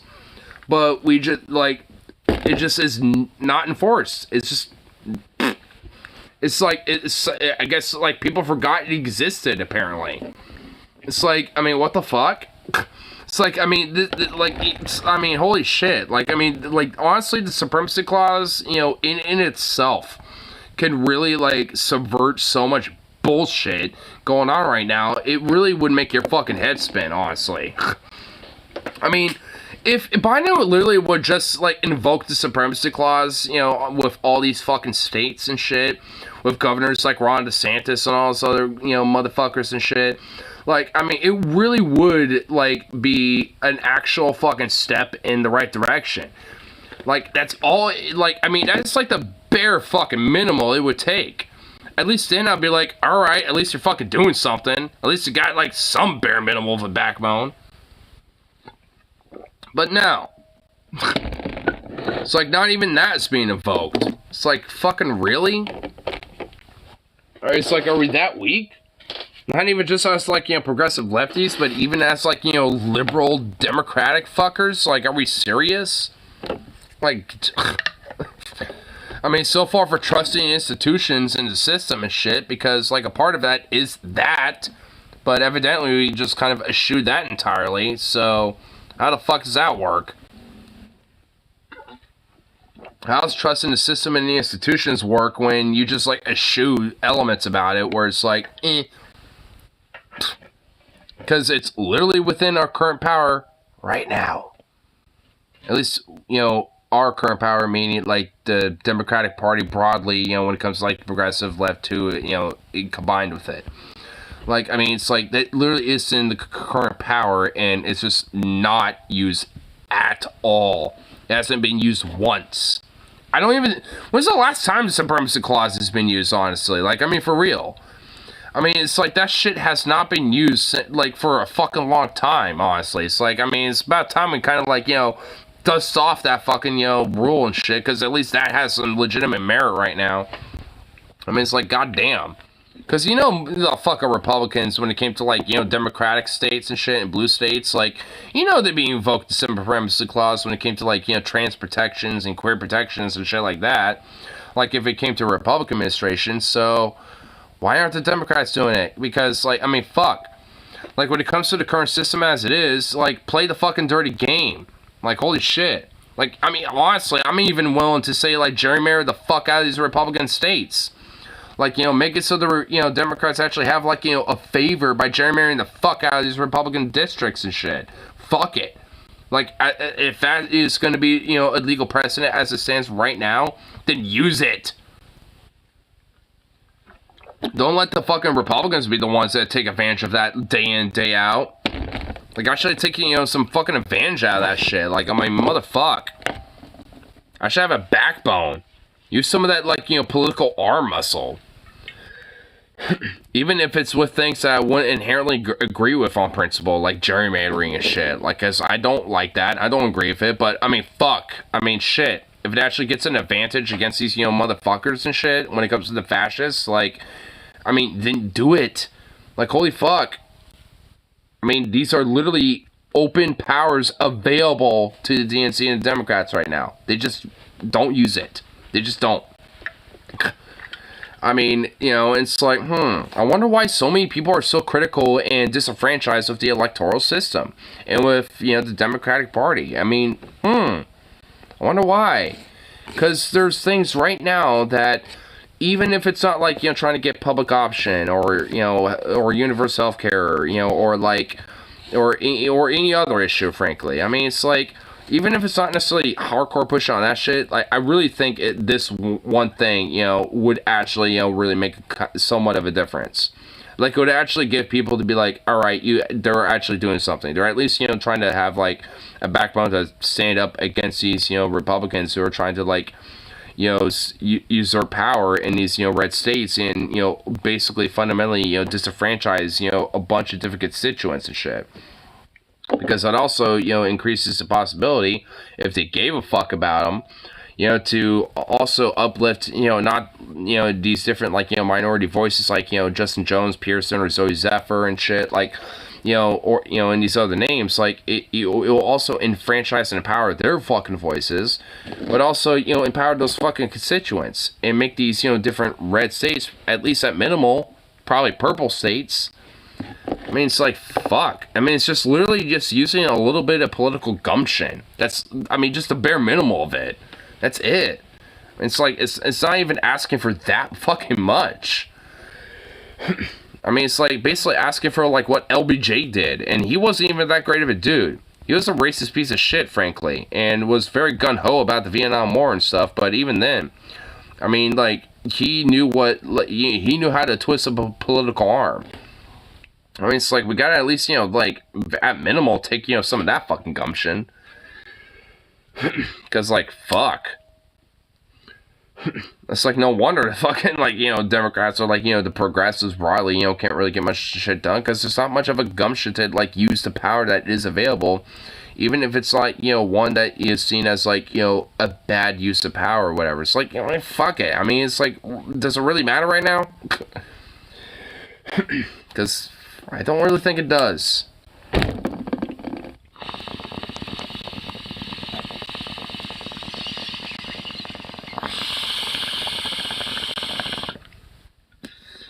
I mean, I guess if there is a sense of where, like, the ends justify the means, so to speak, that's kind of where it is. It's not with, like, this, like, we're thinking with, like, you know, Republicans and far right, you know, tend to do it, where it's, like, literally anything, any means necessary, and every means necessary and shit. But, like, understanding, like, you know, what tools and, you know, power that is available and what you can do, and using those means as, you know, and, like, to the most, you know, maximum possibility. And this is just one of them. And at least when it comes to those means, like, using those means, you know, any way necessary, then, yeah, I'm definitely for that. Because, like, holy shit, like, what's got to give? Yeah, I mean, it's kind of what I have to say, you know. It's like, does, like, more have to give, you know, for people to kind of, like, feel this way? Because, I mean, I guess so. Because I know, like, I mean, even on these streams, I mean, people say, like, oh, my enthusiasm, or I'm huffing opium and copium and shit like that. And it's like, I mean, like, well, fuck. I mean, it's like, I mean, I mean, if I just literally saw everything as pure doom and gloom, then, like, what the fuck are we doing then, you know? When it comes to, like, you know, our worldviews and our principles and shit. Like, I mean, fuck, you gotta take a gamble, or at least, you know, like, stand on something. I mean, like, fuck. I mean, that's kind of where it at least goes for, you know, to the root for me. It's like, I mean, even if shit is fucked, I mean, stand for at least something for it. And at least, you know, just go out fighting with it. I mean, fuck, something.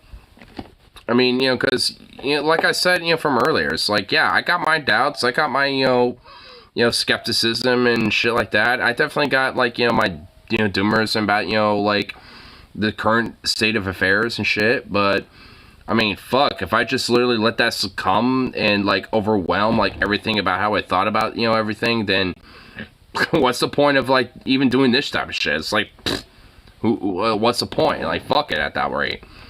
But nah, I mean, I just, you know, I just can't, you know, let that, you know, be the case, because there's, like, too much of an energy and too much of a, you know, like, level of just a sense of things really need to change, and there needs to at least be a voice for it. As small as my voice is, I'm at least going to be one of them, and at least I ain't the only one, and there's plenty of other ones that are, you know, even more influential and vocal than I am. But despite that, I mean, shit, at least there has to be some people out there fucking saying something about it.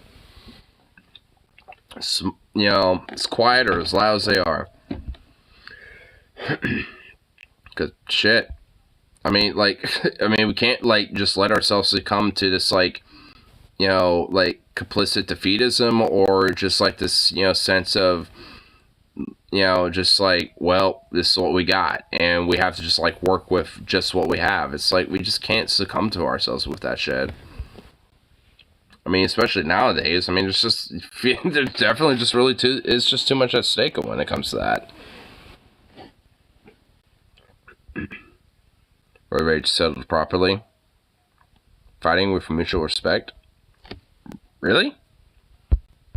Oh shit. I always like, you know, a tussle that happens where it ends up, you know, being okay. Wait, is there audio to this? I don't even see a thing for me to put sound on. Okay, whatever. So they start shoving and they're about to fight. Alright, they're yelling at each other. Okay, what was that? What was that, dude? Man, they're really heated over this. What the fuck?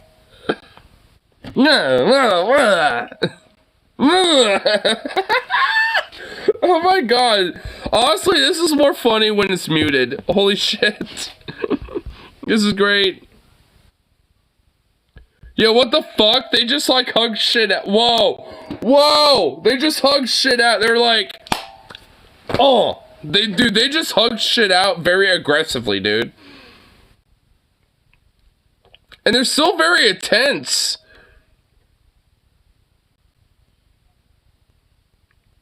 What the fuck? I don't even understand this.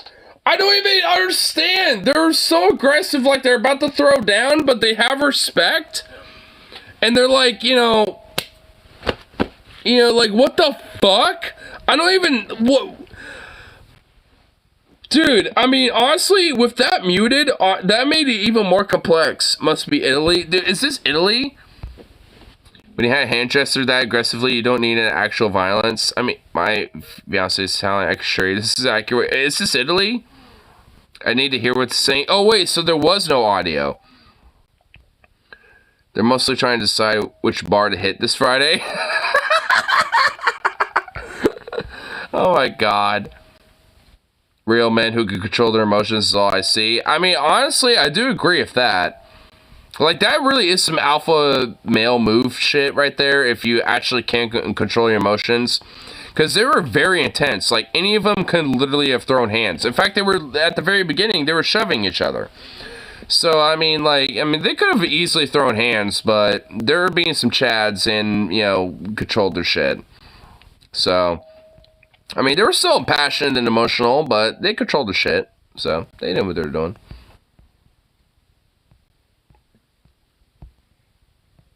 Is this Greece? Lol.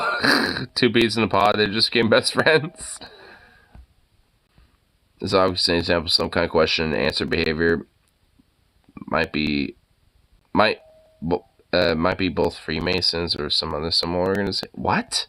Okay, some weird Reddit guy going on to some conspiracy thing. I don't even know. No one is telling me anything about the context of this besides, is it Greece or Italy? So, I don't know. I couldn't tell you, dude. I really couldn't. I don't even know.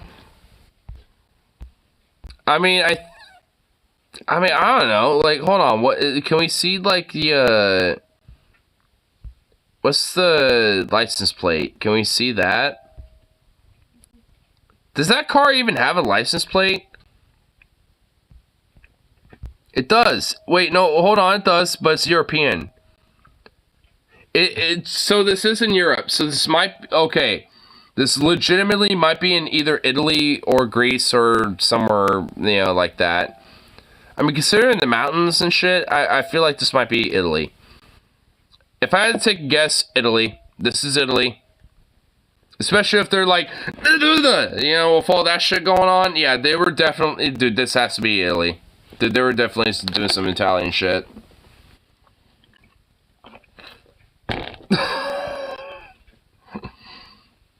Dude, yeah, honestly, yep. You know what? If GeoGuessr has done me anything, you know, when it comes to favors, it's definitely, you know, kind of let me infer some shit. And, you know, and think about, like, certain, like, little cues about where you might be. License plates and billboards and things like that. Like, and the license plate is definitely a European license plate. And that makes me think it, you know, especially considering the mannerisms of what they were doing, it has to at least be Italy or, you know, somewhere in, you know, around there. I mean, I'm trying to think, where else, if not Italy, where else, you know, if anything else? I mean, it could either be Greece, Croatia, even maybe.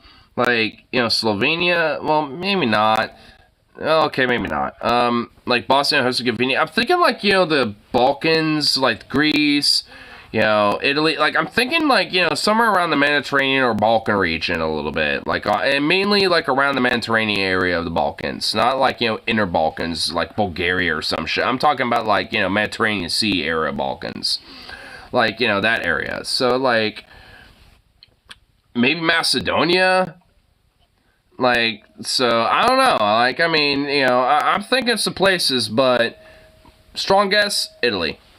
I mean, that's my true guess, but I would not be shocked if it was, you know, anywhere else, you know, around the Mediterranean. Malta, even? You can't forget the city-states, even. Like, well, I mean, Malta's an island, though. Is it very mountainous? Is Malta pretty mountainous? I know Malta has definitely got like a shitload of foothills and stuff like that, but is it mountainous? How big is it? Is it big enough for mountains? Very much so, yeah. So, oh, you know, okay, if it is, then it could be the Malta. The Maltans. What the fuck? Okay, yeah, Malta. Yeah, you know what I meant. But, like, I mean, yeah, so, I don't know. I mean, it's definitely Mediterranean. It definitely strikes me as Mediterranean, like, but strongly Italian, for sure. There's a lot of, like, you know, racial Italian bias going on here, but I don't give a fuck. The Maltese, the Maltish. Well, I mean, it is the Maltese Islands. You know, so I think it would be the Maltese. The Maltese people, or like, you know, like Maltese citizens. Like, I'll think Maltese. The Maltish, or Maltian, Maltids. Yeah, I think it's Maltese. I think like Maltish or like Maltians would work as well. Or like Malta. I mean, I guess any of them would work. At least in my mind, it would. But I think it is Maltese, though. Honestly, now I'm thinking about it, though, like, what is, you know, up with that? Like, you got like, you know, like German, and then you got like, you know, American and stuff like that. But then you got like British and Finnish and Swedish. Or then you got, like, you know, Samarids, or, like, you know, like, or whatever the fuck, right? Like, I mean, it's like, what is that? Like, I mean, is there, like, I'm sure there's, like, some etymology towards that, but I kind of wonder, like, where the root is, like, when it comes to, like, the ish, the ends, you know, and shit like that, when it comes to, like, you know, groups and people and shit, right? Like, I mean, it's kind of a stoner thought, if anything, but still, nonetheless, it's now one that I'm thinking about. It's like, good question, I'm not sure. Yeah, I mean, it's a stoner thought.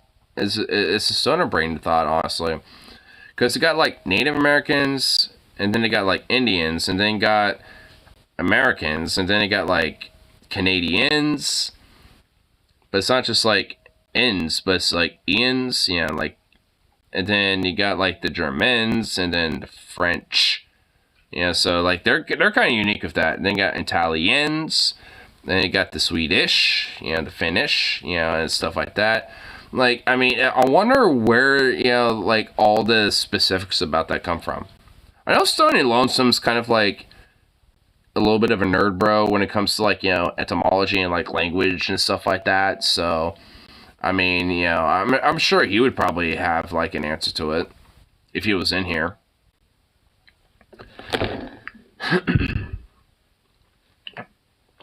But it's kind of an interesting little thought. I'm sure it probably has to do with, like, maybe if anything, probably the origin of, like, where the names come from. Like, you know, when it comes to, like, Native American, like, for America, or, like, you know, for the Irish, for Ireland, or, you know, but then you got, like, Germany, but then it's, like, it's not Germish, it's German, so, like, but then I think it's because it's, like, derived from Germanic, you know, so, I don't know, like, I mean, I don't know all the details to it. I'm sure there is, like, you know, a backing towards, you know, where the roots of that come from, but it's definitely, you know, at least right off the top of the head, most certainly confusing.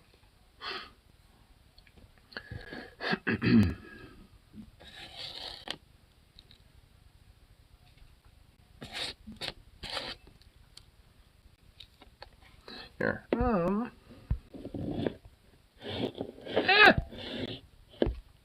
Okay, there we go. I accidentally clicked the thing and it just like made my phone go fucking haywire for a second.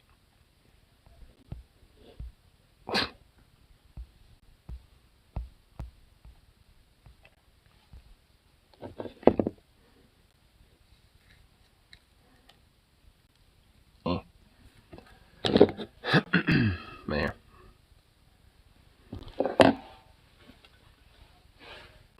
Speaking of, well, literally nothing about our topic that we're just discussing. Wait, well, goddamn it, we were literally ranting on so long my Bluetooth turned off. Motherfucker. Let's check out a thing. Actually, do a 1.25 speed because it's kind of a long thing. It's a 4-minute thing, so we'll extend it, or distinct it. So, roughly 2.5 years ago now, maybe a little bit less, I actually don't know exactly, but that... How does Xanderhal not sound any different from normal speed to 1.25 speed? 2 years ago now, around that time, I made a video saying that the bread tube era, whatever... Oh my god, why? What the fuck? Xanderhal doesn't sound any different. Is there just like some videos where he's like more stoned than not?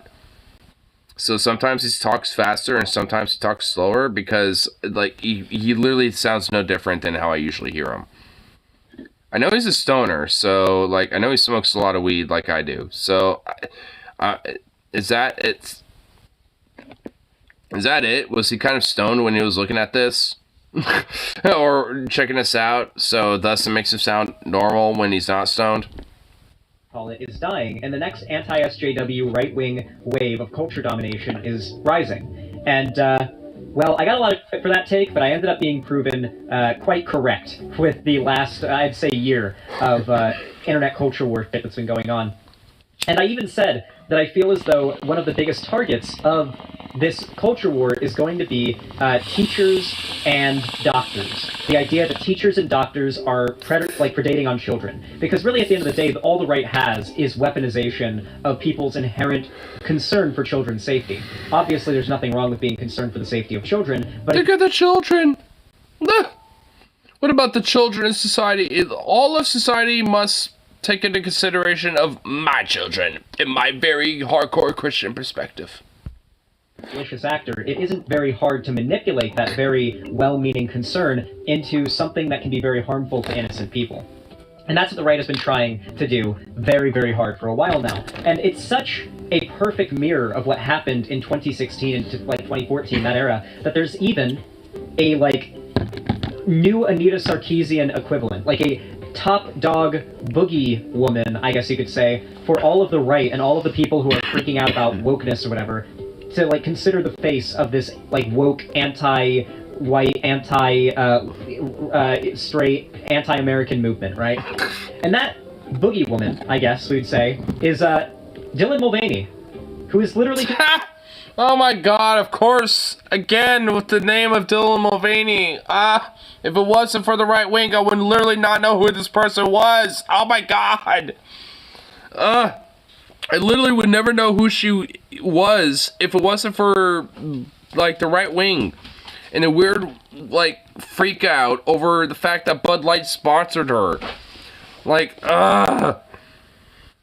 And even then, Bud Light walked it back, and, fired, the heads of, the marketing team that, did it in the first place and shit. So, even then, Bud Light, walked that whole, woke virtue signal back anyway, because they only care about profit and their fucking monetary value. They never gave a fuck. So, I mean, it was all, bullshit anyway, but, either way, I would literally not know of the name of Dylan Mulvaney if it wasn't for the fact of these right-wing chuds freaking the fuck out. If there was just, one thing that was woke that they could just shut the fuck up on, it could have been that, and then no one would have known outside of just, TikTok people, you know, on TikTok or whatever the fuck, you know, that happen to be, you know, into her as an influencer or some shit. Because I'm not gonna dog on her content. I've seen some of it, you know, just tangentially, just on like you know, like not purposely, but just a part of like, you know, the fact that there's like a reaction against her and all that shit. I mean, frankly, like I can already tell that her content would kind of drive me nuts a little bit. But whatever, like, I don't care. She's happy about what she's doing, and, you know, she's enjoying herself. And frankly, a lot of her content is basically about triggering conservatives, essentially. So, whatever. More power to her. I really don't care, but even, you know, outside of that, I could tell I don't like it. But it's not really meant for me, necessarily. If anything, it's meant for conservatives so they could get triggered. Like, I mean, in a way. Yeah, so, like, whatever. I don't really care. But, I mean, like, I just, my God. Either way, whatever. TikToks. Like, that's literally it. And the right has been losing their shit over her as of late. Due to her getting sick. A trans person makes TikTok videos. Oh my God, it's the end of the world. A little can of Bud Light with her name, like her not even her name, her face on it, and then drinking it in a little Instagram promotional video for Bud Light. Just the most mundane, nothing shit you could possibly imagine. She's not even a political figure outside of being like trans herself and thus generally pretty pro-trans. There's really no reason whatsoever for there to be horror. I know. At least for me, it's just because like her content specifically just is not, you know, something that I would seek out and would probably annoy me. I don't care about anything else about her. Like, she could literally do whatever she wants, and I wouldn't care. Like, I love how the right wing literally wants to freak the fuck out on the version that she's trans. Like, it's so annoying. Like, it's just so stupid.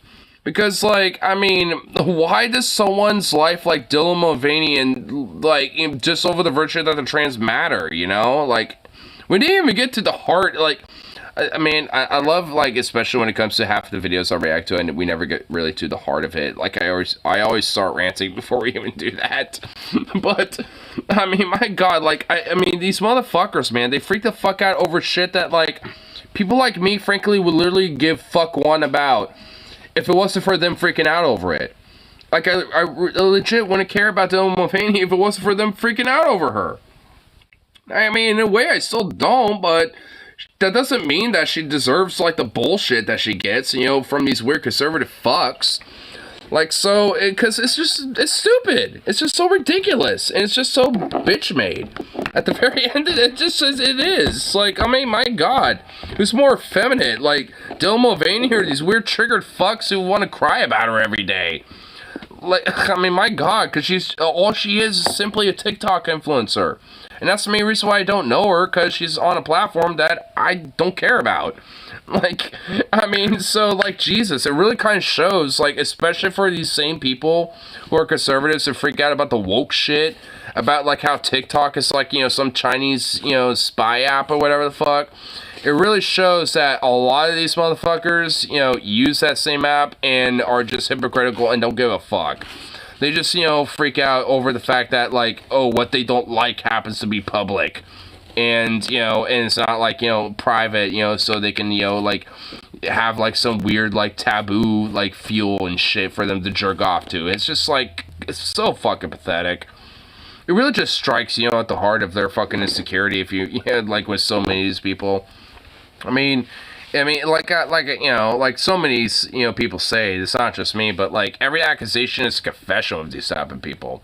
Because I guarantee you, like, every type of motherfucker screaming, you know, freaking out over the top of the lungs over this type of shit, I guarantee you, if you look up on Pornhub, they're looking at, like, you know, like, trans, interracial, like, stepsister porn or some shit. They're looking at the most, like, weird, raunchiest of shit that they can get away with. It's like, I mean, ugh. It's like, you sad degenerates. Just embrace the fact of what you are and just, like, quit freaking out over everything. It's like, my God, you bunch of sissies. Ugh. For her other than her identity, but the right has decided to name her, like, the head of the groomer movement, right? Unfortunately, this has led to ridiculous amounts of harassment, insane amounts of harassment going her way, and it's unfortunate because the people who are harassing her have... I honestly want to actually hear one of those motherfuckers say that. I mean, I know he's being a little facetious, but oh my god, I actually kind of want to hear one of these people say it. I doubt we're ever going to hear that, but oh my god, that would be hilarious if I ever heard that. It's like, Dylan Mulvaney is the head of this whole trans groomer movement and is a major influence when it comes to social media. Oh my god, I think I might die. Oh my god. I probably would just die of laughter and cringe. What? Outer. What? What the fuck? You're literally on right now and you don't want to operate? Well, fuck you too, dick. I have to turn it off and turn it back on again. Bluetooth.exe stopped working, so I have to restart it. Piece of shit. Really? Anyway. He does? And so, hearing what she has to say and what she's actually like is pretty much impossible when... Okay, you know what? Hold on. Wait, we gotta get to the juice. Oh, shit. Oh, wait. It was literally just about to, I guess. Wait, who is this dude? Alright, hold on. Take a look at this little bit of it and see if there is anything of note to talk about, because I think this is going to be interesting. His last name is Spanish, it's pronounced Padilla. Padilla. No, it's pronounced Padilla. Padilla. I'm Anthony Padilla, and I'm curious. Oh my god, okay, whoa. That guy has cocaine voice. Okay, we gotta go back to normal voice for that guy. Holy shit, whoa. I'm Anthony Padilla, and I'm curious. And why does he literally look like the most, like, metrosexual looking motherfucker? Like, I mean, my god. Dude, that is the most strongest V-neck I've ever seen on a t-shirt. Oh my god. Oh my god. Dude, this guy, there's no way this dude is, like, you know, slonking some dick, dude. Like, there ain't no way. Dude, there is an absolute guarantee that that guy, like... Is he about to, like, be some weird Christian going against, like, trans shit? Because, I mean, this is the video that we clicked, so I'm assuming that's what this guy is about. Like, oh my god. There ain't no way, dude. Oh my... Dude. Even physically, this guy is projecting his fucking insecurity. Oh my god. Oh. Just embrace yourself, bro. Like, quit being sad about it. Like... Quit making it easy. When you were born. Does he have like okay, why is he shiny? I'm noticing there's like a little like glistle shine. Is he like, he got like beads of sweat or something going on? Like, what is going on with this dude? And present exactly how the greater population deemed fit, even though deep down you always... I want to listen to what his guys say though. I spent the day with trans women who came to that very conclusion. I am not, guys, that was completely improvised. That was so I guess he completely improvised. I did not know he was gonna start out by saying his name with the actual pronunciation as soon as I pressed it. Rare Zan L. That wasn't even a Zan L. That was a Zan W because it ended up being funnier. Shit. I'm Anthony Padilla, and I'm curious. What would you do if someone looked at your body and demanded that you behave and present exactly how the greater population deemed fit, even though deep down you've always known it was a lie? Actually, you know what? Good thing he did, because I was starting to forget what he was even saying in the first place, because he derailed that. And so dude's saying, it's like, what if, like, you know, you believe in, you know, you're a certain way, even though, like, you know, what society presents you as a lie. It's like, that would basically be called, like, as far as I'm concerned, as,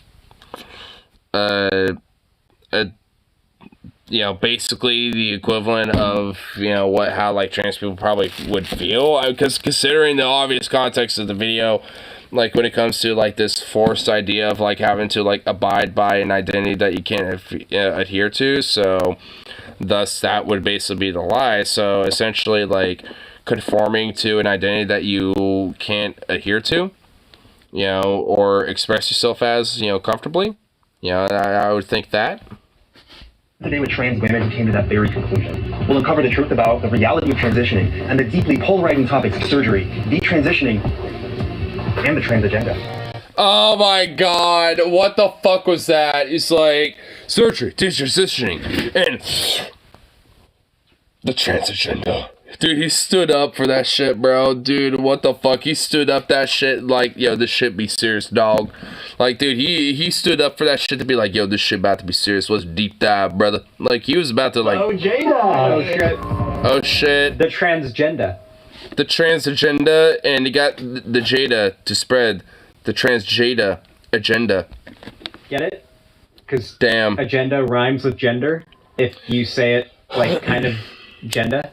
Like that? Okay. Dylan, nice to meet you. Good to meet you.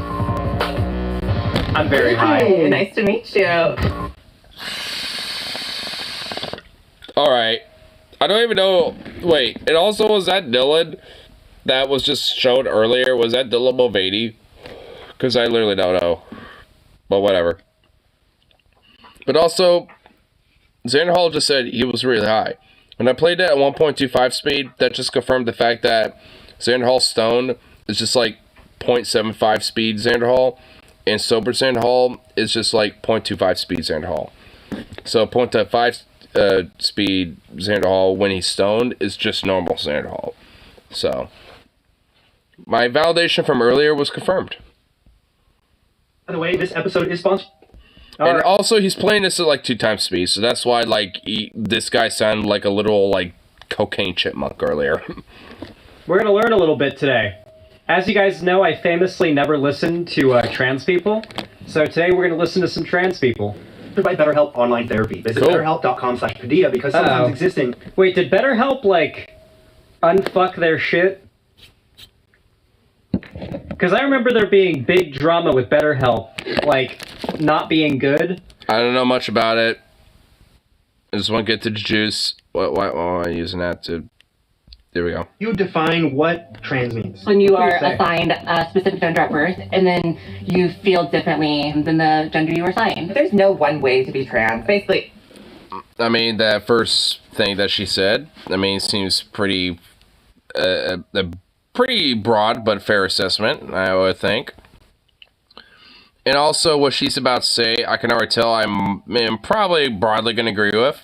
Because there's also, yes, not one particular way to be trans, you know, so I feel like, you know, what she's about to say, I don't necessarily, you know, disagree with either. So, just gonna put that hunch out there. identify with a different gender. You're under the trans. Can you define trans women specifically? We were assigned male at birth, and we now are female. Wait. The guy asked, like, can you define trans women specifically? Yeah, there are people who are, you know, not born female who identify themselves as female and as women, and thus, like, is it that hard to fucking figure out? I mean, is it really that hard to, like, you know, break down? Age range when... Don't agree with anything, or I don't agree with anything so far. I don't agree with not goddamn one thing. I'm Xander Hull, and I'm now, you know, opening myself a secret psyop lifty. That's right. Yeah. Anything so far? I mean, I know what he meant. Like, I'm the same way. So far, I actually really don't disagree with anything. I mean, but then again, he hasn't really established his bullshit yet. You know, definitely like a more like simplified explanation of these things, but that's what you want for like a more like pop culture type platform, right? Yeah. You don't want to have to bust out the DSM and be like, all right, so gender dysphoria is a like yeah, like on a pop culture video for like a little quick little interview thing or some shit where you're gonna get clipped or whatever. It's like, yeah, let's pop the DSM out. It's yeah. Clips, yeah. You guys got me. You guys have me. You have me pinned. People typically start to feel like they are different than what they've been assigned. Almost all of us feel that right away as a kid. Straight out the womb, you're like, this is wrong. Excuse me, don't put M on my birth certificate. Someone I think so. When did you realize that you felt different than what? Okay, I mean, he's got this sped up pretty quick, so hold on. Wait, what? Right. People typically start to feel like they are different than what they've been assigned. Almost all of us feel that right away as a kid. Straight out the womb, you're like, this is wrong. Excuse me, don't. Okay, so wait a minute. So he basically inferred what she said, that, like, you know, as a kid, which she didn't put a age range on that specifically. She just said kid. Like, that could mean, like, you know, between 4, 5, 6, I mean, 8, 9, 10. Like, I mean, that could really mean, you know, any age that a kid would be identified as, right? So, I mean, like, and honestly, yeah, I mean, she ain't wrong with that necessarily either. Like, yeah, when you're a kid, like, at a certain point, like, you know, you're gonna kind of, you know, subconsciously realize that, yeah, I'm gonna kind of, like, feel a certain way. I mean, the thing is, when you're a child, like, you're not going to totally know about, like, why or, you know, the reasons as to how, you know, those feelings are and shit. But that's not a problem. I mean, the problem is, like, you know, the, like, idea to suppress that idea. And suppress, you know, the fundamentals that the fact that, like, you know, kids might feel that way and shit. Like, you know, because some kids, shocker, are trans. Go fucking figure. Wow. Yeah, so yeah, like, I mean, there are gonna be kids, you know, maybe not necessarily literally from the womb. So the narrative is already starting to get established a little bit from this guy. I mean, obviously the dude interviewing these, I'm assuming trans women, this guy is starting to establish a narrative here a little bit. It's like, oh, from the womb, I straight up now know, oh, I'm fucked up, blah, blah, blah. It's like, no. Like, that's not how it works. Like, I mean, it's already starting to, you know, instill the narrative now. It's like, oh, God, here we go. Like, now we're starting to get into it. Someone fucked up. When did you... Someone fucked up. Yeah, I mean, see, like, I mean, this is kind of what I mean. It's like kind of memeing it a little bit. It's like, oh, you know, right from the womb, I realized someone fucked up. Blah, blah, blah. It's like, what? It's not how it works, dude. What you were saying. I mean, I guess I'll grant him that. Like, I mean, he's at least kind of like memeing it, I guess. And I suppose, like, you know, someone, especially a normie, could probably just rule it off as a joke. Which, yeah, I get it is, I guess. But, I mean, it just kind of, like, implicitly establishes a little bit of a narrative here, I think. Just because, like, I mean, it's kind of an easy way to kind of let the guard down a little bit. Even for someone who might be pro-trans, because to be like, oh, yeah, right? You know, it's like, yeah, I knew from the womb, or what, like, I mean, you know, it's kind of like meant to let the guard down and shit, regardless of what side you're on, really, like, and at least for someone like me who's at least a little privy about these things, like, not exactly, like, I mean, it kind of establishes the narrative just a little bit. Oh, is this Jade as a kid? Always loved girly things, and I was told to repress those. I wanted to grow out my hair and, like, play with Barbies and, like, be with the girls. I would always just, like, think, like, oh, I wish there was a button, or I would just wake up one day and I was a woman. I would think about that constantly. I went to my mom when I was 4 and I said, Mom, God made a mistake. He put a girl into a boy's body. And... Wait, oh, for those of you guys that don't know, Dylan Mulvaney's a Christian. Wait, so that is Dylan Mulvaney. Okay.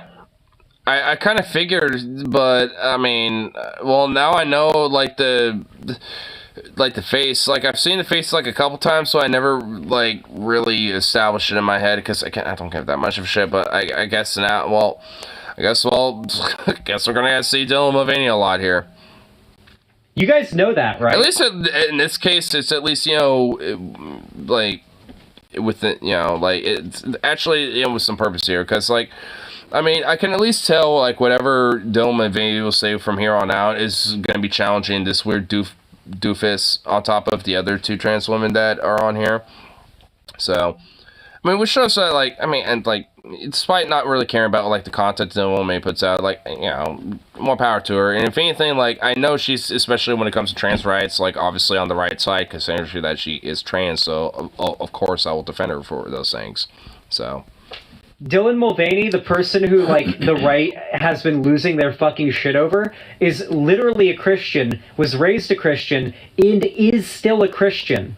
And I don't agree with that about her. I will just put that out there. So I feel like, you know, I will say this, like, if she, you know, she's probably going to infer a lot of that in this here, and if that's the case, then... yeah, there's definitely going to be some disagreement here and shit, but, I mean, whatever. It's not, you know, inherently against her and shit. It's just against the whole religious institution that is Christianity. That, I mean, honestly, if anything, you know, like, she's somewhat, you know, and I would argue is kind of a victim of still. Like, I mean, if she's still a Christian, despite the fact that her religion would still see her as, like, in mortal sin against God and shit. I mean, like, she's still somewhat of a victim towards that. I mean, whatever. I mean, she obviously is be able to, like, you know, adapt an interpretation that, you know, is healthy and happy for her and shit. You know, again, I mean, I don't care. I mean, she can have her own personal ideas and stuff. It's fine. She literally said in her recent response to all the harassment she's getting that she still has a strong relationship with God even through all of the harassment she's getting from fellow Christians. Good for her. That's Guys, good. You literally... I mean, faith like that just kind of shows how strong she is, you know, as a person. At least, you know, for me. It has nothing to do with her faith in God. It just kind of shows that, you know, she's strong-willed and is willing to, you know, not let, you know, even fellow Christians, you know, like, you know, put her down, you know, despite, you know, for who she is. Like, if anything, it just kind of, you know, it's just a respect of, like, who she is as a person, being able to be strong, you know, and, you know, to stand up against that. So, I mean, I definitely admire the confidence and shit out of her. Be a perfect trans for the right to, like, be okay with your existence, right? No matter how much you play into their agenda or how much you fit the standards that you assume you should be able to fit as a trans person for them to accept you, the fact that you are trans is enough for them to hate you. They don't have any other reason for hating you other than your identity. Yeah, by the way, Blair White, take a hint. Kind of curious that she isn't here, by the way. They bring up is nothing other than that, an excuse. You can be the most perfect... I mean, just so you know, like, I'll like, kind of keep, you know, going on for a little bit here, but, like, I mean, I kind of find it funny, like, when it comes to this Christian dude, you know, getting these trans people for, you know, an interview, mainly to try to kind of get, you know, gotchas or clips or whatever the fuck. I mean, it's like, I kind of find it a little interesting that, like, Blair White ain't here. Like, because if anything, it just would be a little too easy, you know, considering that she's already kind of like, you know, the token girl or whatever, you know, in a sense. You know, the token trans girl. So it's just like, I mean, you know, like, it would be a little too easy, I think, you know, at least in his eyes. At least, you know, whoever, like this Badilla, or Badilla, or whatever his name is. I'm going to call him Badilla. Badilla Tortilla. Trans person in the universe. And they will find a reason to hate you and justify your death. They will find a reason. They will fabricate a reason if they must. That's usually what they do. She was like, babe, you know, God doesn't make mistakes, you're perfect. And so from that moment on, I just kind of like tucked that away. It wasn't until I was in my early 20s that I actually had the realization, like, I am trans. When I first found out, I was like, well, no, please, not like... Were you still trying to be like, oh, I should repress this feeling more? Pretty much. I was like, maybe we could push it down a little bit further. That's the thing that's, like, so frustrating about dealing with these transphobe, rhetoricians and demagogues, is that they claim that this is some, like, black hole of ideology that's sucking people in, but in reality, from my understanding, a lot of trans people want to deny to themselves that they're trans for a pretty long time, because, contrary to what conservatives will tell you, being trans kinda, it's a bit difficult. It's a little hard. Yeah. It is. Like, I mean, there's a lot of, you know, strife and struggle. I mean, mainly because of conservatives. I mean, because they, you know, refuse to, you know, accept it and normalize, you know, their life, basically. I mean, that's the reason why, you know, she was saying, it's like, yeah, even when I was, realized that I was trans in my 20s, like, even then, I was still trying to suppress it for a bit. Because especially from a conservative element, you know, and from the right-wing side of things, like, there's, like, you know, a lot of, you know, bigotry against the idea of, you know, of the, like, you know, being trans, basically. So, in her mind, it's like, oh, well, you know, even if this is who I am, I still have to, like, try to hide it in some way. I still have to try to suppress it in some way, shape, or form. As much as I want to try to suppress these hiccups, by the way, holy fuck. But, like, I mean, so she kind of, you know, like, was, you know, in a sense of, like, you know, because of a lot of, you know, conservative influence of, you know, anti-trans rhetoric and bigotry and normalization of that sense, you know, there was still, even when she was coming to terms of being trans, you know, she, you know, felt in denial of that. And How in the fuck is this, like, that somehow, like, like a part of, some sort of ideological indoctrination? It's like, no, like the indoctrination is the fact that, these people are being suppressed when it comes to their ideology. Or not ideology, but their gender identity. Like, I mean, because it's like, it's not some sort of, like, indoctrinational effort. It's like who the fuck they are. Docket Elias, Breaking Bad, Linear, Jank MC. Hey, what's up, man? Just kind of time to see this, weird Christian little interview thing. There's definitely some hardships that trans people have to go through, and because of that... Actually, let's just kind of get more to the clip itself. Here we go. Yeah, this trans thing, this is just kids doing crazy, stupid shit. It's just a face. The first time I ever saw a trans person was on Jerry Springer. They were called men back then. Jerry. Called lady boys, and them being like, oh, I tricked my boyfriend, guess what, I'm a man. Those kind of conversations hurt society into us thinking like, it's okay to treat trans people this way. I myself, from society norms, felt uncomfortable by it. But now, like, looking back, I felt uncomfortable because I was afraid of opening up and being my true self. Hey, remember... Wow, what a horrible thing that, like, the feels like, oh, wow, it's like, it's like you felt more, like you wanted to come out because, society didn't want to, demonize you and shit because, like, what was seen culturally as, being trans and shit was, demonized for a long time. It's like, oh, wow, what a horrible feeling. How dare you?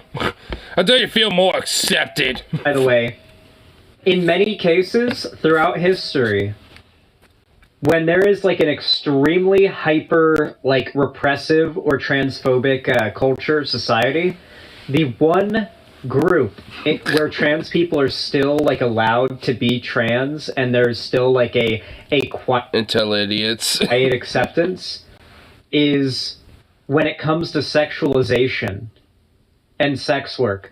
Because a lot of these crazy fucking transphobes are chasers. Yep. Especially the politicians. Oh, yeah. Are chasers, and they want to be able... And the pastors, too. ...have sex with trans people, and jack off to trans porn, and be able to fetishize trans people. And be drag queens, too. But they don't see trans people as people. Or be trans themselves, too. They see trans people as, like, sort of a shameful for them, sort of sexual deviance fetish type thing. Because the taboo is what makes it attractive. If it's normalized and accepted, then it's no longer a taboo. They're into it, and they hate themselves for it, so they're diverting their self-hatred outward. Yeah, looking at you, Alabama. Yeah, literally, look at the porn website search stats and see what states have the highest rates for searching like trans and femboy porn. It's the red states, far more than the blue states. Yep. Was it more difficult to come out to yourself or to others? Myself. It was so hard. There's literally a scandal in Texas, politician literally doing that shit. Democrats are trying to kick him out, but I'm not sure how likely it is. Probably not, unless there's actual, like, national Democratic support over it, and they ain't gonna do anything about it. I come to the realization that not only did I have similarities to the people that I was most afraid of, but that I could also be just like them. There's people that I feel like pushed me to repress, and I feel like I more of internalized that. I was like repressing myself the most and the most like transphobic towards myself. I would think, oh, never publicly, Cryptid T. It's never public that they want to associate sexually with trans people. It's privately. I guarantee you, a shit ton of these like transphobic legislators and media figures. Some Republicans want him out because it makes him look bad. Well, yeah, because he's not, like, civil enough. Like, I mean, and, you kind of breach decorum, so to speak, basically, but when it comes to their broader values. It's not really for what he did, so to speak. Like, I mean, those Republicans don't care about what he did. It's the fact that it came to light and it makes him look bad. That's the only main reason why. Probably have, like, trans porn in their search history. Guaranteed. Think like, oh, trans people are weird. Before I transitioned, I feel like it was like a deep like insecurity because I was like low-key that's me too. I knew I was trans like at 18. I always like put it to the side and was like, stop having those thoughts. You shouldn't be thinking like that. You shouldn't be feminine. That's what I regret most is like not loving myself more or like listening to myself. And the times that I was like screaming on my 21st birthday, I finally came out to my mom. We had a long like 2-hour crying talk. I hope that went well. How I felt. I'm sure that did go well, especially if it was a 2-hour crying talk. Oh, I bet it went very swimmingly. Dad, though, has been really hard. And I remember him coming over to my apartment and I had all of my hormone pills out on the counter. And he asked me like, hey, what are these for? Why are you taking all these pills? He thought I had HIV. And I was like, no, I don't have HIV. I'm transitioning. That didn't go over well with him. And because of it, like, we don't have a relationship now. It is unfortunate, but it's more unfortunate for... Well, I guess I can see who was more of the transphobe in that relationship when it comes to her parents. Conservative parents are getting lonelier. Just know, like, if you're trans and you had to disown your parents because of that, just know they're gonna die lonely and miserable. And they're gonna be laying in their deathbed as they wither away, regretting that they pushed you away and wanted to feel morally superior by not being accepting of you. Like, if you... I mean, the problem is, though, that they're not gonna accept them, though. I mean, they're gonna, like, you know, regret in a sense of, like, oh, I regret that they never, you know, saw the error in their ways. Like, that's kind of the regret they're feeling. They don't regret anything about what they did. Like, if anything, they still feel like they're in the right. Got, like, a trans... I feel like Sam might be a little wrong on that one, just because I know where this whole, like, regret thing goes to. It's not regret in themselves, it's regret because the person they want to victimize didn't see the error in their ways and the sin that they were participating in. That's the regret they have. Because, oh, I want to love the sinner but hate the sin, and I regret that the sinner is sinning so much. That's the regret. It's not, you know, this whole sense of like, oh, I regret that, you know, I turned them away so much and I pushed them away and blah, blah, blah. Like, that's not where it is.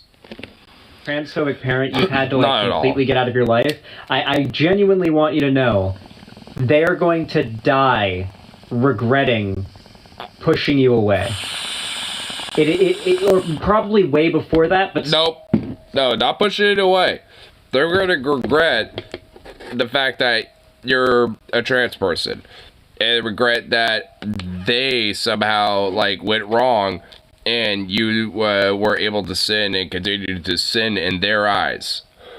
Like, that's where the regret lies. It's not because they pushed you away. I mean, that, okay, Sam is kind of wrong on this one. By the time they're on their deathbed, they're going to regret. I mean, there is like a level of regret, but not where he is saying it goes to. Pog face, yeah. I mean, there really is... Okay, this is actually kind of a pog face, but, I mean, honestly, I mean, you know, because, like... I mean, there's just been too many stories of, like, you know, conservatives or, like, you know, or, like, you know, trans people or queer people even, you know, that have had, like, you know, conservative-ass parents and shit.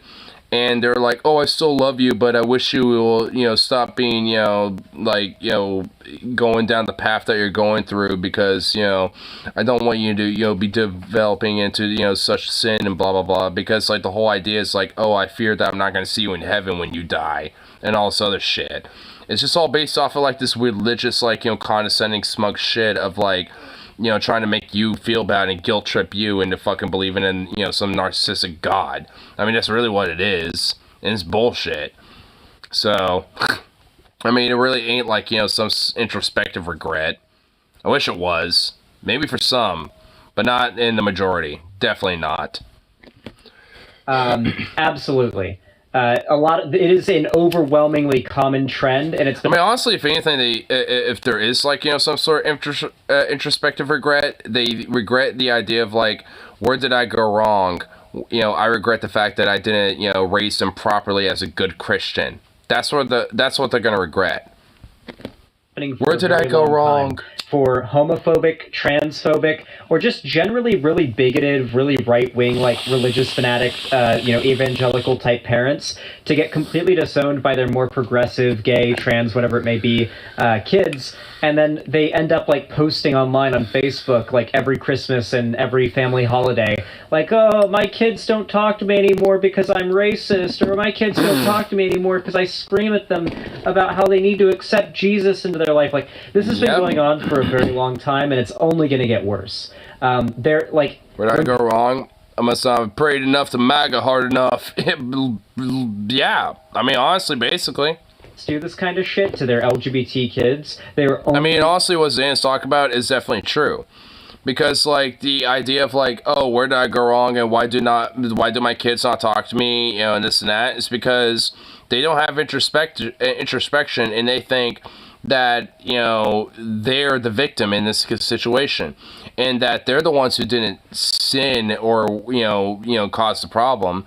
It was the, you know, people that, you know, are trying to accept themselves and be trans or gay or whatever the fuck, and, you know, and just try to find some basic acceptance from their fucking parents, God fuck forbid. And, you know, which I guess literally, you know, God forbid it, you know, I suppose, you know, literally, you know, and, you know, fucking, and basically disown them. Like, it's like, oh, where'd you go wrong? Well, the disownment, for one, and the bigotry that you fucking hold. But you ain't gonna have any fucking introspection with that. If anything, the regret is not going harder enough on that. Like, if anything, that's what they regret. It's not going harder of a line when it comes to, you know, this type of bigotry that they hold. If anything, they feel more validated when they, quote, regret it. Because if anything of what Zan's talking about. In the end, subjecting themselves to, like, a lifetime of misery and guilt. Because in a lot of cases, they probably do love their kids and think they're doing some sort of disciplinary power play on their kids that'll make them realize, oh, it was just a trend. Oh, yeah, I mean, that's what they think, for sure. I'll agree with that. To being cis or whatever, but that's not what it is. Where I go wrong flashback. You stay away from girls, Billy. Oh. Oh. Hard. After 9 months of kind of like dipping my toes in, I came out to my girlfriend at the time. That was kind of the hardest part, to just say it out loud. I even like had to say it like in the mirror over and over, like before even saying it to a person. Then I had to come out to my parents. My mom cried. She was very confused. So man, this is kind of reminiscent. Like, honestly, this is kind of bringing back memories of when I kind of came out as bisexual to my mom. And oh my god, like, the reason why I brought up the whole where did I go wrong is because she literally fucking said that when I came out to her. Like, I mean, that's why that kind of sticks in my craw a little bit. And because, like, and I mean, I don't think it's actually been mentioned in the video, but I guarantee you, like, implicitly, and it has been implicitly mentioned, basically, that, like, there's kind of, like, this sense of, like, you know, at least, you know, from their parents' side of things, you know, for these trans folk and shit, like, you know, their parents, you know, think, oh, where did I go wrong? I mean, it's kind of implicitly, you know, kind of inferred a little bit.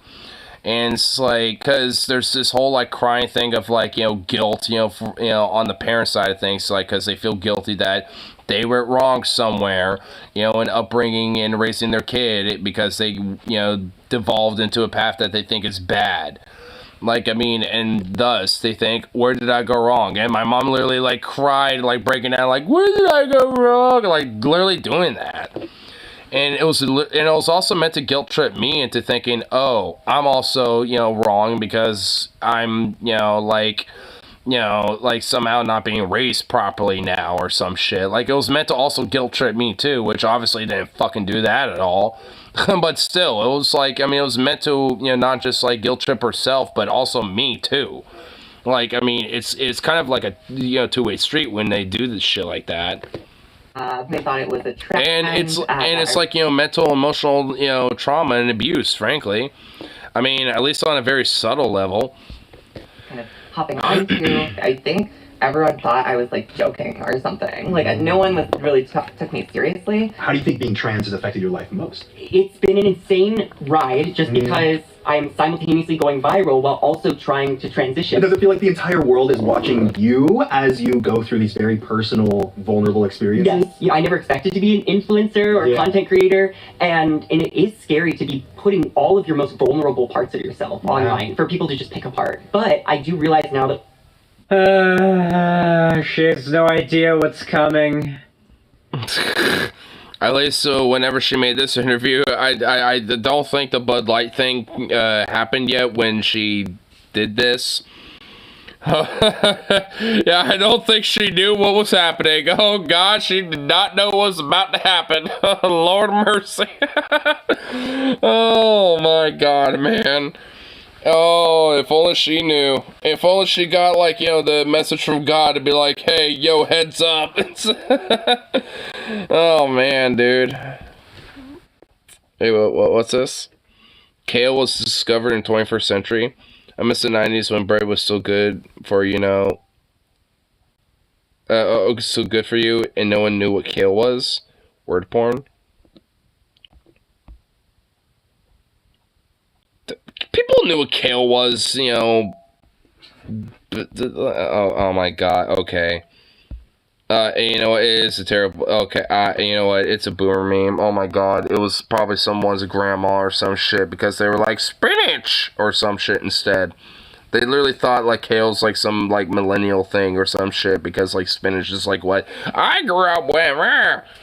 Oh, God. Oh, my fucking God. Oh, no. Oh, my God. Okay, anyway. You just had to really drop that fucking SAR bomba. That fucking, like, like, fucking Mike Bravo or some shit. Like, the Castle Mike or whatever the fuck. Like, just, you had to throw that on my ass. Like, while we're going for this. There's no idea what's coming in 8 months. Sick off, 7 months. You want here? I know. Like, literally, when it comes to the internet, and you'll realize this very quickly, even outside of political spaces, being LGBT on its own, like, inherently puts you on a lower, like, standing, or like, it gives a lower barrier requirement for you to reach for an action that you take to be considered irredeemably cringe. Does that make sense? Huh? Like, let me give an example, or I guess a broad example. Is Zan too stoned, or am I not stoned enough? What's going on with this one? Specific example. How many trans public figures have you seen get a ton of shit? Not from, like, any particular, like, political group or anything, but they get a ton of shit because they did something cringy or weird, or maybe a little bit bad, but not really that bad. But, like, they get it way worse than a cis or a straight person in their same position who did the exact same thing or worse.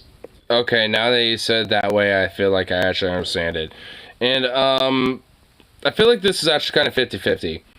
Because, like, there are definitely times where there are, like, at least somewhat influential or, like, slight noticeable, like, trans people, like, ContraPoints or Keffels or whatever the fuck, where, like, every now and then where they'll get a bunch of shit for, like, the most tiniest of thing where, like, I question why is there even a thing over this. Like, so, I mean, honestly, there are definitely, yeah, like, I get what he's saying there, but there's also times where there are cis people, like, like, I guess on a somewhat similar level, like, Vosh, for example, that also get, like, an equal or even sometimes even more shit, for an equal level of benign bullshit that, he might be saying or something, you know what I mean? Like, so, I feel like it's kind of 50-50.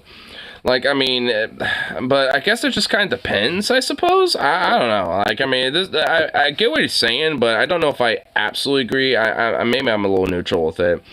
Like, I mean, to some extent, yes, but I think to a different extent, I mean, not so much, but I don't know. I guess maybe it just kind of depends on, like, who the influencer is, so to speak, I guess. I really don't know. But, I mean, because it seems like it's a little bit, kind of a little poke no los dos of that one, in my mind.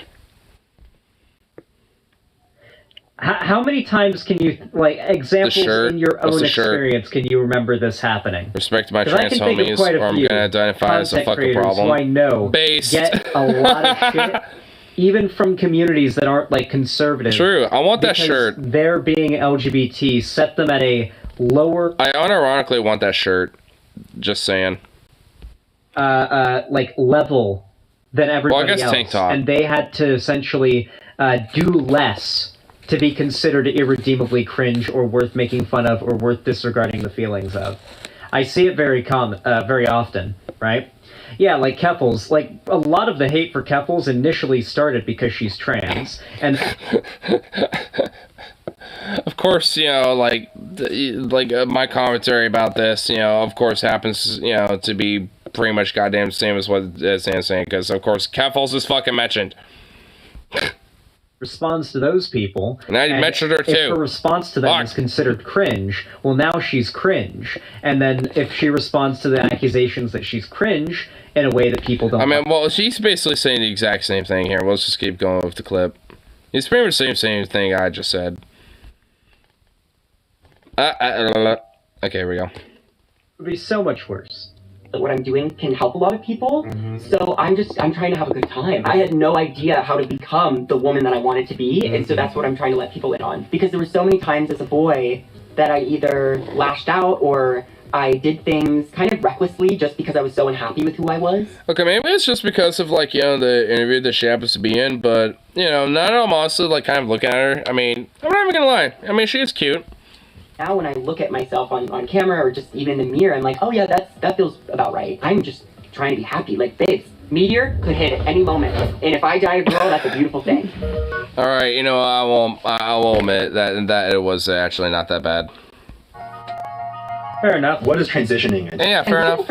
Let's hope the meteor... I mean, yeah, it's like, yeah, meteor is gonna hit any minute, so, bitch, babe, I'm fabulous, I'm gonna express how I want, bitch. Like, I mean, you know what, like, yeah, I mean, honestly, yeah, I mean, like, I mean, if all else, I mean, yeah, at least have that mentality with the world. I mean, shit, like, yeah, meteor gonna hit any minute, so fuck it. I mean, damn right, fuck yeah, base. I mean, hey, can't disagree with that.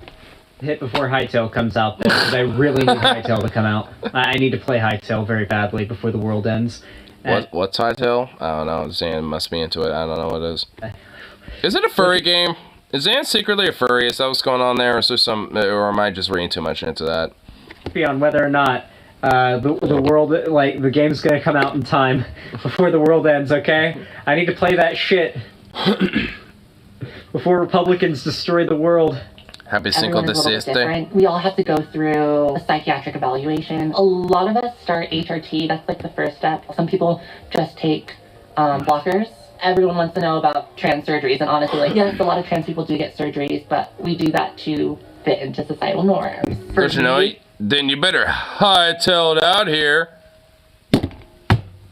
But Transitioning was starting to take hormones. Your skin gets way... Wait, Livewire or Live Nation is doing a concert ticket deal? Wait, really? Live Nation 2023 concert week $25 deal? What?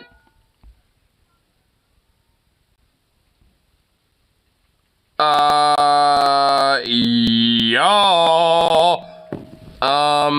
I'm gonna find as many bands as possible that are gonna probably be playing, like, in Portland or even fucking Seattle. And, yas.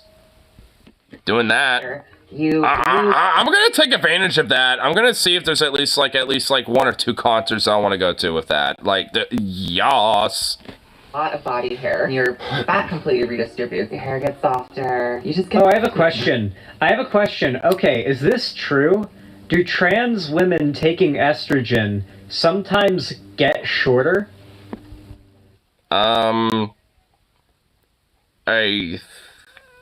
think it's a little bit of mix. I think if I remember from studies I've read about before in the past, like, I think it's a little bit, like, somewhat inconclusive, because, like, there are, in some cases, yes, but not for all of them, not for everybody, you know? So, I don't know. I mean, I feel like, you know, from my understanding, I think it's more often than not, but it doesn't happen for everybody, so, I don't know. It feels like it shouldn't be possible. It's true? I'm getting very mixed answers. How is that possible? Bone structure changes over time. I mean, like, isn't it, like, basically, like, was it, like, every, like, 5 to 7 years or something like that? Like, you know, every cell in your bone structure changes? Not, like, all at once, obviously, but, like, you know, over the period of time, you know? So it's just, like, I mean, if that's the case, then obviously, due to that, over a certain period of time, like, your bone structure changes. And, yeah, so, I mean, if you're going, especially for a very rapid part of, you know, development in one's life, which, especially if you're going for puberty, or at least, you know, would normally go for that, but or going for HRT and shit like that. I mean, it might, you know, do some different things, include maybe changing the bone structure where you might be shorter. I mean, so I'm just taking a hunch, and at least, you know, from what some people, at least in his chat, are saying, it seems like some people are saying yes and no. So, I mean, I feel like, you know, my hunch, especially from what I've read, it seems like it's still somewhat inconclusive because, it doesn't affect everybody, it seems like. Like, I mean, it seems like it does maybe predominantly affect a lot of people that transition, but it's not like, you know, entirely like, yes, this does certainly absolutely happen with everybody. Like, I mean, it seems like it's, you know, kind of like inclusive and, or at least, you know, somewhat of a variable that, you know, it's probably likely to happen, but not all the time. And, I mean, just from my hunch, I mean, I don't know everything, and you know, and again, it's been a while since I read some, you know, the specifics of it, so, I mean, it's just kind of like a little bit of a guess about it. Because I've seen HRT like update posts where people are saying that they're on estrogen, they are getting shorter, and they're marking off their height getting shorter. Not by a lot, but like a bit. It's actually a lot more common than you think. Spine changes, bone density changes. Okay, makes sense. Oh, which, by the way, means that your biological bone structure / sexual structure changes, which also means the whole, like, oh, your, you know, like, biological, like, structure, you know, is the same no matter what type of argument that, like, some people who are anti-trans will make is bullshit. Like, your actual biological structure, including, like, your biological sex, does change. You know, not obviously, like, fundamentally to such an extreme outside of, obviously, you know, doing surgeries and shit, but, like, I mean, with enough HRT and shit like that, like, yeah, I mean, that does change your biological, you know, structure a little bit. Like, I mean, it does do that. So, I mean, it takes a while, but, I mean, it doesn't happen overnight, obviously, but it does happen, so, I mean, you know, and a part of that also includes, at least as a variable, you know, maybe getting, shorter. Yes. Yeah. Well, apparently that's a thing. Apparently, even your height can change on hormones. Which, honestly, I mean, all in all, I find those type of things fascinating. Like, the fact that there's, like, still definitely plenty of things to learn about, like, you know, like, with transitioning and, like, you know, what you know, like, it is to be transgender and, like, what kind of happens as kind of a byproduct, you know, when it comes to transitioning and stuff like that. I mean, I do think a lot of that will, you know, especially nowadays, now we're starting to kind of learn more about, like, you know, some of the, I guess for lack of a better word, it's kind of like, you know, some of the side effects and, you know, consequences, whether good or bad, obviously, you know, when it comes to, especially good, you know, more so than not. When it comes to, like, you know, a lot of these, you know, outcomes, I mean, you know, a lot of the, you know, research and different studies about, like, kind of what happens or kind of, like, you know, what's an observation and stuff, I mean, I do find these things really fascinating. Because, like, I mean, you know, the fact that, like, you know, one's, you know, broader, like, bone structure can change, you know, to the fact that they can get, like, boop, a little shorter and stuff, I mean, that is legitimately really fascinating. It's like, huh. I mean, you know, knowing the fact that, like, you know, a part of one's biology could change to the point to where, you know, it's obviously not like, bloop, I'm like a dwarf all of a sudden, but, you know, it's like, I mean, the fact that, like, there could be, like, from this to, like, maybe, like, right here a little bit, I mean, that is definitely very fascinating. It's like, huh, you know, I'm, like, curious. That's pretty cool. I mean, just in the sense of just knowing that, like, that's just kind of an tangential side effect. It's like, interesting. That is fucking... And, you know, and honestly, like, and if only there was more normalization of trans people, more acceptance of research and development and things like that when it comes to, like, you know, trans acceptance, we'd be able to find out more about things like that. Wow. And then we can actually have a more nuanced idea about what it is to be trans and shit, so then we can actually have a better nuanced approach about how to, you know, accommodate for that. Wow. Shocker. Such a crazy idea. Such an insane concept of moral degeneracy, I know. What a way to groom kids, right? wild. Like, obviously it would make sense if your height would change and you could get taller on hormones, but to think that you can actually get shorter and get smaller because of hormones after you've fully grown up for the most part, that's wild. And that's just how they're gonna groom the children, brother. That's how they're gonna do My God, man, would you really break down this whole weird, like, grooming and indoctrinating kids thing about this shit? Like, I mean, you realize how much of a fucking joke it is. Like, I mean, my God, like, I mean, when you think about these things, like, and then, like, but yet that somehow grooms kids. It's like, I mean, how much of a joke is it? It's like, my God, like, this is serious? Like, really? Working out, having your muscle mass makes you taller. Working out and having more muscle mass makes you taller. Does it really? Huh. Interesting. I wonder how tall I'd be if I was jacked. Damn, the thought of a jacked Sam. A lot less anger. Dude, I'm 6'2". Imagine if I was jacked. Whoa, would that be like 6'8" or something? Damn. Testosterone's gone. It's just no more. What's funny is that all of the hormones we take are actually prescribed to cis people in other ways. In the testosterone blockers, they are used to prevent hair loss for men and women. Spironolactone is the other testosterone blocker. That's just an acne medication. I feel like people make it out to be more of a scary thing, but all of these things people normally take. I actually started hormones. That is true. Okay, was this video meant to be like, I guess, you know, maybe it's like kind of more of like, you know, a video going broadly about it, but, you know, about the whole, like, trans relationship, because, like, honestly, like, a lot of these things right here, like, yeah, like, it is, you know, like, a lot of, you know, fundamentally about, like, you know, like, what cis people also take and shit, too. Like, I mean, like, think about Joe Rogan, for example, not to invoke that, you know, motherfucker, but, like, that dude openly takes, you know, a hormone replacement therapy medication. Testosterone replacement therapy, specifically. Like, that dude, like, you know, takes steroids and shit. Like, I mean, the dude's has been open about that. So it's just like, it's like, I mean, and you get these same type of people who are against, you know, using the same thing for people who just happen to be doing gender-affirming care. It's like, so well, how's that different? How many boomer transphobes on these things do you think went, what? This trans medication? No! Oh my God. Dude, I bet a few of them probably freaked the fuck out and just stopped taking it too. Yeah, to be fair, when it comes to hormone blockers, a lot of, like, the hysteria is completely bullshit, because hormone blockers are used already and have been for a long time for youth in situations where they're not trans. We've been using hormone blockers on kids or adults who aren't trans for a very long time, because it's a medicine used, or it's a treatment used for a bunch of, like, hormone disorders. I know that there was a girl on my swim team who took hormone blockers, and she was cis. It was literally just because she had, I forget what, a pituitary gland disorder, I think is what it was called.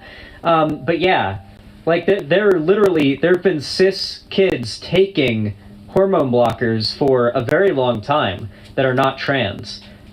For nothing to do with being, like, with gender or anything like that. It's just because they, like, need to take it medically. As a non-binary person, before I had even come out as a trans woman, I know that there are surgeries that I'm very much looking into, and because I'm so new to my transness, there's actually some wait times that I have to wait. So I potentially, and probably will, look very different in a couple. How the fuck is it easier to buy a gun than to get hormones and be trans? Okay. Oh, I see what you meant with that. I mean, it's oh my God. It should literally be the opposite. The fact that, you know, Dylan's, like, Mulvaney over here is, like, mentioning, like, the amount of wait times that she has to, like, wait for, like, certain surgeries and shit like that. And then, you know, as I was mentioning, it's like, well, shut the fuck up. What the fuck? Do you mind? And then you got, you know, but he's, you know, he's making a point, though. It's just like, you know, if you think about it, like, yeah, like, it literally can take, like, literally less than a day to get, like, a gun in this country, depending on what state you're in. Like, basically. I mean, outside of certain states, I mean, it'll take a while, but, like, pretty much, like, most states, I mean, it takes, like, pretty much the equivalent of, like, 12 hours or less. If that. You know, it's just, like, so it's, like, yeah. Like, I mean, like, why is this so hard for trans people to get that shit, but yet it's just so damn easy for that? It's like, shouldn't it be, like, the opposite, you know, at least when it comes to that? Because, like, wait periods and, like, you know, going for all that shit, like, it's good for that, but, like, why should a trans person have to go for a fucking wait periods, you know, to affirm their identity? Like, huh? It's... Guarantee you the wait times are longer than that to buy a gun in most of America. Oh, absolutely. I bet you it's probably longer than some countries, too, even. Hey, Fawn, what's up? I see you over there in YouTube chat. How you doing? You'll have this to look back on. Why pass Dylan? When people hear transition, they assume it means physical. Is it more than physical? I think absolutely. I think it's a mindset. I think it's how you see yourself. I think it's how the world sees you. Oh, this mindset, that means it's an ideology and it's not totally a real thing, brother. That's what he just said that. I tell you what, yay. Old school. It's an ideology, it's a mindset. Transitioning means doing the surgeries, getting your meds. But I would say the more new, progressive way of thinking is transitioning is however you want to do it. Do you think it's appropriate for people to ask about surgery? Like, I wouldn't ask you right now about, like, okay, let's talk about what's in your pants. I'm willing, ready. Oh yeah, Fawn. We're gonna be looking at that in a little bit, and it's gonna be awful. I've already seen a lot of the reaction on Twitter. But that's after we shoot. You wouldn't ask somebody about their privates, and then all of a sudden, because they're trans, you feel like you can. My parents have said, like, when they tell their... Hey, Dylan Mulvaney should tell that to Tim Pool. Because the live stream that I saw, that motherfucker with Lance, the fact that, what was her name again? Like, Jazz something or whatever the fuck, Jazz Jennings, I think? Yeah, I think that's the name. Like, Tim Pool literally, like, basically fantasized about all that shit was just talking about. Like, you know, about what not to fucking talk about, basically. Like, I mean, you should probably tell that to Tim Pool. Maybe hit up Tim Pool and be like, hey, can I go on a show and maybe tell you how to not, like, fucking fantasize about trans people's, like, junk and shit? I mean, like, goddamn. Tell that to Tim Pool, maybe. It's the first question. Exactly. In no scenario would you ever find it to be socially acceptable to talk about someone's private parts. Tell this to Tim Pool. I have like PTSD from that, honestly. Like, the fact that, like, Temple with Lance, like, specifically went so deep in that fucking, like, fucking hole and dug himself so deep in that over that, like, weird shit. Like, it was, oh my god, it was just so, it was legitimately so creepy. I still get EBGBs. I was so EBGB'd, like, over that. It was, fuck, man. Oh. God damn it, how did Dylan Mulvaney make me remind me of that? I figure. But when it's a trans person, or trans people as a whole, all of a sudden, it's acceptable to start an entire discourse about that topic, which is what the right has done. Up to, but not limited to, like, you know, how they experience pleasure, too. It's just like... And I wouldn't have thought about that as a concept if Temple didn't fucking mention it. It's like, God, I partly, oh my god, man, dude, like, a Temple gauntlet would be, like, just insane. I don't know if I can do it. I really don't know if I personally can do it. Like, a Temple, dude, yeah. Because just watching that live stream, even though I missed even a decent fat chunk of it, at least like an hour of it, I basically reacted to at least an hour of the 2 hours of that shit, and oh my god. And then honestly, the first hour was technically worse. Like, I mean, I saw some clips and some stuff from the first hour, which was about like the homeless dude in New York getting killed and shit by, you know, that fucking vigilante fucktard and shit. And, and that was just, honestly, it was worse. So I'm kind of glad I didn't see that shit right off the bat, like, you know, when it got live, because, oh my god. Hell no. I'm like, I would have been defeated, like, I would have been destroyed at the end of that. There's just no way, dude. Hi, Xander Hall. I'm a closeted trans woman from Missouri, and I'm a big fan of your content. Thank you for introducing me to the Mango Pack. Oh yeah, the mod pack that I play. Well, I'm glad you enjoy my content, and I'm glad you like the Mango Pack mod pack. It's a lot of fun to play.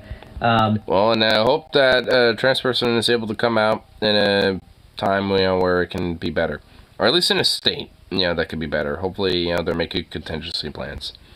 And I hope you're able to not be in Missouri soon. Well, ask me, oh, is Dylan getting the surgery? Ew, don't talk to my parents about my private parts, you nasty perv. And I feel bad because I'm like, oh my god, like, my family should not have to answer that question. Yeah. Why do you think it's become synonymous with trans? So them in their mind, they want to label me either as a girl with a penis or a girl with vagina. Like, that's how their head's working. They're like, okay, we just need to know which box to put Dylan in. I can't wait till we get to a place where someone says they're a woman, we believe they're a woman because they said so. Everyone's just obsessed, like, Well, the thing is, that's how things were until conservatives started losing their fucking shit. There wasn't this culture of, is this person a man, is this person a woman, until there really wasn't that much. Honestly, for a long time, for human history, there just was not a fuck to give about any of this. Like, there's been different societies that had, like, basically, like, kind of like multi-genders or gender fluidity going on. Like, this wasn't really a big deal up until really recently in human history.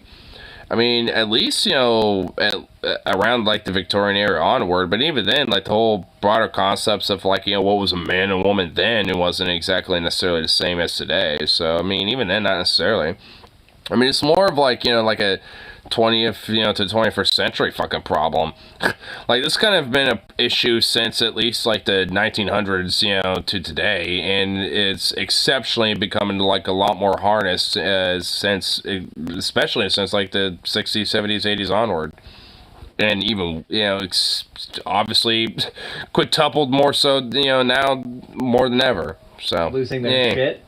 The idea that, like, anybody is gender confused is a completely made-up concept by the right.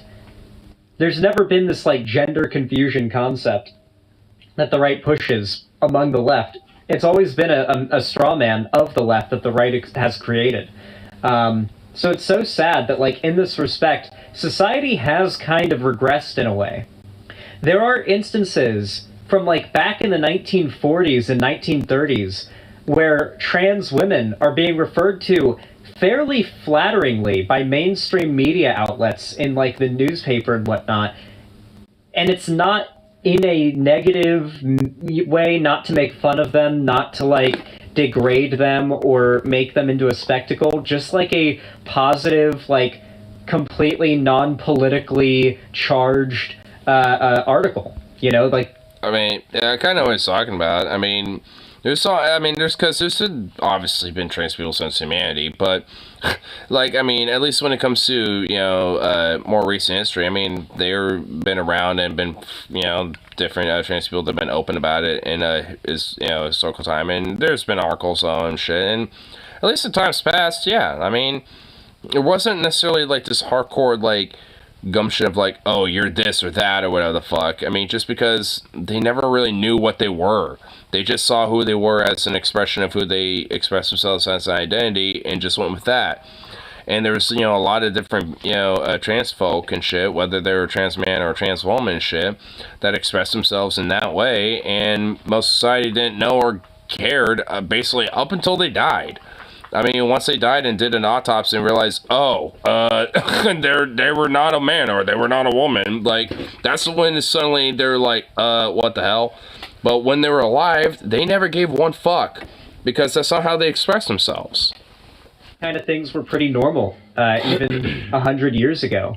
But now, with modern-day right-wing hysteria basically driving the culture war, now there's this fear that, oh my god, what if I pick up a girl at the bar and she ends up having a penis? I literally have to die.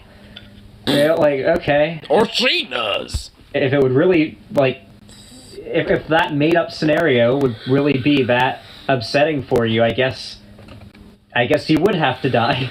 About the bottom surgery, a lot of cis people kind of get really fixed. I guess what would be lost would be my rebuttal to that. Like it's a requirement? Some people believe that. The majority of trans people, men and women, don't get bottom surgery. Me personally, I don't necessarily. At least in America, I think a lot of that is because of our shitty fucking privatized healthcare system. If we had at least more of a nationalized healthcare system, or even at minimal a public option, I'm sure, like, a lot of trans people probably would be more inclined to get, full on like bottom surgery and shit like that. I feel like I need it. I'm very happy with girl dick. I think that's beautiful. Hey, base, hell yeah, girl dick is indeed beautiful. Embrace the girl dicks as far as I'm concerned. That's you over here of an angel with showing the girl dick. I love girl dick. It's very beautiful. It's Oh shit! She even has a tattoo of an angel with a girl dick, dude. Hell yeah. This is invasive. Listen, I feel like the trans community needs to embrace the word gawk. Not just because it's funny. Gawk?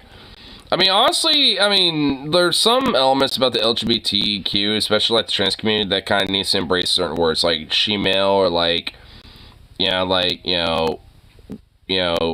chicks with dicks and shit, or like girl dick, and like there's some stuff that just kind of, I feel like, especially as like kind of little buzzwords or whatever, like I feel like could most certainly be embraced, especially just for the like the raunchy, just sultry, like edgy, just sexual nature of it. You know what I mean?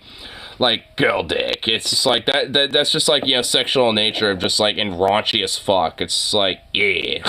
Like come on, it's gonna trigger the fuck out of those conservatives, you know what I'm saying? It's like, you gotta embrace some of that shit. But because I feel like calling chasers gawk goblins is more woke and less problematic than calling them chasers. Because calling them gawk goblins.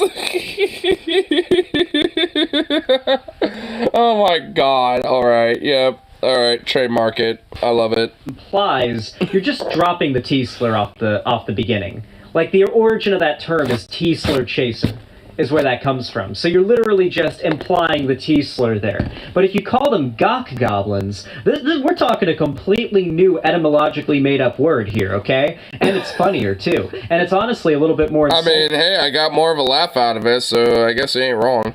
Towards the way it's more insulting to the fact that they are fetishizing trans people in the word than that they are interested in trans people, right? Like the fact that they're into trans people isn't the bad thing. It's that they're goblins. It's that they're literally like they're fetishizing trans people to a goblin-like degree. I like this one a lot. I think goblin is a very good replacement for. I second this notion. Chaser, and I'll die on this hill, and I don't care how many big trans accounts on Twitter want to clip me saying this and say, cis streamer Xanderhall does this, and I don't know what they would argue, but they'd find some way to quickly. He doesn't even know. He's just like, oh yeah, they would just like, oh yeah, this Xanderhall is this guy. He just thought, yeah, he just said stuff. Man. This is some bigoted shit that I'm saying, because they always find a way. Woke scolds find a way. They find a way. And it's expensive. Literally have your genitals turned inside out. You're bedridden for like a month. I know girls who are like, they can't go out because they gotta dilate, which is just sticking dildos in your new vagina and expanding it and making sure it's very big. Giving it very much depth. I feel like I'm motivated more by the dysphoria of feeling masculine than specifically feeling feminine. What's been the most unexpected part about transitioning? Women, just whether it's trans or cis, that have like let me into the club, especially the women that I knew before transitioning that have like been like, oh yeah, come, like here's our secrets. Wait, what kind of secrets are they telling you? Well, I'm sorry. Shit. Thank you. Oh shit. Dylan Mulvaney won't release the secrets? Yo, hey, what are those women? What are they hiding? I want to know the secrets. Come on, Dylan Mulvaney. Come on. Tell us the secrets. She literally won't even let the like women's secrets leak. I know, yeah. Tell me about it, Zan. What the fuck? That's how I feel. I'll let you guys in on what the women's secrets are, okay? Because I've had insider knowledge, okay? Oh from shit! Several spies behind the femoid ranks, okay? And Zan, don't tell. No, I'm telling, okay? Do it. Women, when us men aren't looking, okay? They're always just like sending each other nudes, like planning world domination, building weapons of mass destruction, using robotics, and synthesizing all sorts of different poisons. They literally Holy shit. Damn. That's gonna be the 5th and final wave of feminism, dude. Holy shit. Oh, damn. We were not ready for this. Whoa. That's what they do all day when we're not looking. Damn. They synthesize all sorts of different poisons. They ponder their orb and they brew. That initially, right at the beginning of my journey, accepted me from the get-go, because oh my god, that prompted me to keep going. They brew. Can you define a dead name? The name that you were assigned at birth, and why we call it dead name is specifically because we want it dead. Like, you want that name dead? Yeah, I'm like, don't talk about it, we don't know them. Sorry, you had your time. We're all about the present. Are you living? No. Okay, you're dead. It really bothers me that people think that I have to change my name in order to be a woman. The top comments on like every single one of my videos is, oh, to be fair, the name Dylan is really like I've met a lot of cis women named Dylan before. I mean, okay, I'm honestly the opposite. I've never met a woman named Dylan before, but I guess honestly it could be a unisex name, like obviously. So I mean, you know, like I will admit, it's been like, you know, Dylan Mulvaney, you know, like kind of, you know, having a name, you know, being a woman, I will admit, for me, curveball, it's like Dylan Mulvaney. All right, who is this guy? Oh wait, oh shit, oh. It's like, oh, okay. For me, curveball, I will admit. I would think like a name like Taylor would be like, you know, more like, you know, a unisex name or something, you know what I mean? But like, I guess Dylan can be too, so, whatever. I mean, I guess in a way, I mean, if you think about it, like, what could be kind of like somewhat of a feminine way to be like Dylinia or something like that? Or like Dylinia? Or like Dylina? Or something? I don't fucking know. But I'm sure there could be kind of like a more feminine, flagrant, or, you know, flagrant way of, you know, saying it. But again, I have no idea. Yeah, come on. I actually didn't know that Dylan was her original name. Wait, so that is still her original name? Oh. Okay. Thought that she changed her name to Dylan because it is a like it is a like an androgynous name in and of itself. So yeah, I mean that really works out if you're trans and you have a name like that you don't even have to change. Yeah, I guess that works, right? Yeah, I guess it's kind of like, you know, almost like a little bit of like a power level upgrade. It's like, hey, got a little bit of a secret cheat code. I don't have to change that. No dead name for me, bitch. I mean, hey, it works, so. I guess my name actually works like that, too, because my name is Alex, so I could be Alex Guy.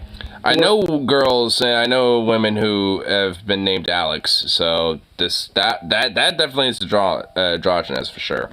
Like, girl, right? Like, I wouldn't have to change my name if I was trans. I mean, if anything, you might just have to change, like, the, you know, lettering. Because, like, the women that I know that are named Alex don't have it as, like, ALEX. It's, like, ALYX or, like, you know, like, or some other random shit, like, ALIYX or, like, ALEX or some shit. It's, like, some whack shit like that. Okay, but, like, what would your girl name be? Like, my girl name is Dylan. Do you think it's appropriate to ask what people's dead names were? No. No, that's, I mean...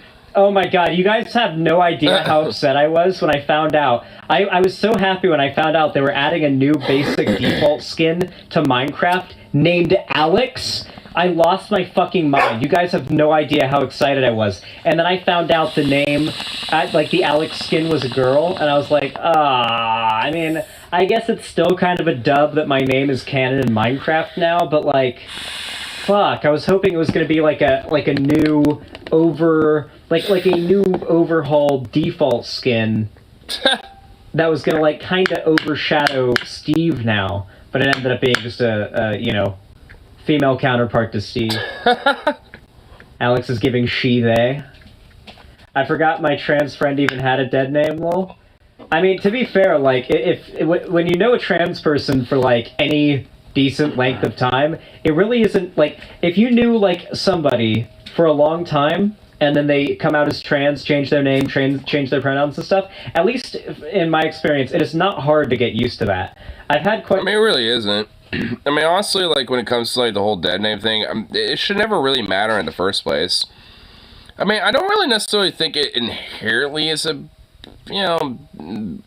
bad to be like, just out of curiosity's sake, what was it?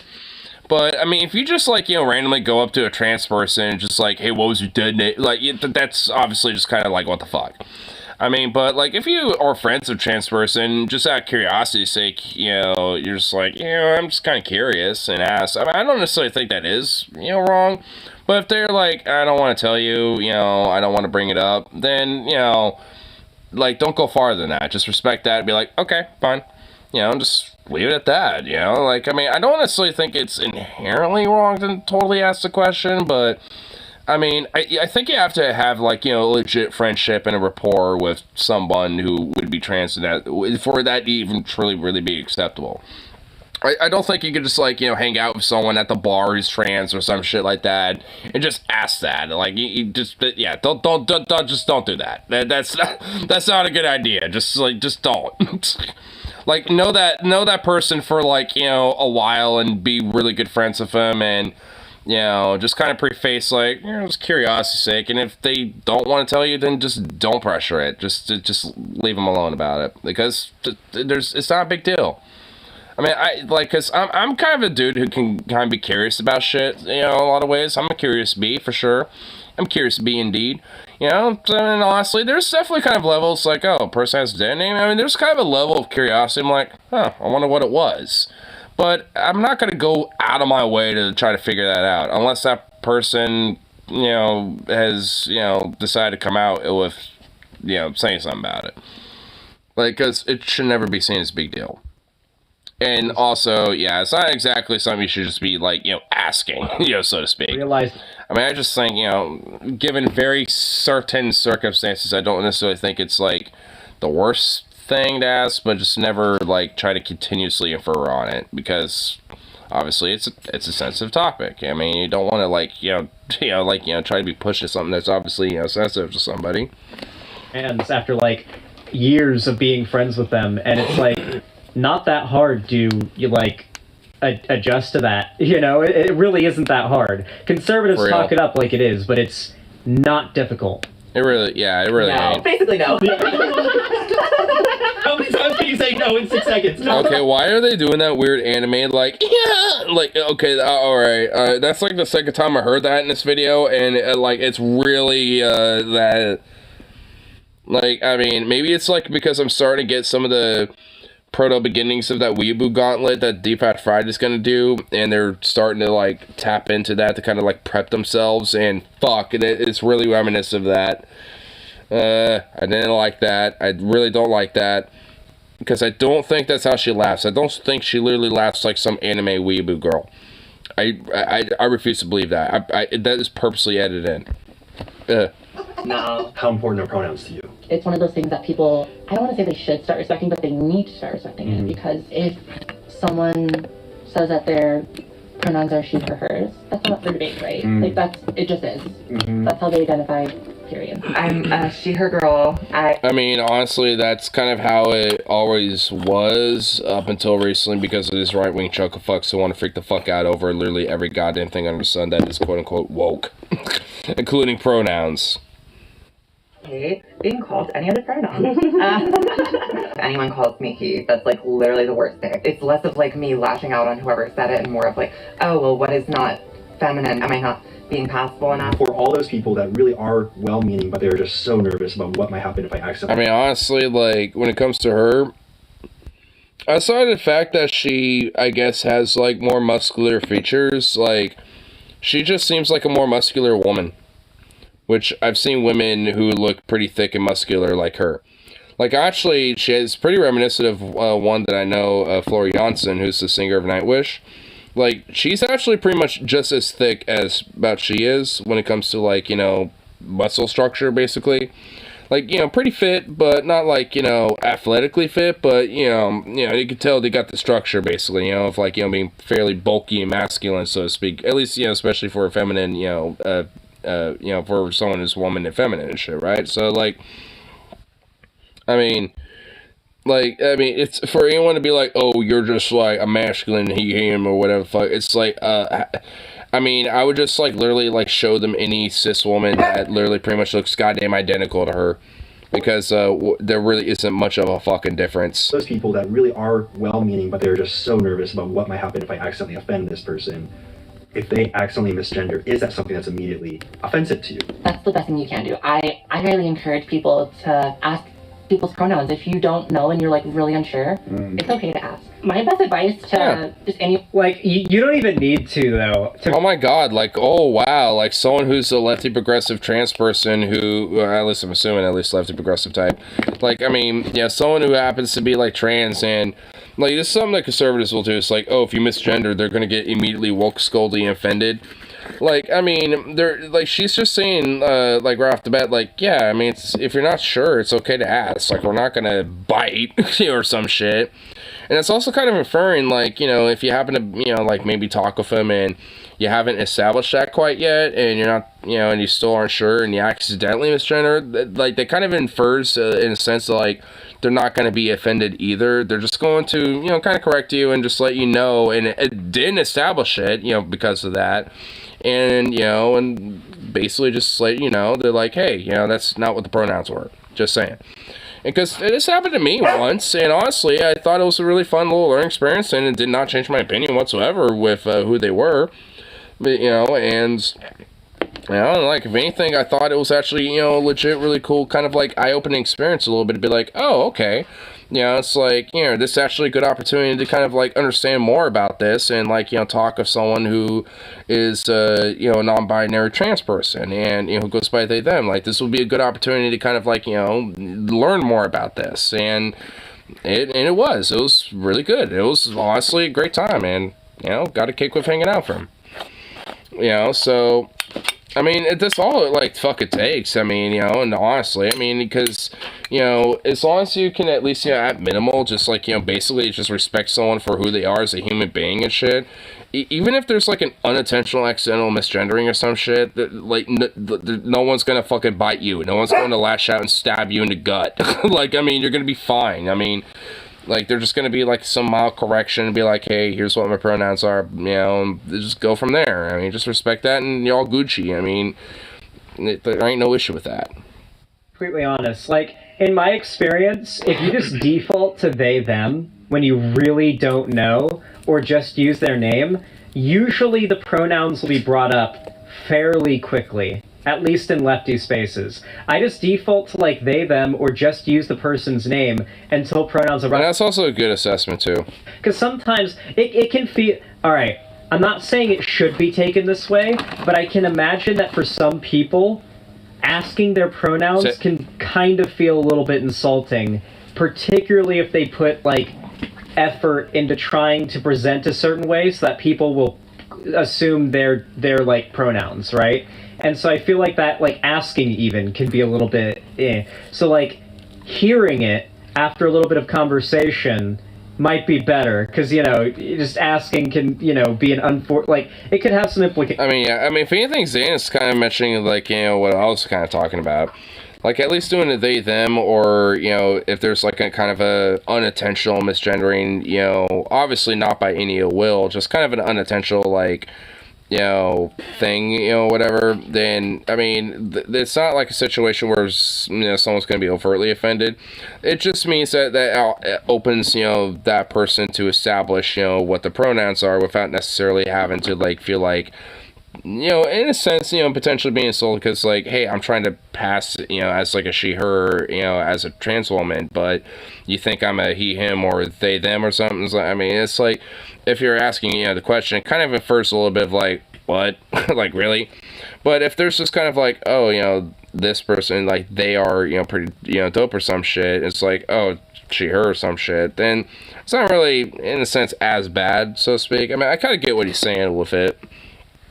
Because, yeah, I mean, it's more of a, like, kind of context by, context basis and shit when it comes to that type of thing. Like, I mean, sometimes, you can kind of refer what, the pronouns may be, but sometimes, there's a little bit of a joshing going on, so they might, be they, them, there might be, like, maybe even an ear pronoun going on. I mean, so sometimes it's, like, not necessarily, bad to just, like, assume they, them, or, ask, in a sense, but, if anything, if all else, I mean, especially if you're uncomfortable about that whole asking about them, and shit, just refer to they, them, or just, if you know what their name is, just try your best to remember it and just go with that.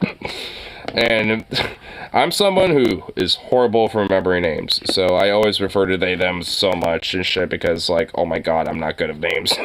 I couldn't remember one to save my fucking life. Asking pronouns can be seen as clocking, TBH. Exactly, Fawn. Thank you. That's basically what I meant to say. Like, if you ask a trans person their pronouns, and they, like, you don't even know they're trans, like, they look real, they pass really well and whatnot, and you ask them their pronouns, then that might kind of make them feel like they got clocked. I believe that was literally what ContraPoints got into that, like, original big cancellation drama over, is she said that, like, when she goes to, like, super inclusive lefty spaces where she has to, like, give her pronouns and stuff, she kind of feels a little bit less valid than when she goes to a bar in South Carolina and some redneck says, "Sorry, ma'am, can you get out the way so I can get to the shitter?" I kind of get that. I think. I mean, in a way, I kind of understand it. I mean, because, like, you don't really feel like you have to, like, establish who you... Whoop. I mean, in a way, you don't really necessarily have to feel like you have to establish yourself of, like, who you are, like, pronoun-wise or otherwise and shit, to somebody just because, like, they, just because, like, in a way of, like, being overtly cautious. Well, if you're, like, some random North Carolina watering hole of a bar or some shit, it's like, "Excuse me, ma'am, can I move out of shit?" Just because, like, you're a trans woman or some shit. Like, in a way, it just kind of shows, like, hey, I mean... I don't really have this sense of, like, having to, like, push the sense of, like, who I am, because they just infer that I am this way. Like, I mean, because if, like, in a sense, just because it's not, like, so overtly inferred, I mean, it's just already kind of, like, indirectly normalized of, like, yep, this is who this person is. So, I mean, at least when it comes to, like, what Zan's talking about with, like, conscious experience of that, like, it most certainly is definitely understandable. And I mean, I can get it a little bit. I mean, because, like, it's definitely, like, easier, essentially, overall, to basically just be like, yeah, like, this, just who this person is, and, there's not really much of establishment outside of, like, that's who the person is. Like, just, like, off of just, like, base assumption. Like, there shouldn't necessarily have to be, like, such an inference of, like, oh, is this person this or that? It's, like, that person is just who that person is. Like, it shouldn't be, like, that fundamental big of a deal of, like, if they're trans or not. It's just, that's just who they are. It should be. I think I understand where that's coming from. Anyone who accidentally misgenders anyone, is just move on with it. Like, if you mess up, correct yourself and move on. It's not like a death sentence to that relationship. Yeah. Wow, literally what I was saying from earlier, and also saying, like, even the lady here was talking about too. It's just like, hey, if you misgender, just correct it and move on. Like, yeah, that's because that's essentially is what happens. I mean, it's like, hey, because, it does. I mean, it's just like, just correct the record, basically, and just say, hey, this is what they are, and just respect that and move on, pretty simple. Yeah. Pretty basic. Like, unfortunately, it does happen, but, like, we're also human. Like, we mess up sometimes. I sometimes get a little overwhelmed when somebody makes a really big deal out of it, and they're like, "Oh my god, I'm so sorry, like, I totally see you as a girl." Because then, especially if there's other people around, Yeah, for God's sakes, if you accidentally misgender a trans person, just say, "Oh, I'm sorry," and correct yourself. Like, don't make a big deal about it. Yeah. I mean, there's no reason to make a big deal over it, frankly. I mean, there really isn't. Just be like, "Oh, my bad." Like, it really should just be as simple as that. There really is literally no reason to make a fucking big deal over it. For whatever you do, just move past it. Act like you literally move on from it like you got someone's name wrong. Okay? Yep. Just say, "Oh, sorry." Correct yourself. Move on. Okay? The sooner you both forget about it, the better. become this, like, it's like a pointing finger. Very like, much. I'll talk about Dylan. It becomes an event. Yeah, it's an event, and it doesn't need to be. I feel like a lot of people are very, very scared to say the wrong thing, to say something offensive. I would say we're very resilient. We've been through, like, a lot of shit, and we're not going to, like, crumble after being misgendered one time. It's better for you to just make the mistake and get to know trans people than to be so scared not to mess up and to never ever like even try to talk to a trans person. I mean, honestly, yeah, for real. I mean, you know, she's definitely got nailed down. Like, I mean, because she's like, yeah, I mean, look, it's okay, yeah, because she's saying it's like, yeah, a lot of us are resilient. We understand, like, some people, make mistakes and shit. There are a lot of people overtly bigoted. Someone doing accidental misgendering is not the end of the world for a lot of us. Like, it's okay. Like, I mean, that's kind of what she's saying. I mean, not obviously it's not, like, okay in the sense of, like, whatever. But, like, it's okay in the sense that, like, as long as, you correct it and just, like, move on from it and just, like, just realize, that, yeah, you made a little bit of a hiccup and a mistake and shit. It's all Gucci. I mean, no one's gonna care.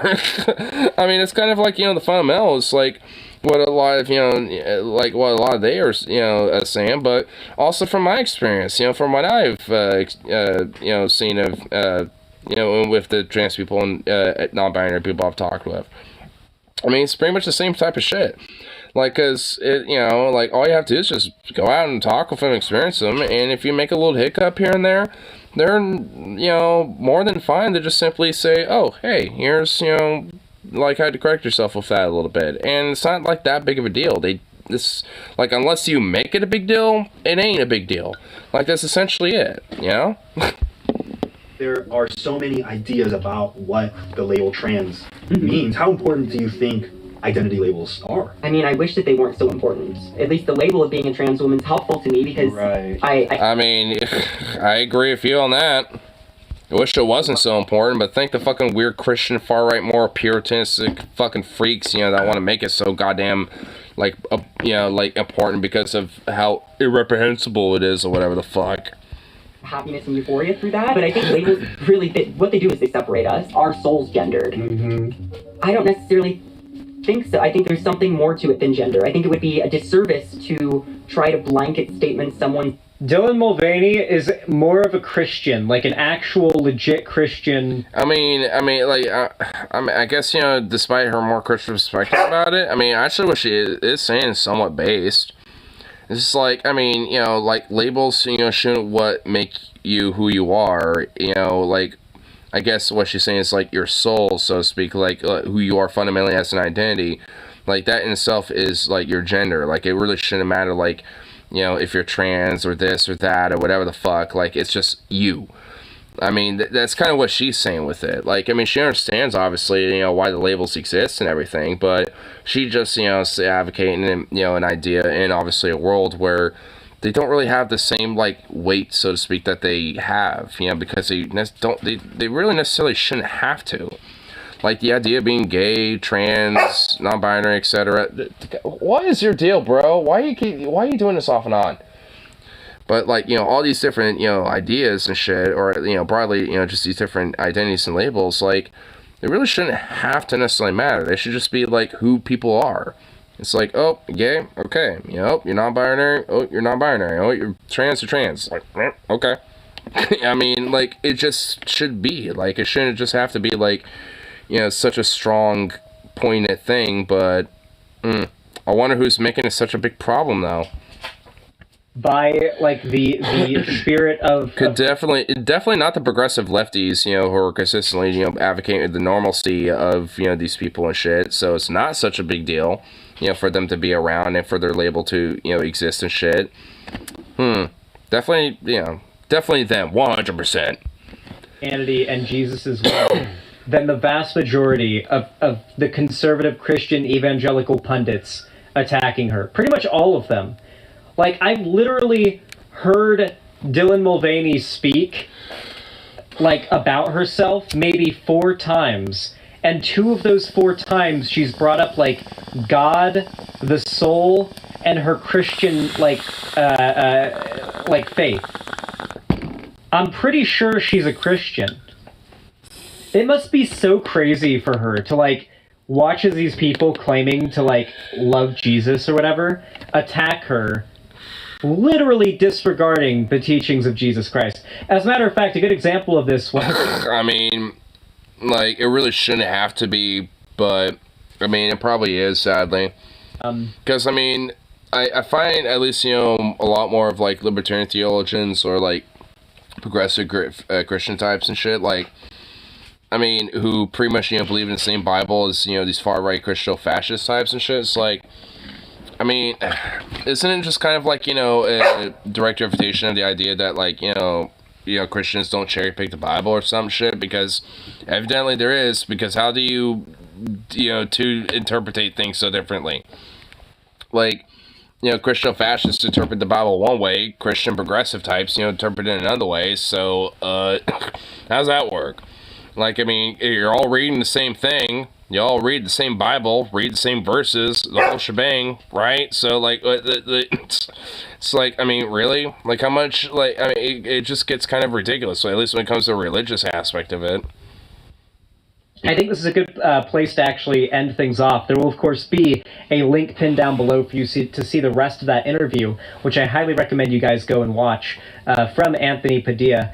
But I wanted to show you this absolutely demonic fucking tweet from Matt Walsh that I think really just encapsulates... So what a great bow to wrap this with. What I mean, when I say these people they're just filled with hate.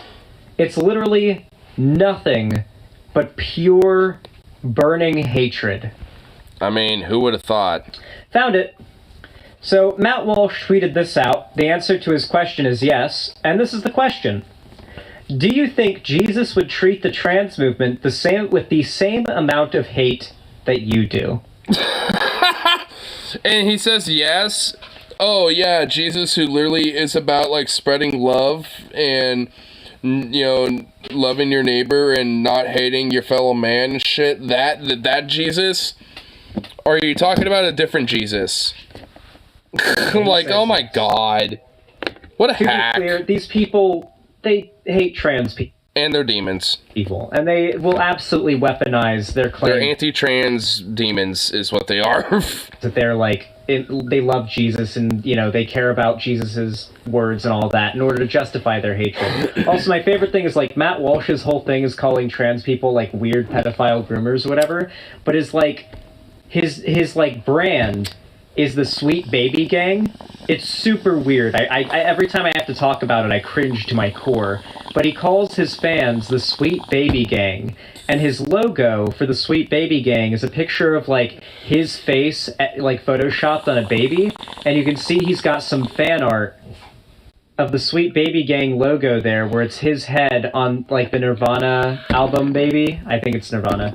I'm sorry. That is so creepy. Dude, it also explains why, like, Matt Walsh had that weird little baby in the background for a lot of his shows. For a lot of his clips, he would have, like, a weird little baby in the background with his head. It was really weird. And that actually kind of explains it, I guess. Dude, Zukov! Holy fuck! Shut up! Okay, this dog's pissing me off. Well, like, Dios mío, cabrón. Yeah, you. Oi, hey. Quit being a dick. Like, what the fuck? Damn fucking mutt. Ay, ay, ay. So loud and annoying. Usually a good boy, but tonight you're just been a little feisty little bitch, haven't you? God. But, Dios mío. Anyway, I'm gonna get this last little bowl smoked up and get myself some food and all that fun shit. So, I'm thinking of some ramen tonight. Been on a little bit of a ramen crave. A little bit. Wow. What great use of the English language right there. But, yeah. I mean, either way, I'm on that ramen crave, so I think I'm gonna smack out some of that shit and enjoy that. So, hell yeah.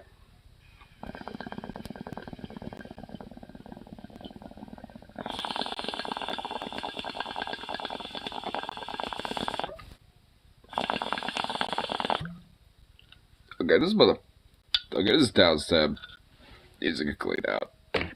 Ugh. Boo. Fuck. motherfucker got clogged. Or at least really clogged. But, yeah, at least it gets good use. Anyway, I'm gonna make myself some of that ramen now, so peace out, and of course, see y'all in that next one, so toodaloo.